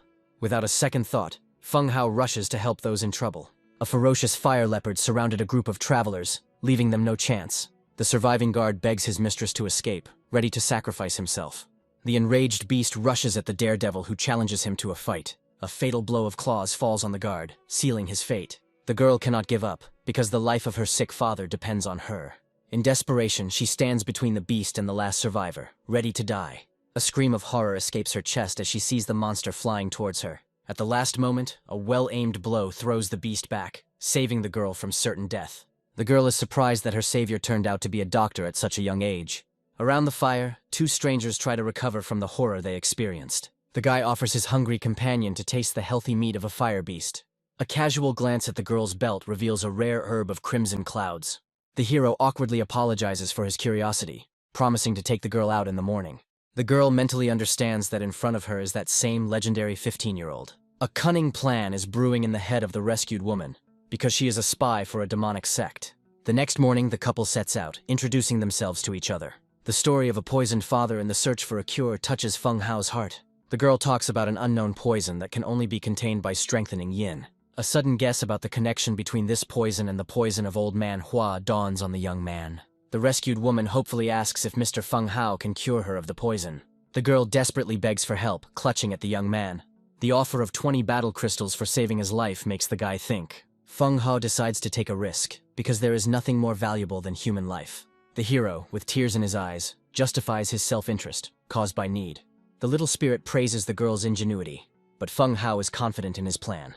The companion's determination to go to the Yun Kingdom leaves no doubt. 3 days later, the travelers arrive in a city shrouded in a strange heat. The girl explains that this is a fire mountain, the border with the Yun Kingdom. The young man tries to wake up his little companion, but receives only sleepy grumbling. The news of the presence of a fire attribute in the mountain makes Feng Hao overjoyed. The guy decides to stay late, which makes Qinyi suspicious and worried. The hero invites the girl to return home first, promising to catch up with her later. Qinyi insists on staying with the master, not wanting to leave him. A majestic sight of a fiery mountain spewing lava appears before their eyes. The girl notices her companion's keen interest in the dangerous volcano.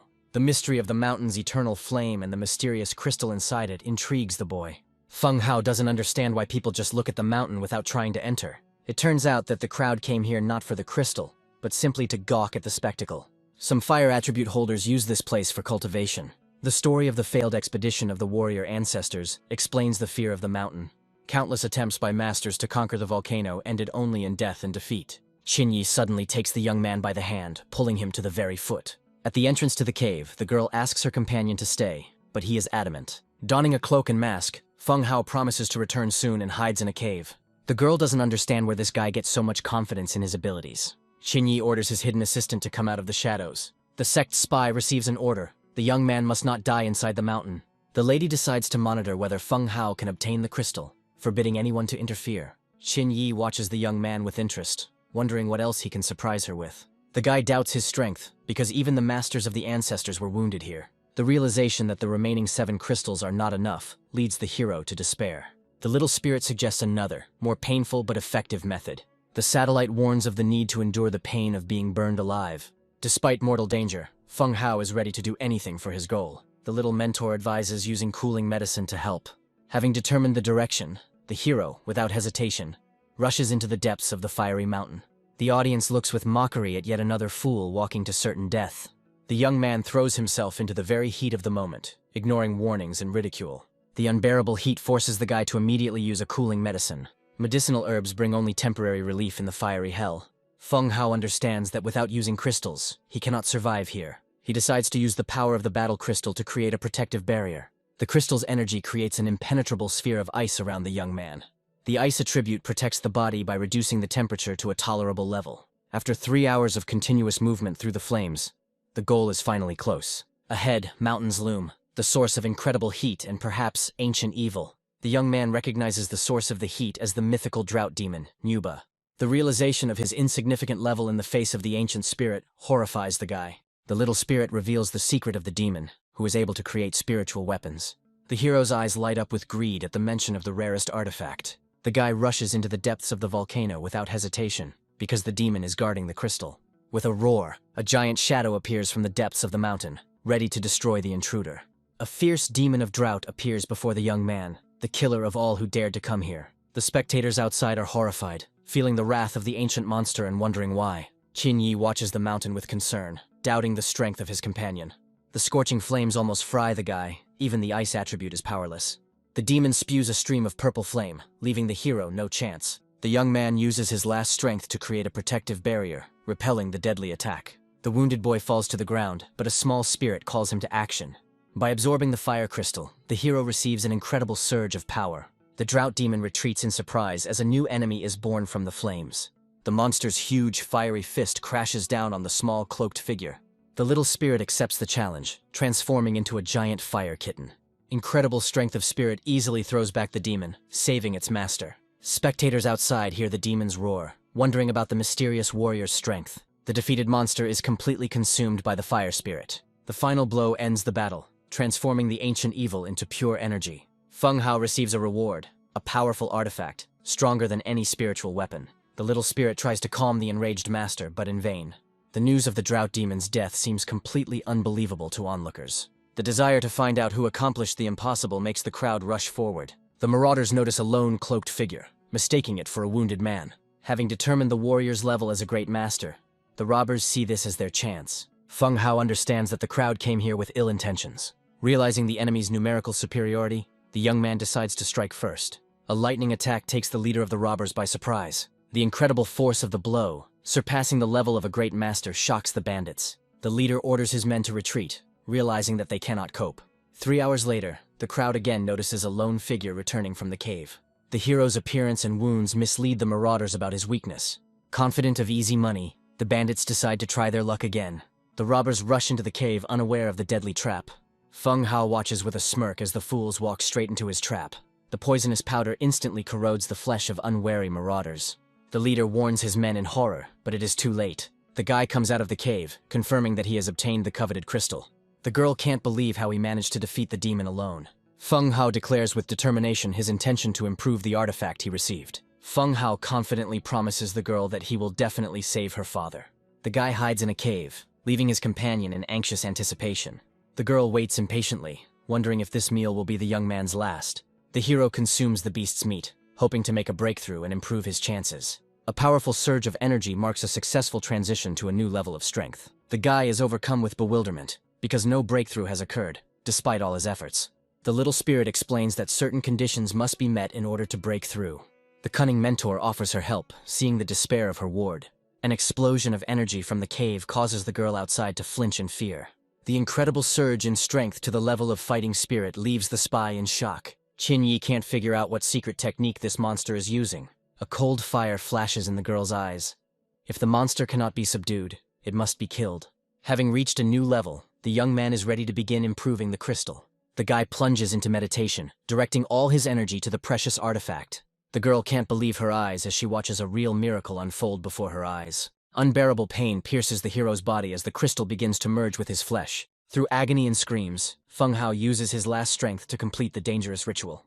Exhausted but satisfied, the boy falls to the ground, reporting success. A sudden heat and weakness overcome the young man, whose body burns with fire. Qin Yi runs up to the weakened hero with alarm, not understanding what is happening.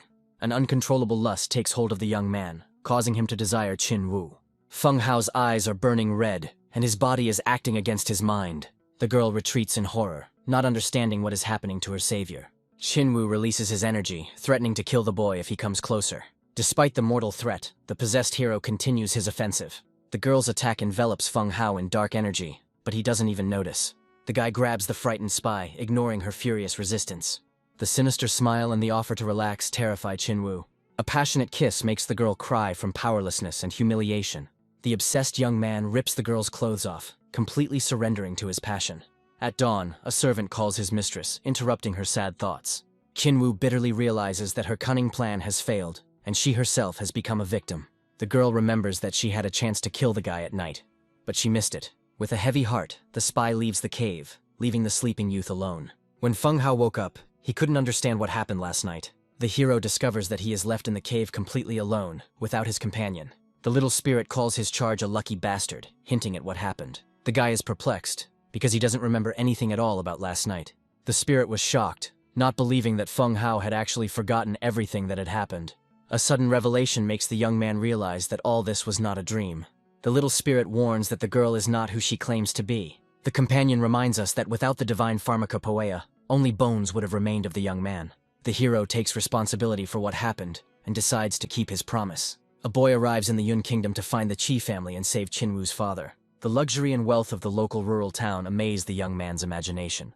At the gates of the estate, guards block the way, demanding to know the purpose of the visit. The mention of Qinwu and Mr. Feng's names causes the guards to express surprise and respect. The guest is respectfully invited inside, awaiting the arrival of the owner of the house. Feng Hao checks the patient's pulse and realizes that the poisoning is not that serious. The young man promises to neutralize the poison, which brings tears of gratitude to the owner of the house. The guy begins healing by directing streams of healing energy into the patient's body. After a couple of hours, the poison was completely removed, and the girl's father performed a real miracle. The hero asks if Miss Qinwu is home, wanting to talk to her.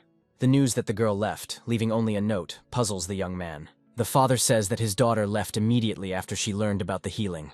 The mysterious farewell and the promise of a new meeting leave more questions than answers. Feng Hao bids farewell to the master of the house, deciding that it is time for him to move on. The little spirit wonders if the boy is really going to look for the escaped spy. The realization that the girl is a member of the Shadow Demon sect shocks the hero. The spirit reproaches the young man for his inattention, because the divine pharmacopoeia saved his life. Feng Hao tries to figure out if this whole story was part of the sect's evil plan. A sudden revelation reveals the truth about the poison master who was covering for the spy. The young man does not understand why the demon sect needs him if they are not going to kill him. The feeling of guilt makes the guy admit that he deserved the girl's anger and hatred. The hero decides to go to the ancient ruins to become stronger and protect his loved ones. In the demon temple, the saint cannot forget Feng Hao, tormented by conflicting feelings. A maid brings her mistress news from the Jin dynasty, interrupting her thoughts. The news that the boy neutralized the poison in just a couple of hours shocks the saint. The incredible speed of healing makes the girl doubt her abilities. The thought that she should have killed the young man while she had the chance haunts her. Traces of brutal battles and the remains of the unfortunate are visible everywhere in the ancient ruins. A small spirit warns of powerful magical beasts that live here. The satellite reminds us that in these lands, the most feared thing is not animals, but people. The law of survival in ruins is simple. Here, everyone is on their own in the fight for treasure. The hero decides to first go to the city of Juan to gather information. Before he could take a single step, the young man encountered a group of suspicious individuals. The bandits look at the lone figure with disdain, seeing it as easy prey. The robbers demand that all the money be given, promising to spare the life in exchange for the treasure. The guy decides to play by their rules since they themselves are acting so insolently. The robbers listen with surprise as their victim is about to tell them something. Feng Hao smirks and demands that the bandits hand over everything of value they have. A sudden attack from behind makes one of the robbers cry out in pain. The enraged bandits attack the daring loner, wanting revenge. A crushing thunderclap instantly kills one of the attackers. The surviving bandit, in a rage, vows to avenge the death of his brothers. 10 years later, with a cry for revenge, the robber cowardly flees the battlefield.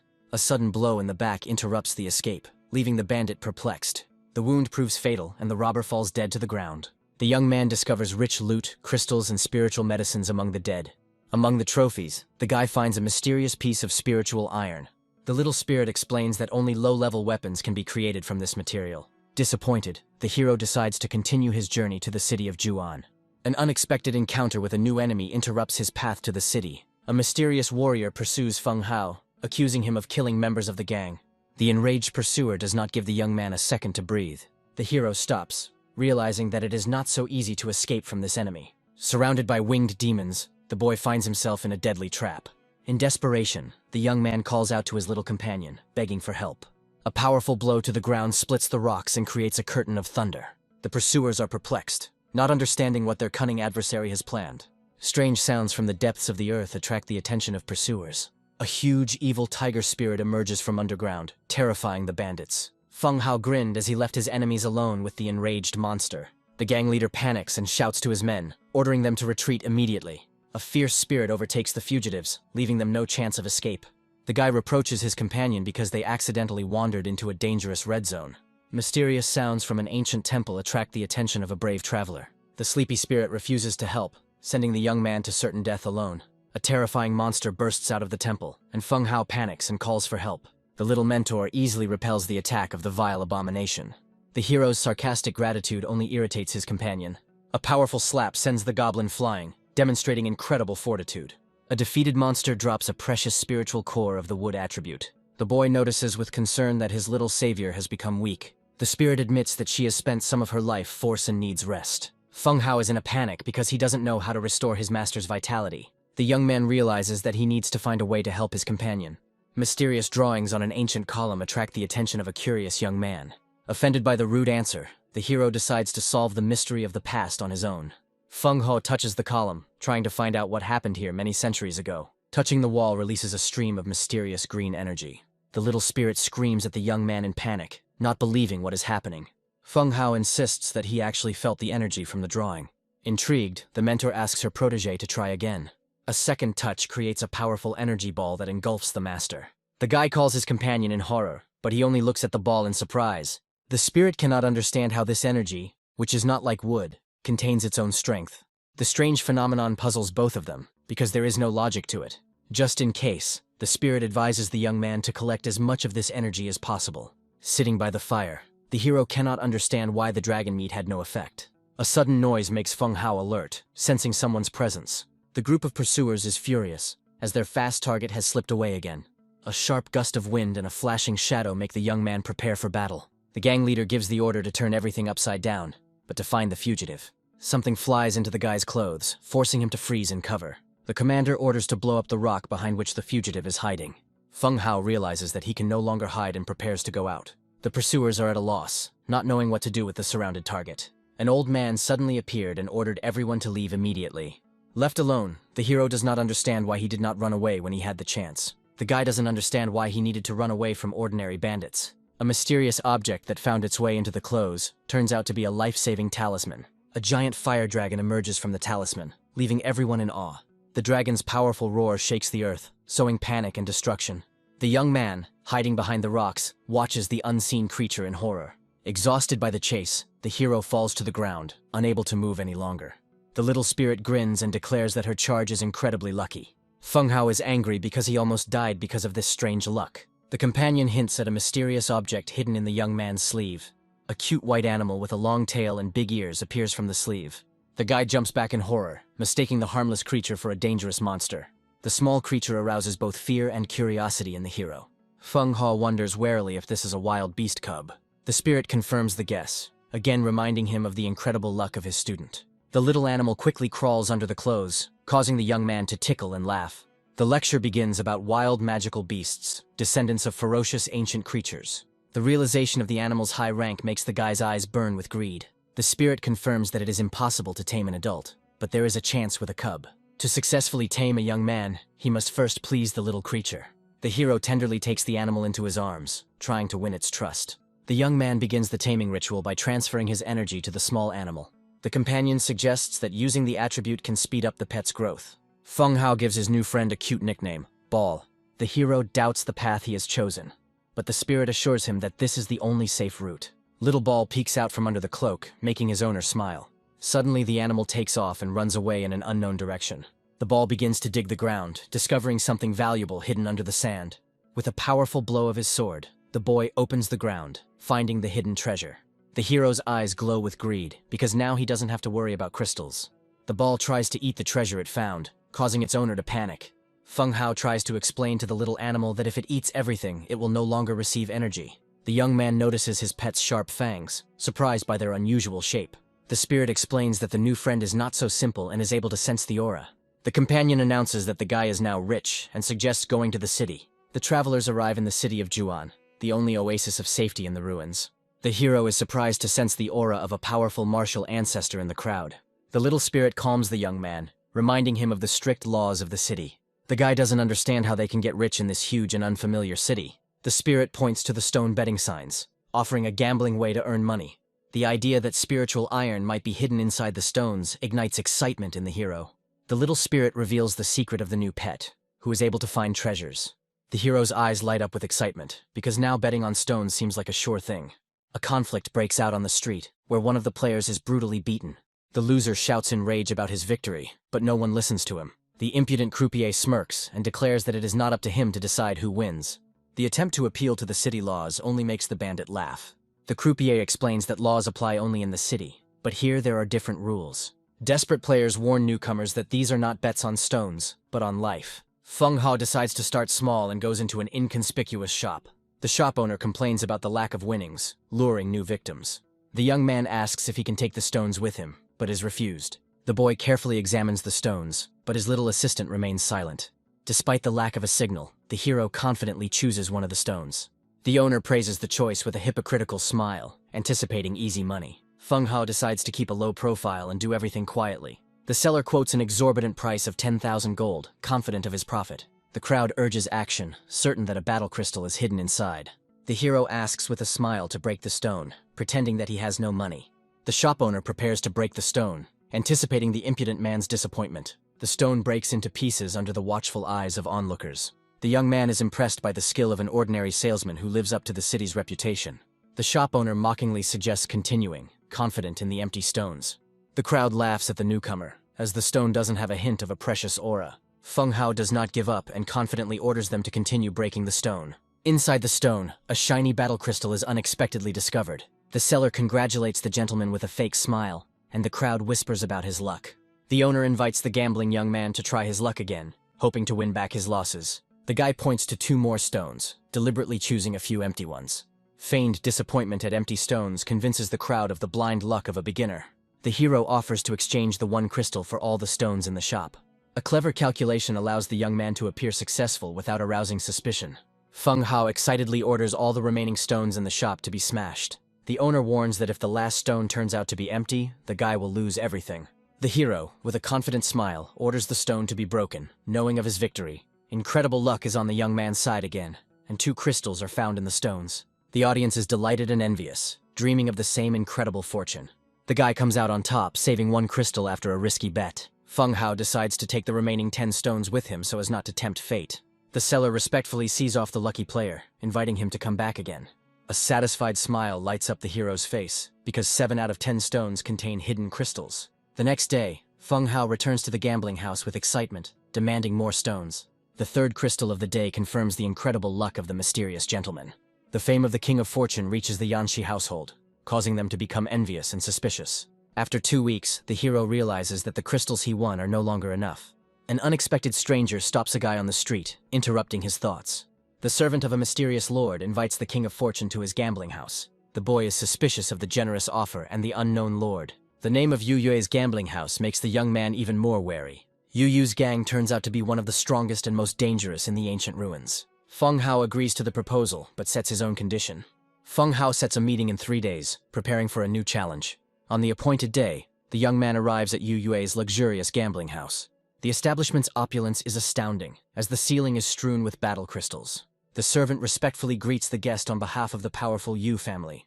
The guy recognizes the owner of the house as the head of the Yu Yue gang, Yu Xiao himself. The hero introduces himself under the fictitious name Hao Fen, hiding his true identity. Yu Xiao repeats the new name with interest, unaware of the catch. A large crowd of guests gathered to see the legendary King of Fortune with their own eyes. The gang leader announces the conditions. All the stones are at the guest's disposal, and the reward is 10 crystals.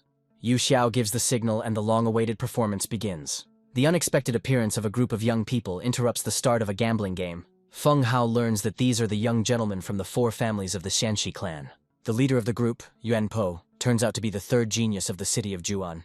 The arrogant guests declare that they have come to support the King of Fortune. Yu Xiao notes with irony that their support looks more like an attempt to interfere. One of the young gentlemen suggests adding a couple more change coins to the game. The mysterious proposal makes the hero wary and suspicious.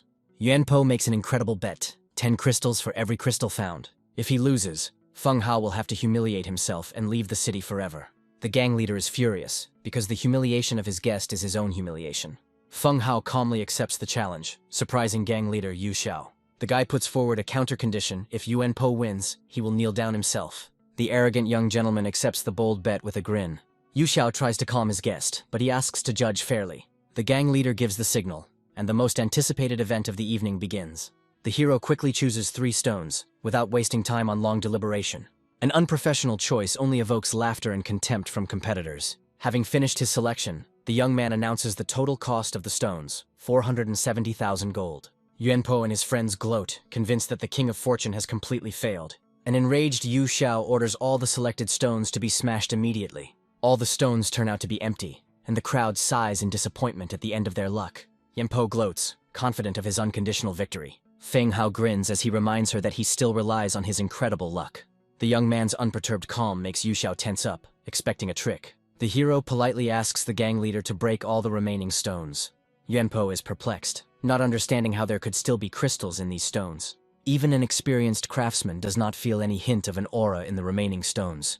Yu Xiao agrees with a grin to fulfill the request of his gambling guest. The gang leader decides to personally check whether young Master Hao's luck is so constant. A powerful blow shatters the stone into dust, preparing a big surprise for everyone present. A series of empty stones makes the crowd believe that the king's luck has finally turned against him. Yuan Po gloats, confident that the last stone will be a dud.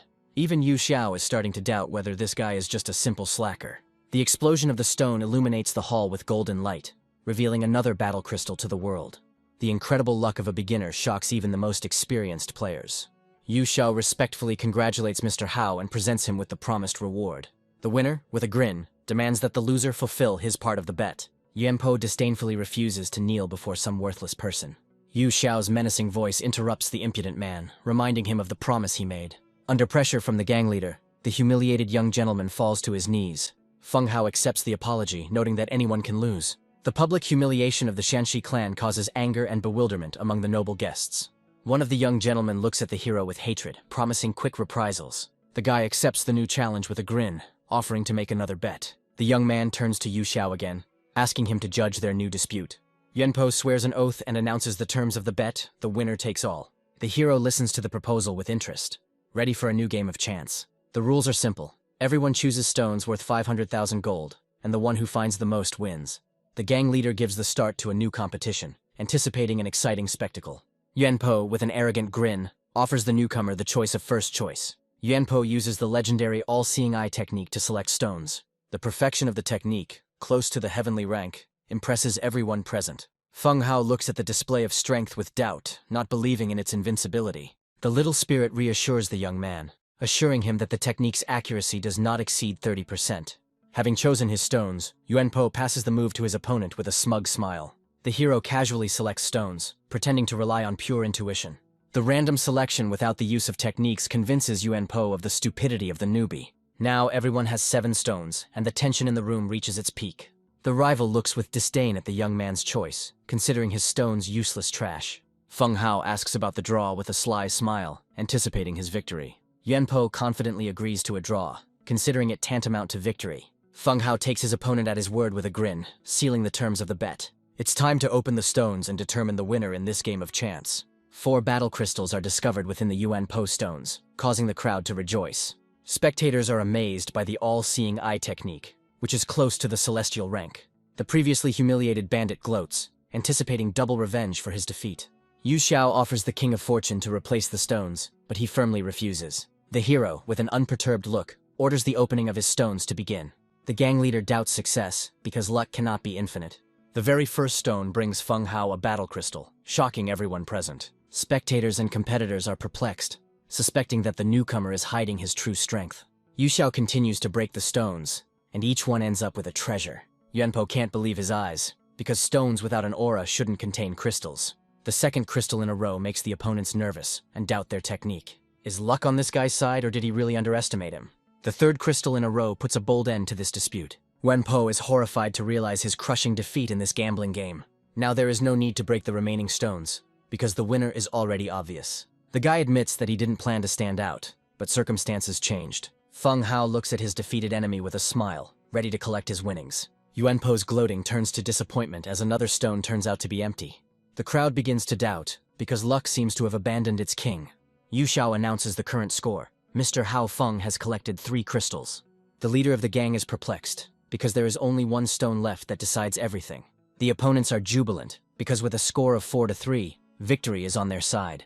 Yuan Po looks at the boy with disdain, confident in his superiority. Feng Hao asks with a grin what his opponents are so proud of. Even if the last stone contains a crystal, it will still be a draw. The sudden realization of the terms of the bet plunges Yuan Po into icy horror. The decisive moment arrives and Yu Xiao prepares to break the last stone. The young man's unperturbed calm makes his opponent even more nervous.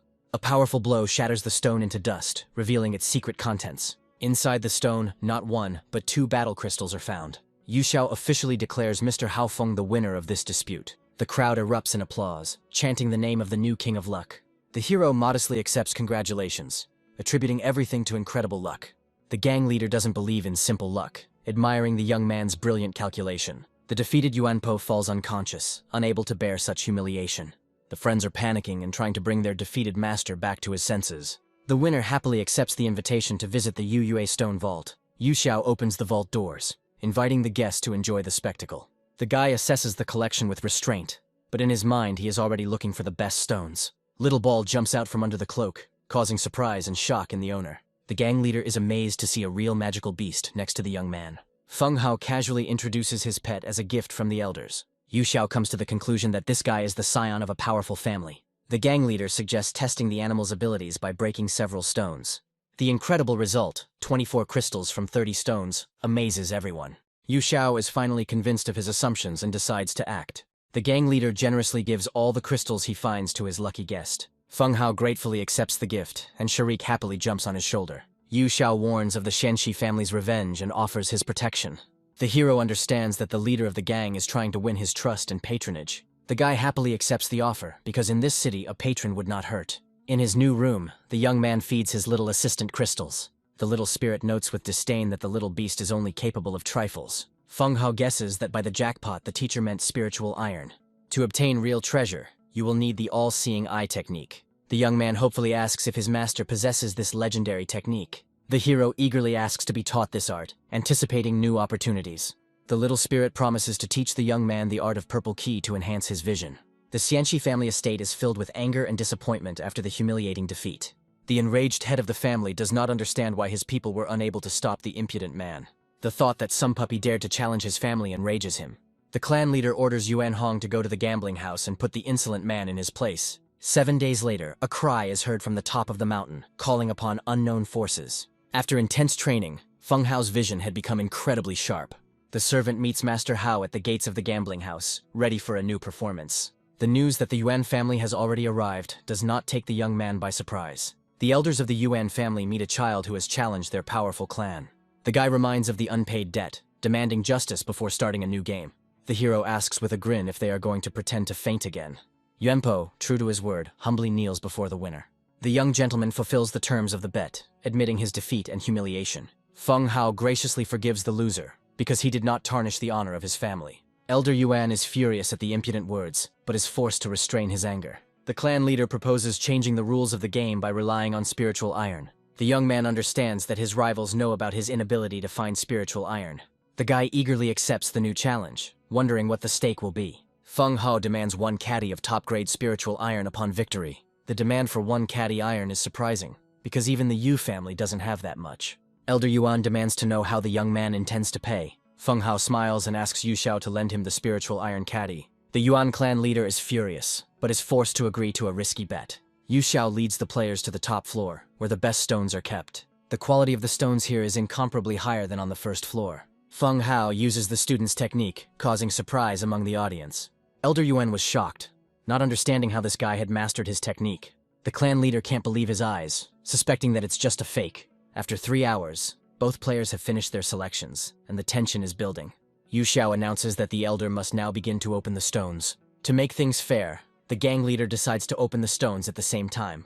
Elder Yuan's very first stone brings him a battle crystal. The spectators gloat, because getting a crystal for 100 gold pieces is a great success. Yu Xiao opens Feng Hao's stone and something more emerges from it. An incredible find, spiritual iron, shocks the elder. The audience is amazed by the skill of the young man, who has achieved perfection in stone processing. The gang leader respectfully hands over the low-quality spiritual iron to the winner. Even low-grade iron is worth a fortune, about 10 million gold. Yu Xiao continues to open the stones, and the excitement in the hall reaches its peak. Yuan Po is anxiously anticipating defeat, but the elder orders him to remain silent. The young master points to the sweat that has appeared on the ancestor's forehead, but he denies everything. Elder Yuan tries to hide his excitement, blaming it on the unbearable heat. Yu Xiao grinned as he congratulated his opponent on finding the rankless spiritual iron. The Yuan clan leader breathes a sigh of relief as a draw saves him from total failure. Suddenly, another piece of precious spiritual iron is discovered in Feng Hao's stone. An hour later, the score is 2.3 in favor of Master Hao, and the intrigue is growing. There are only 2 stones left, and the fate of the bet hangs in the balance. Elder Yuan desperately prays for spiritual iron, but his stone is empty. Yu Xiao congratulates Elder Yuan on finding a common battle crystal. Yuan Po tries to calm his ancestor, confident that the newcomer will not find anything else. In the hero's last stone, another piece of precious spiritual iron is discovered. The crowd erupts in applause, chanting the name of the new, unrivaled champion. With the score at 4.2, the gang leader declares Master Hao the early winner. Elder Yuan loses the bet miserably, admitting defeat to the young genius. True to his word, the clan leader presents the winner with a precious spiritual iron. Feng Hao happily accepts the reward, dreaming of creating a top-class spiritual weapon. The little spirit screams in panic, warning its owner of mortal danger. The defeated old man, blinded by rage, rushes at the young man. A treacherous blow to the back takes the winner by surprise, leaving no chance for defense. Yu Xiao screams in horror as he sees his guest receive a fatal blow. The gang leader throws back the attacker, saving the life of his new ally. An enraged Yu Xiao is ready to fight, because the old man dared to attack his guest. Elder Yuan accepts the challenge, and the 2 powerful masters prepare to clash. Suddenly, everyone present falls unconscious, overcome by an unknown force. Yuan Po rushes to his ancestor's side with tears in his eyes, fearing for his life. Yu Xiao is furious because the insult to his guests is a direct insult to himself. The defeated Yuan family realizes that they cannot defeat this enemy. The gang leader tries to revive the wounded young man, begging him to survive. Yu Xiao orders that Mr. Hao be moved to a safe place immediately. The doctor reports that the boy's internal organs are too badly damaged. The only doctor of Xuan rank can't do anything about such injuries. Yu Xiao begs the healer to try harder, as it is impossible to find an Earth-ranked doctor. The doctor promises to do everything possible when starting to treat a hopeless patient. During treatment, the doctor notices something strange happening to the young man's body. An unknown force slowly restores damaged internal organs. The doctor is shocked to realize that there is an Earth-ranked treasure hidden inside the boy's body. Yu Xiao is relieved to know that his guest from the hidden family is protected. In the city lord's palace, the gang leader demands the extermination of the entire Yuan family. The city's lord, Ruan Panrong, listens to the request, ready to deliver his verdict. The city's lord refuses to intervene, fearing persecution from the emperor. Yu Xiao understands that the ruler does not know the whole truth about his guest's power. At night, the Yuan family mansion is filled with fear and tense anticipation. On the orders of the city's lord, warriors break into the estate to exterminate the entire clan. The girl asks her grandfather if Feng Hao is really that strong. The rumor that the Yuan family was destroyed because of a grudge against the hero shocks the old man. Grandfather comes to the conclusion that this Hao Feng is not as simple a person as he seems. The girl still has doubts, not believing in the divine origin of the young man. A wise old man reminds his granddaughter that there will always be people much stronger than her. In the Yu Yue faction house, Feng Hao is recovering from a serious injury. The guy is furious at his own weakness, because some old man was able to beat him like that. Hundreds of crystals prove insufficient to build a solid foundation. The hero realizes that he cannot rob all the gambling houses and looks for another way. The sudden thought of the Chiyun gang and the unpaid debt lights up his face with a grin. Having fully recovered, the young man leaves the room, where guards are already waiting for him. The guards are surprised where their master is rushing to after being seriously wounded. Feng Hao confidently declares his intention to visit the Chiyun family's gambling house. The return of the Master of Luck is causing a stir among the city's gamblers. At the Chiyun gambling house, guests are greeted with a false smile and ostentatious hospitality. The hero demands that the servant remember his receipt, promising to pay after the choice. The servant understands that he has no right to disappoint such a powerful man. Feng Hao looks at the stones with disdain, calling them useless trash. The hero's indignation causes laughter among the crowd, because the Master of Luck cannot make mistakes. The losing players laugh, not believing that someone could deliberately step on a rake. The manager is in a panic, realizing that this guy has come here to destroy everything. The young man offers to exchange the found spiritual iron for battle crystals. The strange decision leaves the crowd puzzled, as iron is much rarer. The hero generously gives a couple of stones to onlookers if he finds spiritual iron. The crowd is delighted, fighting for the right to receive the precious stone from the hands of the master. The guy watches what is happening with a grin, knowing that everything is going according to plan. The leader of the Chiyun gang, Chi-Chi, personally comes out to greet the distinguished guest. Feng Hao brazenly declares that he will come here every day from now on. The news of daily visits leaves the gang leader shocked and indignant. Chi-Chi, with a false smile, assures that the Master of Luck is always welcome here. The gang leader realizes that this kid has come to rob him completely. The leader of the Desert Pursuers tries to apologize for a past misunderstanding. As an apology, the bandit offers a ring containing 1,000 crystals. The young man accepts the generous gift with a smile, forgiving his unlucky offenders. Having received protection and accompaniment, the hero leaves the gambling house as a winner. Chi-Chi, in a rage, vows to deal with the insolent man outside Ruin City. At the Yue gambling house, Feng Hao receives his fair winning trophy. Yu Xiao bitterly admits that this is the last time he will make a bet with him. The guy refuses the generous gift, but the gang leader insists. In the end, the hero accepts the gift, realizing that his help was invaluable. Feng Hao wonders if there is a master in the city who can create a spiritual weapon. Yu Xiao tells the story of the best blacksmith Lu Song, who doesn't always take on work. The hero decides to use the essence of the drought mimic along with the spiritual iron. The gang leader explains that the different attributes will make the weapon weak. Yu Xiao promises to find the spiritual iron of the required attribute for Brother Hao. The incredible price of the highest quality iron, 100 million per caddy, shocks the young man. Elder Yu decides to visit Master Lu first before looking for iron. It turns out that even the powerful Yu Xiao couldn't persuade the strange master. Lu Song was the best blacksmith in the Jin dynasty, creating the highest quality weapons. The thought that the new weapon could be the same as Yan Qing's is mind-blowing. Yu Xiao hopes that the guest's personality and talent will be able to convince the stubborn master. At the entrance to the forge, they see a master at work, creating a spiritual weapon. Having easily destroyed his creation, the blacksmith calls it useless trash. Gang leader Yu Yue greets Grandmaster Lu Song with respect. The blacksmith rudely drives away the uninvited guests, not wanting to waste his time on them. Feng Hao introduces himself as Hao Fen, expressing his desire to get acquainted. Feng Hao directly states his request, to forge a spiritual weapon for him. Master Lu Song rudely refuses, citing his lack of mood. The young man does not give up and offers the blacksmith a more profitable deal. The offer to cure a hidden injury in exchange for a service makes the master think. Lu Song is shocked, not understanding how this boy knows about his secret illness. The hero reveals the truth about a disease that will soon become a big problem. The blacksmith bitterly admits that even the best craftsman could not help him. Feng Hao confidently declares that only he can cure this disease. The demonstration of healing power close to the heavenly rank convinces the stubborn one. The young man's incredible skill leaves Lu Song in a state of shock and awe. The blacksmith finally agrees to talk and invites the guests to his house. After conducting the diagnostics, the guy confidently confirms that he can help. Lu Song can't hold back his tears of joy when he realizes that he is finally saved. Yu Xiao was surprised because he had never seen this stern master laugh. For a full recovery, the hero will need a lot of time and good medicine. The blacksmith is ready for anything, because his own life is at stake. Master Lu Song immediately begins preparing everything necessary for forging. Yu Xiao is amazed that Brother Hao was able to negotiate even with such an eccentric. The boy notes with concern that a weapon with the attribute of fire can harm the master.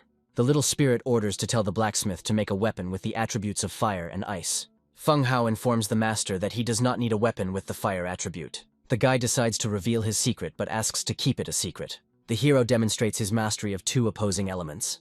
Lu Song is shocked, as the coexistence of the attributes of ice and fire is considered impossible. The young man clutches fire and ice in his hand, asking if the master can create such a weapon. Kuznets admits that he has never seen anything like it, and it is very difficult. Feng Hao suggests dividing the sword into two parts, so that the elements do not interfere with each other. To create such a weapon, the master needs iron with the ice attribute. The thought of having to ask Elder Yu for help again confuses the young man. Half a month later, a rainbow column of light rises above the forge, signifying the completion of the work.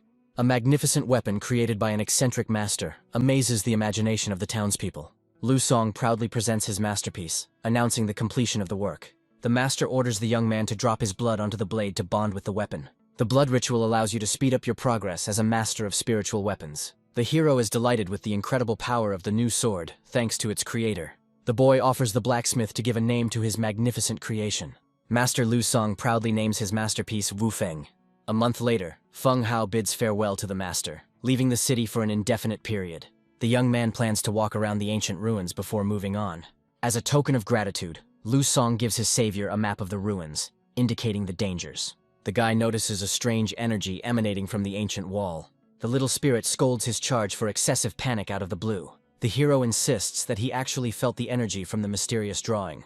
Intrigued, the teacher asks the young man to try touching the wall again. The second touch creates a powerful flash, enveloping both of them in a strange light. The spherical barrier protects the spirit, confirming the presence of unusual energy. The little companion cannot understand the nature of this force, which is unlike the tree attribute. A strange phenomenon makes both of them think about the secrets of this ancient place. Just in case, the spirit advises the young man to collect as much of this mysterious energy as possible.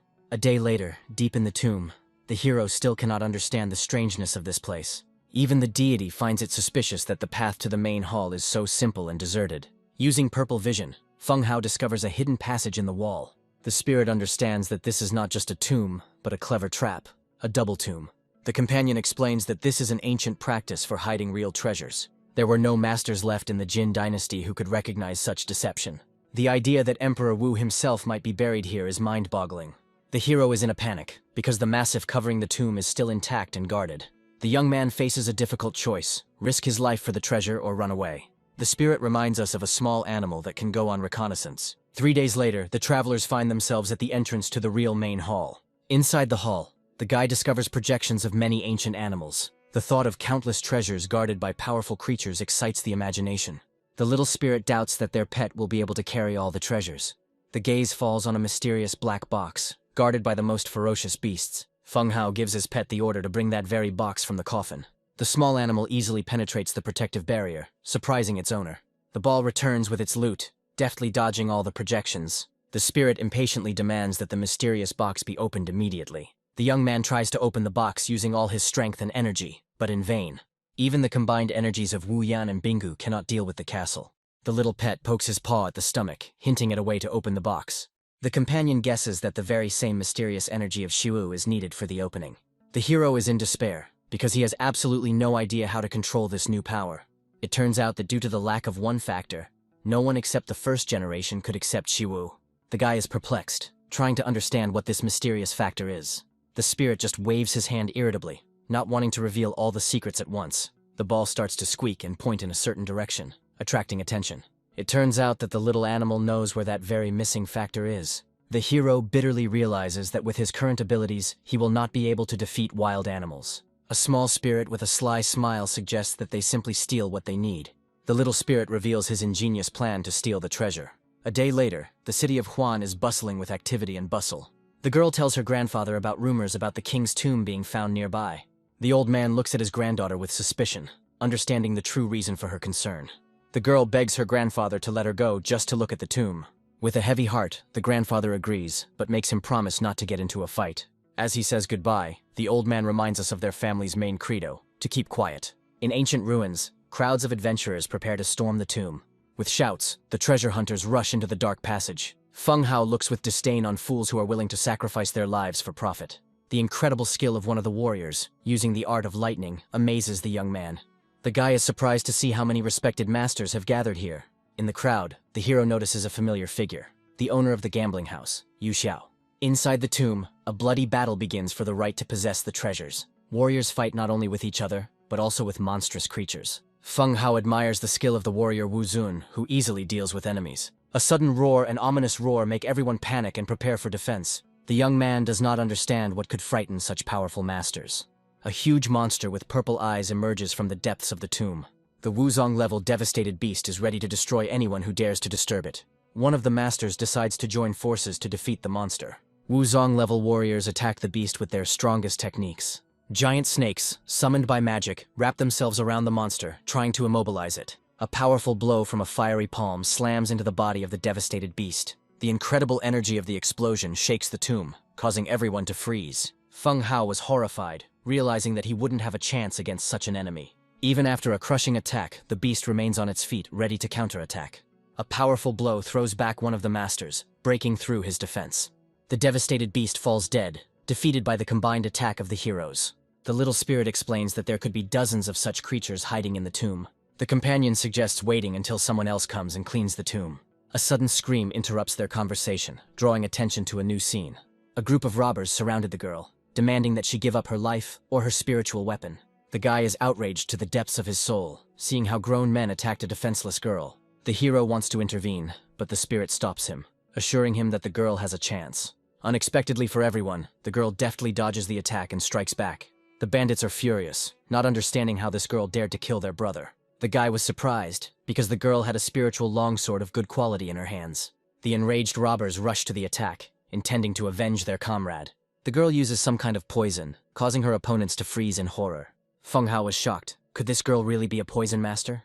The bandits look at the beauty with pity, predicting her imminent death. One of the robbers repeats his attack, leaving the girl no chance. The sudden appearance of a new enemy makes the bandits scream in rage. The stranger's arrogant response only fuels the anger of the angry crowd. A lightning attack hits one of the bandits, causing him to be shocked. The death blow pierces the robber's body, leaving him dead. The leader, in a rage, orders his men to kill the impudent upstart. The hero uses poisonous smoke to hide from his pursuers. The bandits gloat, convinced that by jumping into the smoke he has signed his own death warrant. The guy brings the poisoned girl back to her senses, saving her from certain death. An unexpected touch to the chest makes the rescued one scream in embarrassment. The girl, in a rage, calls her savior a pervert, not understanding his intentions. Feng Hao tries to explain that he came here to save her. The bandits are confused, not understanding whether their victim is okay after the fall. The enraged crowd rushes to attack, intending to kill both of them. The hero enters into an unequal battle, defending himself and his new companion. One of the bandits seizes the moment, raising his sword for a fatal blow. A crushing blow from a sword piercing the moon saves the young man at the last moment. The girl looks with gratitude at her savior, who covered her in battle. One of the bandits begs for mercy in horror, trying to save his life. Feng Hao easily disarms and catches the fleeing bandit. The guy approaches the rescued girl, but she greets him with a threat. The hero ironically notes the ingratitude of the person whose life he just saved.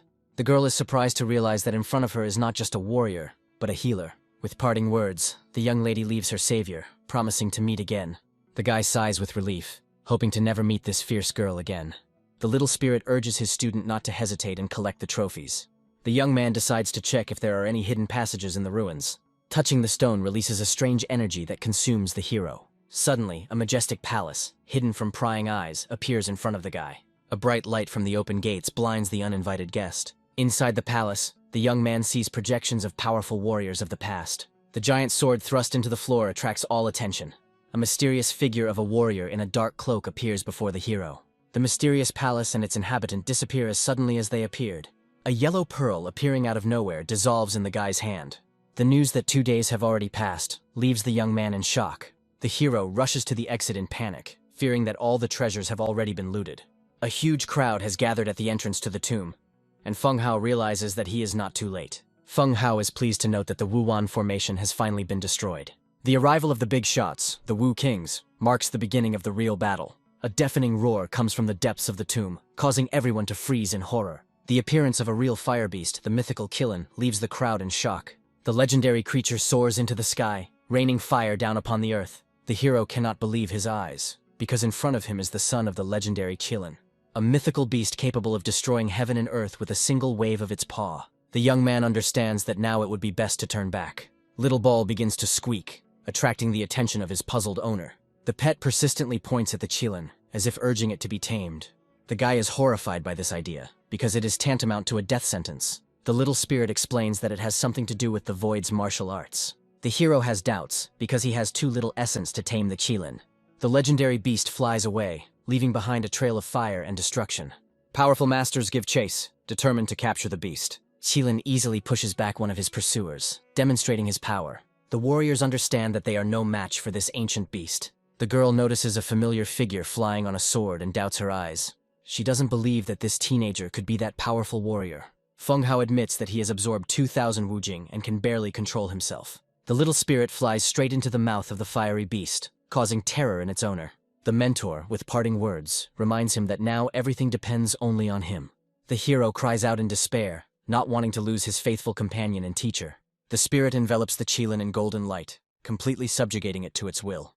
The crushing blow sends the beast crashing into the ground, creating a massive crater. The spectators are shocked, not understanding whether the battle ended in such an incredible way. Suddenly a roar comes from the crater, and the earth begins to shake.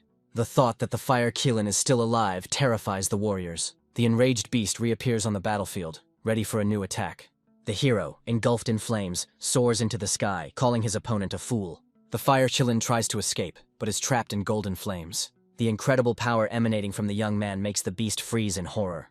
A powerful explosion shakes the earth, demonstrating the unprecedented power of the mysterious warrior. Spectators wonder if this man is on the level of the emperor himself. The defeated Qilin falls to the ground, admitting its complete defeat. Grabbing the beast by the tail, the hero easily lifts it into the air. The warriors are shocked, suspecting that this powerful man is from some hidden family. Exhausted by the battle, the boy can barely stand on his feet, but his spirit is safe and sound. The companion reminds that now the young man will have to rely only on himself. Feng Hao vowed with determination that he would definitely master the void martial art. Little Ball jumps on the defeated Qilin and begins to eat it. A fire spirit, resembling a small Qilin, emerges from the pet's body. The animal is trying to explain something to its puzzled owner. The ball persistently points to the fire spirit, offering the young man to swallow it. The idea of this ritual's connection with the martial arts of the void dawns on the boy. Without waiting for consent, the pet himself stuffs the fire spirit into his owner's mouth. An incredible power begins to consume Feng Hao from the inside, causing him hellish pain. Half a day later, the hero is still struggling with the energy raging in his body. After some time, the guy understands that he needs to continue in order to improve Qilin. The unbearable pain in his left arm makes the young man scream in agony. The hero's hand transforms, turning into the fiery paw of a powerful Qilin. The guy looks at his new limb in horror, not believing his eyes. The realization that he has inherited the Qilin's abilities delights him. A powerful blow from the fire paw easily splits a huge tree. The hero is disappointed, because instead of the art of the void, he received only the paw of the Qilin. The boy still can't open the mysterious box, despite his new power. Resigned to failure, the young man vows that he will master this art someday. The ability to hide and show his paw at will pleases the hero. 3 days later, a daring challenge to a game of 100 crystals is heard in the city of Huan. Feng Hao looks at the group of impudent people who challenge the entire dynasty with surprise. The city's residents are outraged because their younger generation has lost out to the newcomers. The only hope left is for a master of luck who can defeat anyone. The upstarts laugh at the rumors, not believing in the existence of the mythical King of Luck. A menacing shout makes everyone fall silent and turn around in anticipation. The appearance of Miss Shen Yun and her support group gives hope to the townspeople. Even visiting gentlemen are enchanted by the beauty and skill of the mysterious stranger. The girl confidently declares her readiness to place a bet of 100 crystals. One of the impudent fellows suggests betting on love and pleasure. Shen Yun scornfully rejects the offer, not wanting to talk to losers. Shikun, impressed by the audacity, suggests changing the rules of the game. The girl delightedly realizes that she has finally met a real man. Shen Yun sets new rules. The one who finds the most crystals wins. The strange rules of the game cause confusion and suspicion among opponents. The girl is confident of her victory because her technique, Can of Emptiness, has no equal. Shikun realizes that his own technique is much stronger than she thinks. The young master accepts the challenge with confidence, ready for a new battle. Yu Xiao gives the signal and the players begin to select stones. After an hour, both participants make their choice, spending almost the same amount. The gang leader begins to open the stones to determine the winner. The decisive moment arrives, and Yu Xiao is ready to announce the current results. Yu Xiao announces the current score, where Shikun is ahead of Shen Yun by 1 crystal. Spectators are certain that Miss Shen will inevitably lose because her opponent is too strong. The upstarts gloat, suggesting that the girl admit defeat and marry the winner. Shen Yun does not give up, because the dignity of the entire Jin dynasty is at stake. Yu Xiao bitterly realizes that his dynasty will definitely lose this time. A sudden voice interrupts the general panic, causing the crowd to turn around.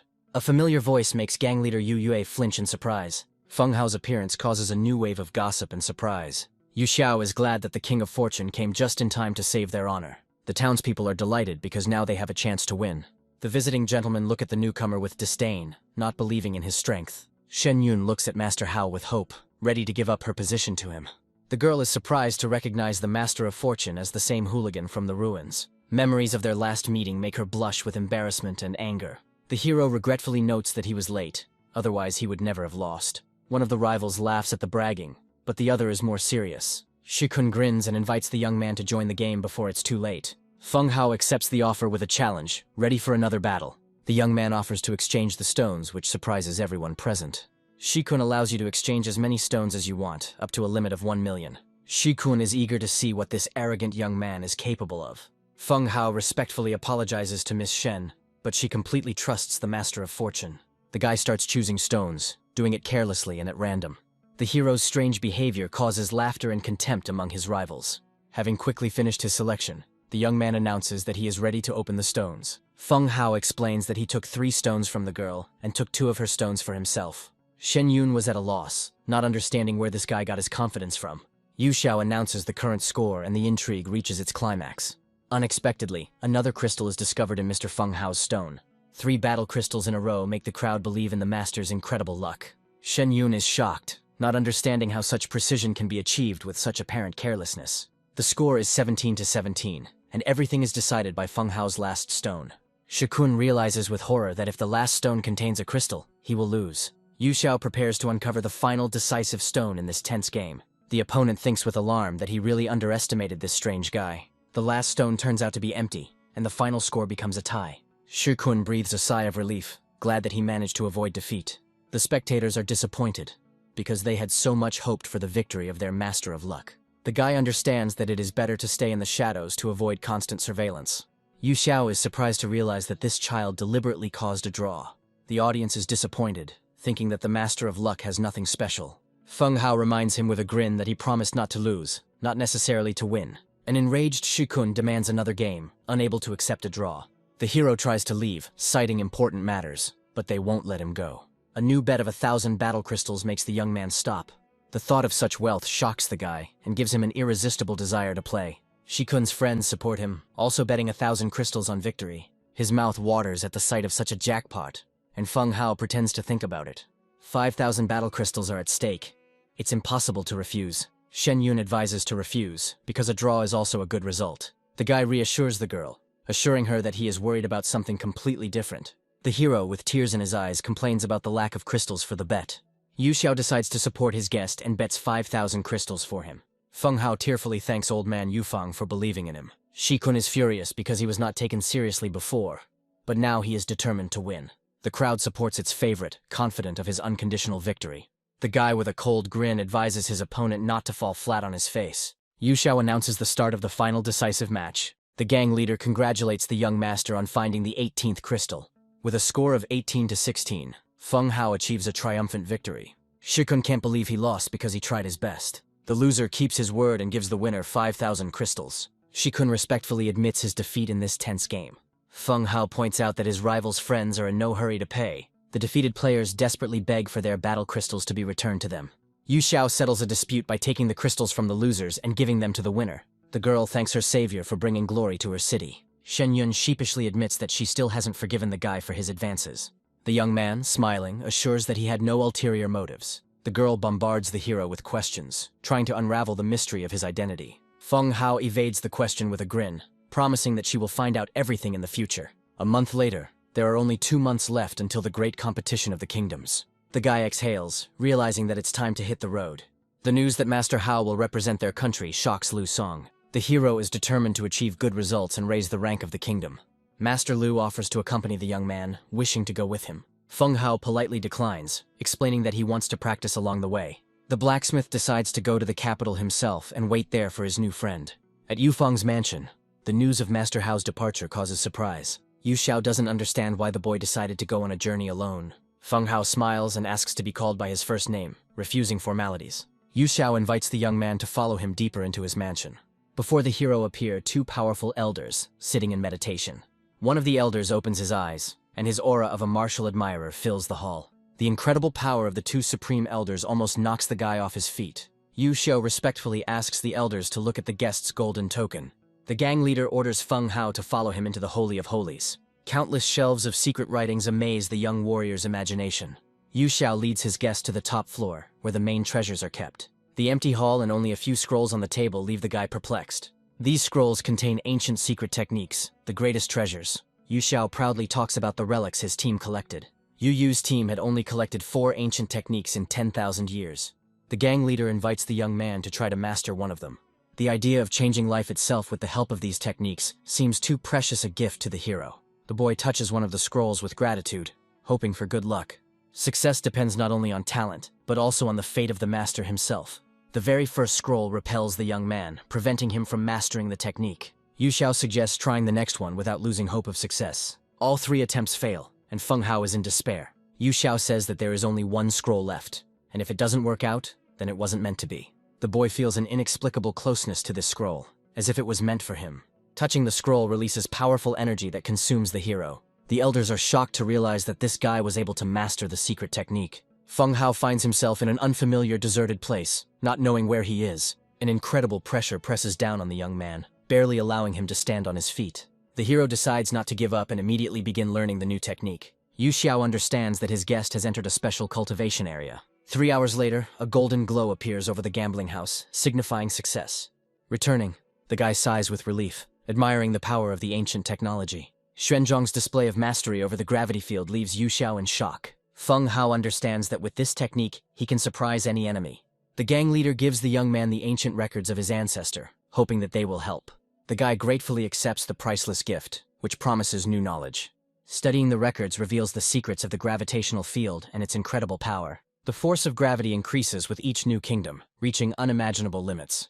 The hero realizes that mastering Xuanzhang is not just a defense, but a new form of attack. Having completed his study, the young man gratefully returns the scrolls and notes. The guy says goodbye, realizing that it is time for him to move on in his journey.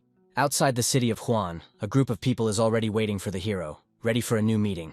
The young man feels like he is being followed from the moment he leaves the city. Feng Hao recognizes the attackers as members of the Qiyun gang, who are seeking revenge. The gang leader scornfully declares that the loss of the crystals is not enough for him.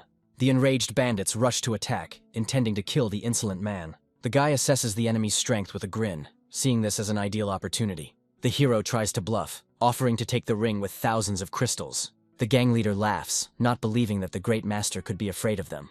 The bandits rush to the attack, intending to finish off the impudent youth. Feng Hao activates his new technique, creating a circle of death around himself. An unknown force restricts the movements of the attackers, making their bodies incredibly heavy. The young man notes with satisfaction that Xuanzhang's possession really works. The gang leader is shocked, not understanding how this child suddenly became stronger. The hero takes out his new sword, preparing to teach the arrogant bandits a lesson. The realization that the guy has a spiritual weapon in his hands terrifies his enemies. The warrior easily repels attacks, demonstrating incredible mastery of the sword. The gang leader tries to escape but finds himself trapped. The bandit understands that this guy is not the same as before, and there is no point in running. Using Xuanzhang pulls the fugitive back, preventing them from escaping. A powerful blow slams the gang leader into the ground, deciding the outcome of this fight. The defeated enemy cannot understand what unknown force has bound his body. The young man decides to reveal his secret, because his opponent will soon die. Feng Hao demonstrates his ancient secret technique by turning his hand into a paw. The gang leader is horrified to recognize the legendary paw of the Fire Qilin. The hero uses his new power, bringing down the Thunder Dragon's fist on the enemy. A crushing blow sends the bandit flying, deciding the outcome of the battle. Exhausted after the fight, the guy feels a strange itch and malaise in his body. The unbearable itching, like thousands of ants crawling on the bones, drives you crazy. Feng Hao screams in pain, unable to bear this excruciating torture. The sudden insight that this might be a sign of a breakthrough gives hope. The itching stops as suddenly as it began, leaving the hero perplexed. Pleasant warmth and lightness fill the body, bringing long-awaited relief. A powerful surge of energy marks a breakthrough to a long-awaited level of fighting spirit. Inspired by new strength, the young man tries to fly, but falls to the ground with a crash. Little Ball laughs at his owner's clumsy attempt to fly. The hero understands that in order to gain complete control over his wings, he will have to train a lot. An unexpected laugh makes the guy wary, sensing someone's presence. A group of people appears on the horizon, watching his training. One of the strangers mockingly notes that it is not easy for the young master to be alone. The powerful aura of martial reverence level emanating from the group astonishes Feng Hao. The mentor looks with disdain at the guy who can't even fly. The old master smirks and teases the young ones who are unable to fly without support. At sunset, the group decides to stop for the night and rest. Young warriors gather around the fire, attracted by the delicious smell of roasted meat. Feng Hao happily treats the girls, offering them to eat as much as their hearts desire. Little Sharik squeaks jealously, not wanting to share his owner with others. The hero refuses to sell his pet with a smile because it is like his own. The guy gently calms his jealous friend, promising to fry some meat for him too. One of the warriors watches the strange couple with surprise, wondering about their nature. Chen Nan, one of the warriors, approaches the fire and gratefully accepts the treat. New acquaintances introduce themselves to each other, united by a common meal. It turns out that they are all heading to the imperial capital to participate in the tournament. Chen Nan invites Feng Hao to go on a journey together since they are on the same path. A plan is brewing in the head of a new acquaintance. A trip with such a genius promises great benefits. The guy cunningly praises his new friend, turning to him with a request. Chen Nan is willing to listen to any request in exchange for delicious meat. The hero offers to fight to test how strong he really is. The warrior is surprised, because his opponent is only in the early stages of fighting spirit. Feng Hao insists on a duel, claiming that he is strong enough for it. Chen Nan agrees, promising to control his strength and fight on equal terms. Two warriors stand facing each other, ready for a friendly sparring match. Observers are skeptical, as Chen Nan is a genius, and his opponent is a nameless child. Chen Nan rushes into attack without warning, not wanting to give his opponent a head start. Feng Hao responds with a crushing Thunder Dragon fist, ready to fight. The The collision of two forces creates a powerful shockwave, but neither gives in. Chen Nan is shocked by the incredible strength emanating from the early stage fighter. The mentor explains that one shouldn't underestimate the guy, because he has perfected the crystal. Trying to save face, the warrior declares that he was not prepared and demands a rematch. Chen Nan asks for another chance with determination in his eyes. The hero grins and suggests to his new friend that he use all his strength. Chen Nan uses a flaming fist, putting all his power into the strike. The collision of fire and lightning creates an incredible explosion, shaking the earth. The mentor is perplexed, not understanding how this guy can compete with a genius.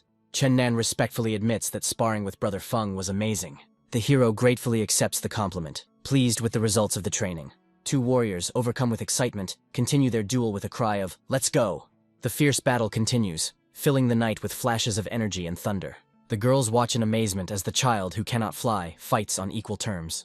Chen Nan stops the fight, admitting that he doesn't want to fight anymore. The guy challenges his opponent to stop holding back and fight with all his might. The warrior happily agrees, promising to no longer hide his true power. Chen Nan unleashes his true power, engulfing himself in a pillar of flame. Feng Hao acknowledges the strength of the martial ancestor level with a grin, ready to fight.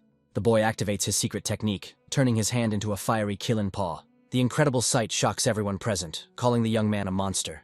Even the powerful mentor cannot believe his eyes. The hero rushes into attack, offering his opponent a chance to try out his new power. Chen Nan barely dodges, realizing that such a blow would break his arm. The guy modestly explains that he received this special technique by chance.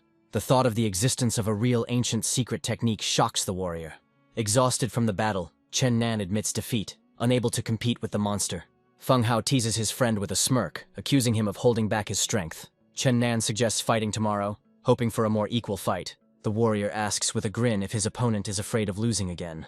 The boy accepts the challenge, his eyes glowing with excitement for the upcoming battle. The hero demonstrates his ability to fly using his newfound fiery wings. Chen Nan is delighted because his friend's flying has improved significantly in just a few days. Feng Hao humbly thanks him for the guidance, without which he could not have managed. Chen Nan pats the guy on the shoulder in a friendly manner, confessing his sympathy. An unexpected confession leaves the hero shocked, causing him to doubt his friend's orientation. Chen Nan covers his mouth in horror, realizing that he just said something stupid. Chen Nan panics and tries to justify himself, insisting that he didn't mean anything like that. Feng Hao jokingly pulls away, saying that he is now afraid to be around. To avoid awkwardness, the young man offers to keep his distance while his friend runs away. The girls laugh at Chen Nan, who turns out to be into men. A new acquaintance wonders if such a genius really comes from a low class. Chen Nan explains the complex hierarchy of kingdoms in their dynasty. In the Middle Kingdom, a fighting ancestor at such a young age is a great rarity. The reason for the low status of the Zilan Kingdom lies in its past defeat in the tournament. The guy confidently asks to tell him about the rules of the great tournament. The first stage of the tournament is a battle for the rating between the kingdoms. Lower-class kingdoms can challenge the higher ones and take their place. The second stage is the main competition, where anyone under 30 years of age can participate. The 3 best warriors will have the right to ascend the Holy King's Mountain. Feng Hao hears about the Holy King's Mountain for the first time, causing surprise in his interlocutor. The Holy King Mountain is the greatest legacy of the Jin dynasty and the dream of every warrior. The Great Tournament is a direct path to the transformation of the family and the entire kingdom. Chen Nan is amazed, because the Zilan Kingdom is lucky to have such talent. The warrior admits that he is aiming for first place in the Great Tournament. After meeting Feng Hao, he sees him as a potential rival for the top spot. The hero notes with a smile that in such a great dynasty there are other talents. Chen Nan begins to talk about the strongest participants in the upcoming tournament. The legend of Bai Yi, whose birth caused all the flowers in the city to mutate. The 15-year-old martial ancestor's incredible progress shocks Feng Hao. The story of Tongchong, who single-handedly massacred an entire family, is chilling. The hero is terrified because in this world one monster is more terrible than another. Chen Nan tries to encourage his friend, believing in his unique abilities. Feng Hao gains confidence in the realization that there are no invincible geniuses. The sudden appearance of the mentor interrupts the night conversation around the fire. The old master tells of a mysterious man who calls himself the Devil. This crazy name only causes bewilderment and laughter among everyone present. It turns out that this devil is the only survivor of a powerful family. For 10 years he hid, hatching a plan for revenge for the destruction of his family. Upon returning, he single-handedly poisoned to death all his offenders. The students wonder if this demon will participate in the big tournament. The mentor is not sure because this devil has always been unpredictable. Feng Hao excitedly declares that he would like to meet this monster. A month later, a powerful breakthrough marks a new stage in the young warrior's development. Chen Nan congratulates Brother Feng on the incredible success he has achieved in a month. The hero gratefully notes that he would not have managed without joint training. The imperial capital is visible ahead, and the travelers quicken their pace. Even ordinary guards in the capital have the power of the fighting spirit level. The luxury and splendor of the imperial capital make the hero feel like a villager. The friends' paths diverge, and each goes to the pavilion of their kingdom. Chennan says goodbye to his brother Feng, promising to meet him at the tournament. The guy waves his hand with a smile, confirming his readiness for the coming battles. The hero finds the pavilion of his kingdom, ready for a new chapter in his life. The thought of possibly meeting Shinner and Linner fills the young man's heart with warmth. A sudden scream interrupts his thoughts, causing him to turn around in bewilderment. A group of impudent young men invites girls to stay in the capital under their protection. The indignant girls contemptuously reject the offer, which provokes anger. The old mentor demands to know why they are crossing the path of people from small kingdoms. One of the insolent men threatens to destroy their kingdom for their insolence. A joyful cry makes everyone turn towards the new guest.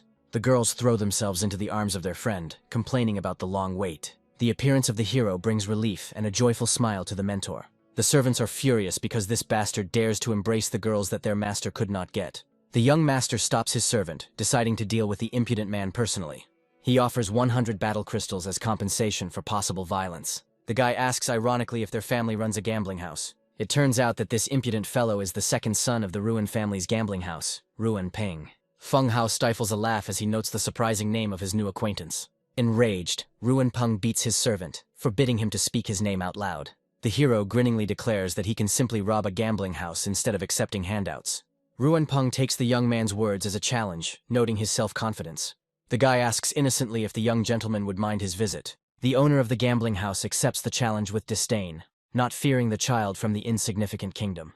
The new bet is whether Feng Hao can collect 100 battle crystals. Linner anxiously asks if Brother Hao is confident of his victory. Yunying is outraged that this guy dares to gamble their fate.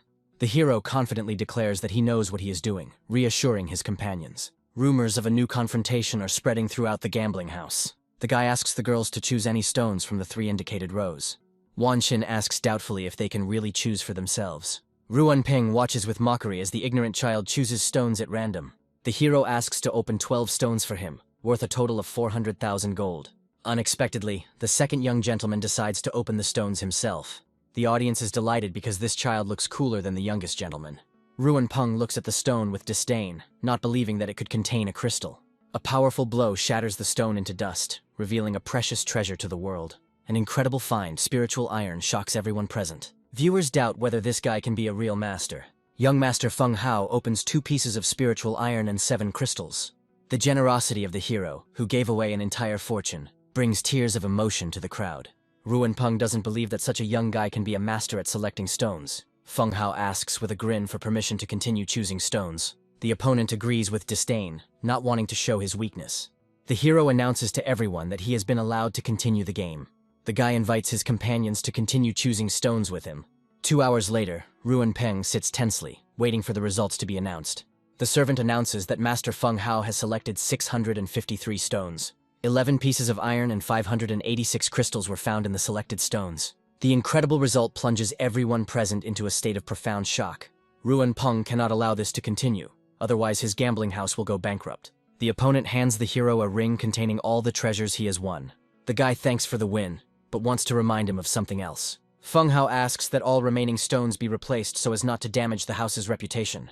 The idea that 10,000 stones could be empty seems impossible. An enraged Ruan Peng cannot believe such impudence and audacity. The hero issues a challenge, promising to pay 100 crystals for each crystal found. The young man's self-confidence makes everyone wonder if he is bluffing. A crowd of gamblers rushes to check the remaining stones. It turns out that all the stones were empty and the Zhuang family had put trash there. Enraged gamblers leave the gambling house, calling it the worst in town. Ruan Peng falls to his knees in despair, not knowing how to explain everything to his parents. Feng Hao thanks him for the hospitality with a smile, promising to return next time. The owner of the gambling house tearfully begs him never to come again. The hero walks away with an unperturbed look, leaving behind a ruined enemy. The girls admire Brother Hao's strength, because with him they are afraid of nothing. The guy accepts the compliments with a smile, but notes that he has room for improvement. An unexpected gift in the form of a spiritual weapon delights the girls. Wan Xin is surprised that Brother Hao also has an ice spirit weapon. The young man decides to give the sword to Wan Xin, knowing that she wants to give it to Yun Ying. The girl gratefully accepts the gift, which will help improve the relationship. 3 days later, the day of the great tournament of the kingdoms arrives. All the people greeted the emperor with respect when he came to the opening. The Emperor announces an additional 10% reward for each class. The Great Zhao Yi tournament is officially declared open. The mentor addresses his students, hoping for their confidence in victory. The head of the Zhuyun Kingdom looks with disdain at the team from the insignificant Zilan. Chihan notes with a chuckle that it took 10 years to train 2 martial ancestors. Mentor Hua notes with irony that not everything is smooth in the Zhuyun Kingdom either. The head of the Zhuyun Kingdom disdainfully rejects the possibility of fighting the lower class. The arrogant old man offers to fight when their kingdom rises to his level. The mentor explains that they need to reach the middle class first. One of the masters goes to sign up the Zilan team for the first match. The referee announces the first match, Zilan Kingdom versus Yuyue Kingdom. Yun Ying easily defeats her first opponent, demonstrating her power. Liner also wins her fight quickly and spectacularly. Wan Xin completes his winning streak, leaving his opponent no chance. The defeated fighter is shocked by the incredible strength of the warriors from the low-class kingdom. The teacher thanks Feng Hao, because thanks to him, everyone's strength has increased significantly. The judge declares the Zilan Kingdom's triumphant victory and promotion to rank. With determination in his eyes, the young man declares that their goal is now the Zhuyun Kingdom. Team Zilan quickly climbs the steps, approaching their attackers. Mentor Hua issues a challenge, offering to fight for the title immediately. The head of the Zhuyun Kingdom doubts that this child can trample them all on his own. The mentor reassures his students, reminding them that their opponent is already a martial ancestor. Feng Hao asks with a grin if they know who is the most ridiculous person in this world. One of the warriors replies that this is a man who does not know his strength. The hero ironically corrects that this is a man who thinks that ignorance makes him funny. An arrogant warrior invites an ignoramus to learn his place. Enveloped in flames, the opponent rushes into attack, unafraid of battle. Feng Hao accepts the challenge with a cool head, ready for the decisive duel. Friends and fans enthusiastically support their hero, believing in his victory. The head of the Zhuyun Kingdom looks down on the low-class upstart. The hero declares with a grin that he alone will be enough for victory. The enraged warrior swears that his enemy will regret his words. The young man only looks with irony at the empty threats of his self-confident enemy. The opponent uses his signature technique, the poisoned dragon sting. A concussive thunderclap easily repels the deadly attack. A powerful wave of energy breaks the enemy's weapon, leaving them in shock. Feng Hao immediately counterattacks with his Thunder Dragon Fist. A crushing attack breaks through the defense, causing serious injury to the enemy. The head of the kingdom cannot believe that his martial ancestor has been defeated. The girls are thrilled with the incredible win, calling it awesome and amazing. Yun Ying bitterly admits that this guy's strength far surpasses her own. The winner, sword in hand, challenges the next opponent. One of the warriors of the Zhuyun Kingdom takes up the challenge with fury, entering the arena. The bandit uses a spinning fist, but his attack is predictable and weak. Feng Hao meets the Thunder Dragon's fist with a grin. The collision of 2 fists creates a powerful explosion of energy that shakes the arena. Feng Hao uses Xuanzhong's mastery, fusing the attributes of ice and fire. Incredible gravity restricts the enemy's movements, rendering him helpless. A crushing blow sends the bandit flying, ending the duel. The audience is shocked, not understanding how this is possible. Because everything happened instantly, the winner calls out to the next one, ready for new battles. The head of the Zhuyun Kingdom suspects that this guy has a high-class crystal. The old man orders his best fighter to go, but to be careful. The new challenger enters the arena with confidence, ready for the decisive battle. The warrior releases his energy, demonstrating incredible power and strength. The young man understands that his dragon fist will be useless against the berserker's technique. The hero activates his secret technique, transforming his hand into a killing paw. The opponent is horrified, realizing that in front of him is not just a man, but a real monster. The emperor, bored on the throne, watches what is happening with interest. An unexpected turn of events makes even the ruler curious. Feng Hao is confident that the power of Qilin is capable of crushing absolutely everything. The opponent uses an anti-earth fist, putting all his fury into the blow. A crushing attack from the Qilin's paw sends the warrior flying, deciding the outcome of the duel. The crowd is delighted, calling the winner a real monster descended from the heavens. Chen Nan is looking forward to seeing this monstrous hand in the final. The emperor is amazed, not understanding where this guy got such incredible talent from. Spectators whisper, wondering if these scales are some kind of secret technique. The girls watch the battle with concern, fearing for the life of their brother Hao. The head of the Zhuyun Kingdom doesn't believe that someone at the martial spirit level can be so strong. Feng Hao screams in pain as his killing paw begins to spin out of control. A powerful blow from the fiery paw slams the young man into the ground, causing an explosion. Master fears that this guy's strength has reached a level more than a third of his martial ancestor. The winner looks defiantly at his fallen enemies, asking who else wants to fight. The Zhuyun Kingdom team, broken and frightened, admits defeat. The hero breathes a sigh of relief, because his kingdom has won an unconditional victory. Teacher Hua cannot hold back tears of joy, not believing in such a miracle. The boy removes his fiery paw, returning to his normal form. The girls throw themselves into the arms of their hero, admiring his strength and courage. Feng Hao reassures his companions that he will never be like that with them. The audience is shocked by the terrifying secret technique that this guy demonstrated. The young man proposes to the old Manhwa to challenge the high-class kingdom. Even the emperor watches what is happening with interest, intrigued by the young genius. The opportunity to learn a secret technique that an ordinary person cannot master delights the masters. The emperor proposes to choose this young man to climb the Holy King's mountain.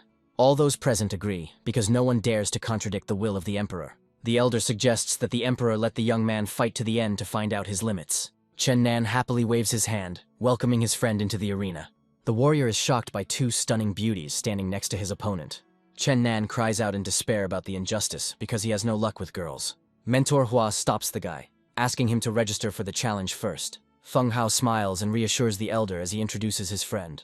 Chen Nan tries to impress girls by posing as an unmarried genius. The enraged hero hits his friend, not understanding who asked him to say this. The mentor is shocked because the Luoyue kingdom is of the middle-high class. Chen Nan sheepishly admits that they were a little mistaken about their status. The news that the Luoyue kingdom has been promoted shocks everyone. The elder understands that this young man is also a genius, since he was able to achieve this. Chen Nan challenges his friend to become a top-class kingdom.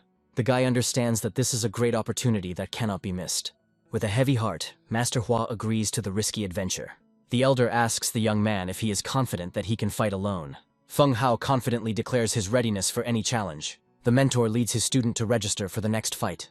Yunying offers her help in choosing opponents, as she knows other kingdoms better. Chen Nan blushes in embarrassment as she tries to talk to the icy beauty. Chen Nan sheepishly agrees to help choose an opponent. Feng Hao whispers with a grin that Yunying is not married, hinting at his friend's interest. The warrior, in a panic, refuses, blushing with embarrassment in front of his new acquaintance. The hero warns with a smile that it won't be easy with this girl. The emperor watches with interest the daredevil who has challenged the high-class kingdom. The advisors doubt success, but one of them believes in the hidden power of the young man. The ruler orders that all information about Feng Hao be collected as quickly as possible. Chen Nan chooses the Shifang kingdom from the top 5 for warm-up. The girls look at their new friend with suspicion, doubting his intentions. The guy confidently declares that this person can be trusted. The battle between the Zilan kingdom and the Shefan kingdom begins. The crowd is thrilled, anticipating a new spectacle featuring the new monster. Feng Hao activates his Killing Paw, preparing to battle a new opponent. The opponent summons a dark dragon, demonstrating its sinister power. The monster's spinning palm collides with its fiery paw, shaking the arena. The hero easily repels the attack, using his incredible physical strength. The bandit realizes that he is not going to fight this brat head-on. Mentor Hua guesses about the enemy's cunning plan to wear down Feng Hao.